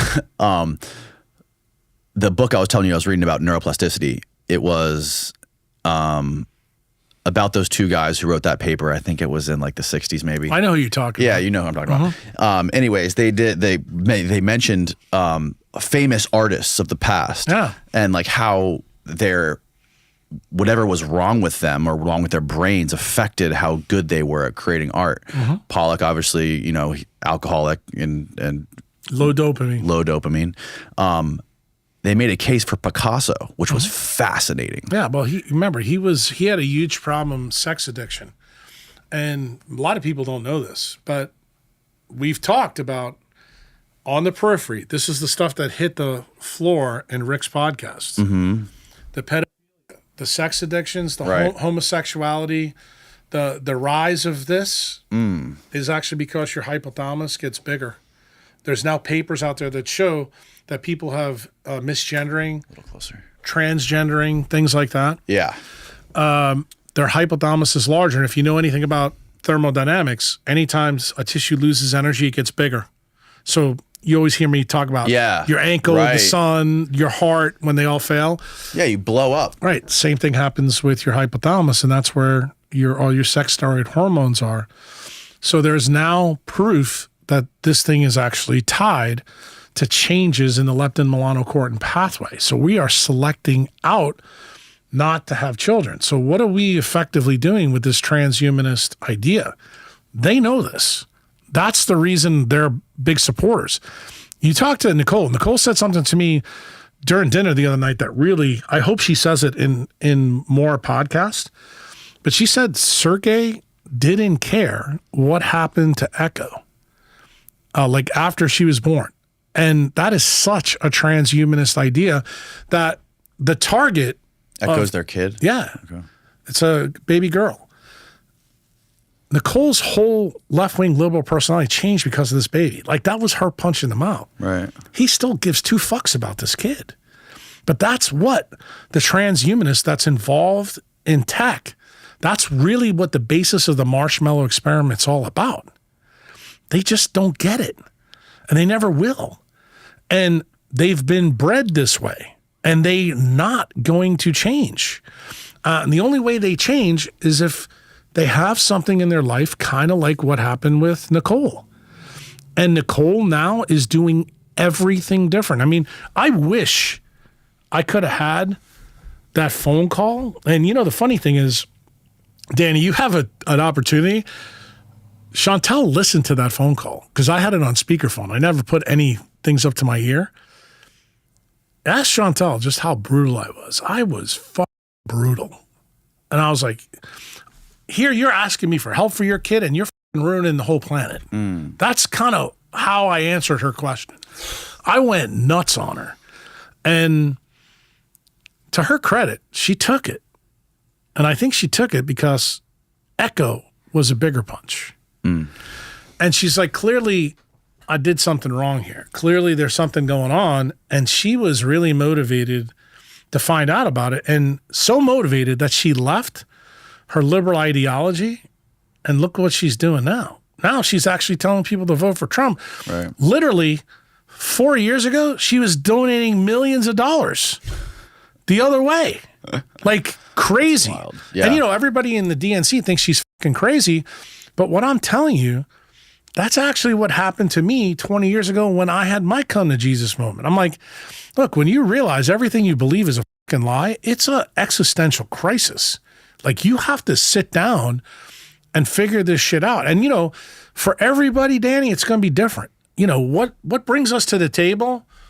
Who knows? There may be some things that we said in this podcast where people listen to and go, Right. but that's what it's supposed to do. That's what life's about. Life is about the constant search of discovery and being curious and never thinking you have it all together. Like, I tell you, every day I learn something. And if I'm not learning something, then I think I'm dead. Right. That's how I look at it. Have you seen this? I don't know if it's newer now, but I just saw this yesterday on YouTube. There's this skin pigment they can put on your skin to make it invisible. Yeah. How is that a new thing? And how it's like a yellow thing that makes your skin see through. Yeah. Can you pull up a video of it, Steve? We use different things. Like when we have burn patients, you may not know this, we use tilapia skins to do that. And believe it or not, it actually helps burn patients. But you have to realize our skin is optimized for our biology, just like fishes are optimized for theirs. Remember, they're in a different environment. They're in liquid water. And we are, you know, silly talking monkeys that live on the surface of the planet. But there is an optical density of your skin. Remember what you're saying. When they use something like this. Yeah, look at that. Yeah. When they use something like this, what are they trying to do? They're actually trying to get you usually past an acute trauma until you come back. Like, you'll be shocked because I've been talking about bad shit about blue light all the time. Do you know what one time Uncle Jack loves blue light? Is when you have a burn victim. You put blue light on a burn victim, you know what it does? It stimulates the skin to grow faster, which is the reason why blue light causes skin cancer, because that's the truth. But believe it or not, when someone has a burn, using blue light, unopposed blue light, actually causes the burn to heal faster because you're stimulating repair. One of the things that I've talked to several burn trauma surgeons about, that I believe when they do use the blue light, they need to add the 380 light for the reason I told you before. Because nitric oxide talks to the stem cells in the skin to even redo it faster. And one of the things that people who don't use the UV light have noticed, the skin that comes back after you use the blue light always has less pigment in it. And I think the reason for that is because the way nature wants this done it needs not only the nitric oxide stimulus, but it also needs the UV stimulus to turn POMC on. Why? Because POMC has to migrate into the new skin as it's growing. Because that's exactly what happens when you're forming in your mother. You know, as the neural axis grows, you have neural crest cells migrating through their tracks to get where they need to be. We don't have melanin every single spot on our body. We have it in key spots. Like when you see somebody who has dopamine problems with Parkinson's, we know it's a substantia nigra. But there's parts of your body you don't really have a lot of melanin. And some people are surprised to find out, like over our calf muscle and over our rectus abdominis, which is our six-pack muscle, we have more POMC in that skin than anywhere else. And think about why that makes sense. Because in humans compared to gorillas or monkeys, we shrunk our gut 30 feet. Right. That's why it's there. And we walk upright. That's why we have it in our Achilles tendon.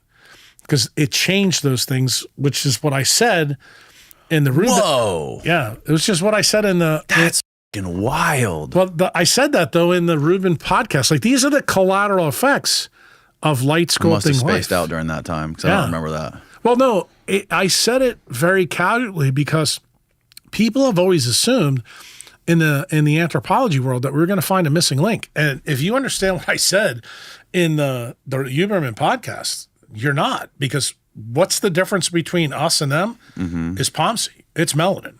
There is no transitional ape.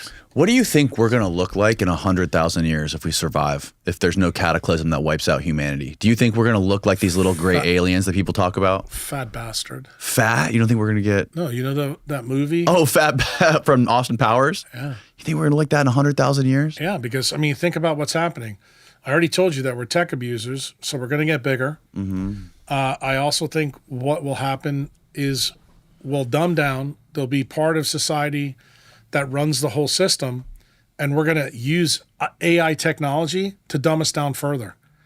In other words, you're going to be... we don't have to think. We don't have to think. And if you don't have to think, it's not a good place to be, because the world will be driven by those who can think. And to be honest with you, this is another fractal that takes us back to the first hour of the podcast. That's really what the industrial military complex wants. They want to be the wizard behind the curtain, like Steve is, while we're all the fat bastards walking around the earth doing what they need. You know what? I think there's a connection between some of these blue zone areas of the world, these underdeveloped parts of the world.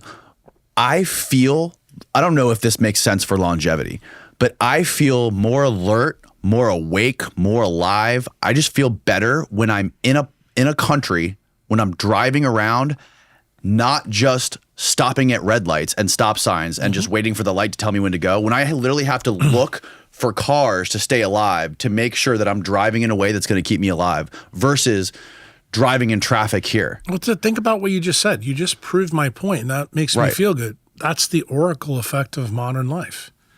And you don't realize what you're designed to do is go run on the tectonic plates and run under a tree, sit there and capture all the biophotons that come off the light through the leaves. You don't do that anymore. And then when you think about the car, you're sitting in a car, glass blocks all the UV and 40 to 60% of the red. So unless you roll the window down or open the moonroof, you're fucked. Right. So you are having an alien experience in the car. Yeah. And that's the reason why you feel that way. What are your feelings controlled with? Melatonin and dopamine, serotonin. These are all aromatic amino acids that absorb light. Like, everything always comes back to light. The problem is the idiots that you listen to, they don't know that. Yeah, nobody talks about it. Well, dude, I've been talking about it for 20 years. Probably more than anybody, honestly. The circadian rhythm and getting access to the sunlight. Well, But a lot of people talk about, like, the muscle is important for maintaining your glycogen and your energy stores. And people don't even know that in muscle, the single most important thing is actually dopamine. Dopamine controls the fiber type. The fiber type controls the glycogen stores. They don't even get that right. Dude, all these paleo meatheads, like, for example, Dom listens to all this stuff. he's been a bodybuilder his whole life. I know, but you got to realize that's his half truth. And the thing is, I'm going to tell him his longevity is not going to be buried when his biceps are big. He's a smart guy. Hopefully he's going to wake up down the road and say, I need to begin to optimize the mitochondria in my heart and my brain. Can you do both at once? No, because it's a zero-sum game. What I mean by that, energy, remember from the first law of conservation of energy, it can't be created or destroyed. So because what you're doing with mitochondria, if you put it where it's not supposed to be, you're stealing from where it's supposed to be. This is the reason why, I don't know if you remember one of my good friends, he's dead now, but he's a guy like Dom, Charles Poliquin. And I always warned him when he was doing the things he was doing. I'm like, Charles, I know this whole physique thing with you. And I said, I'm telling you, you're going to get taken out like your family members did, and it's going to happen before you're 60. And bro, he argued with me up and down, and he did a lot of things outside, but he just didn't do enough. Spent too much time inside, too much time with tech. He died at 58 years old with a heart attack. And he looked like Michelangelo's, David. So the point that I'm trying to make to you, I've tried to make it to several of my critics online recently. I did it with Dr. Alexis Cowan, Jasmine. When you have a physique like that, go and find me anybody who's 85 years old that looks like that. You're going to find like not a lot of people. Right, but it does, I mean, muscle atrophies when you get older, your testosterone's lower. Stop. Think about what you just said. Muscle atrophies when you're low. What is nature telling you? So everything atrophies. Like the brain atrophies, right? Not all. Not true. No? Einstein, when he died at 76 years old, brain was not atrophied. That's not true. And I'm going to tell you, that's the interesting part of the story. I'm kind of glad you went down this path. I didn't think we were going to, but I'm going to tell you that you need to really understand that the body plan of mammals, the whole category of mammals. When you go to the Museum of Natural History in New York, you see tons of them, and they look all different, and they all have different issues. You know what determines, this is the really f***ed up thing about biology. There's something called Kleber's Law. Kleber's Law basically says the lifespan of a mouse and elephant, they still have the same number of heartbeats, no matter what. It's true. So Really? Yes. What is nature telling you? There is a power law at the basis of energy production, and it's called Kleber's Law. You can look it up. Okay. And there's a line. See the line right there? Doesn't matter where you are on the evolutionary path, you're always along the slope of that line. So what does that tell you? You're in a zero-sum game. And I remember when I learned about Kleber's Law, that's when I realized that having really big muscles when you're a human is a disadvantage. And the point that I try to make to guys like Dom, gorillas and chimps, what's the real difference between us and them? They have more intestine and they have more muscle. They don't have frontal lobes. Right. So they've made that change. They don't live as long as us. But we do it the other way, and our longevity is 20 to 30 years greater than theirs. So what is nature telling you? Where you bury your mitochondrial density is the key. So you said something to me interesting about 10 minutes ago. Jack, what do you see the future? The future is if we keep using technology that's stealing from us, it's causing electron steal, that what's going to go first? Our brains and our hearts. Now, that doesn't mean the first 30 or 40 years of our life that we can't do something amazing. To be honest with you, that's what worries me about the transhumanists. I think that's really what they care about. They don't really care that Susan Wojcicki died. She's 56. She's a useful idiot now. It's going to be the people, the new people that they're training. Are they thinking? Like the Google engineers that are there now, I think they're really important to Google. But do they have a shelf life? Is there an expiration date for transhumanists? The answer is yes. And when you become a drag, that's when they want to get rid of you. You asked me the teleologic question, the 80,000 foot question. That's the reason I think that they think the way they think. And I've discussed this with Nicole and her new boyfriend, and they actually agree with me. Why? Because they used to hang out with more of those assholes than anybody else. I don't let any of those people around me. To me, they're my mortal enemy. Like I would sit down with probably Adolf Hitler before I'd sit down with Sergey Brin. That's the truth. Wow. It's wild shit, man. Jack, Well, hopefully you have a little flavor of now. a little. Uncle Jack's chili. I've had a nice taste of Uncle Jack's chili, man. And I have a feeling, and I hope you'll be back for more sometime one day in the future. This was a fascinating conversation, man. Thank you so much for your time. I'm very grateful for it. No problem. Where can we tell people to visit your Patreon, your website, everything like that? It's Dr. Jack Cruise everywhere, like every social media place. The Patreon is patreon.com/Dr. Jack Cruise. My website is drjackcruise.com. Go to the forms. The forms are free. It'll take you literally 10 years. Hit the form button, Steve. Yeah, you got to register for the form. Unfortunately, you guys aren't registered. But if you go on there, that is like the walking Library of Alexandria for quantum biology. It'll take you 10 or 15 years to get through there. If you, I'm not kidding you. If you put my name and your disease in a box, dude, welcome to the jungle. Wow. That's fascinating. And believe it or not, that's why Rick and some of my friends, they want to do a movie about this because they feel like when someone dies, the library of their knowledge dies with them. And that's where I came up with the idea to put all this on the form so that it's there. You can search it. The problem is a lot of people ask me, they want me to be the librarian, and I think you probably already figured out how well that goes. I'm not here to be your librarian. Patreon is designed for you to do DIY. That's where you start, I think, with Jack Cruise. The more time you want with me, like say if you got a disease, then you got to become a member, like gold or platinum. That's when I give you one-on-one time. Okay. You can hire me as someone to rent my brain for an hour. I'll allow people to do that, but I do not allow the general public to do it. You have to be a member either at the gold or platinum level. Why? Because I need you to know some of the basics. Like some of the stuff you and I covered today, you know, about Becker's work, about semiconduction, about stuff like that. Right. Like if I start talking to you about what I want you to do, you're going to look at me and not know this. You're like, I just wasted money talking to this guy. And you probably did. But what I want to do is I want to elevate your game so that you understand where I'm coming from. And then I can easily now tell you, go read this book, go read that book. Like in other words, you don't have to believe me anymore. Right. In the beginning, you had to. Now there's books out that tell you I'm right.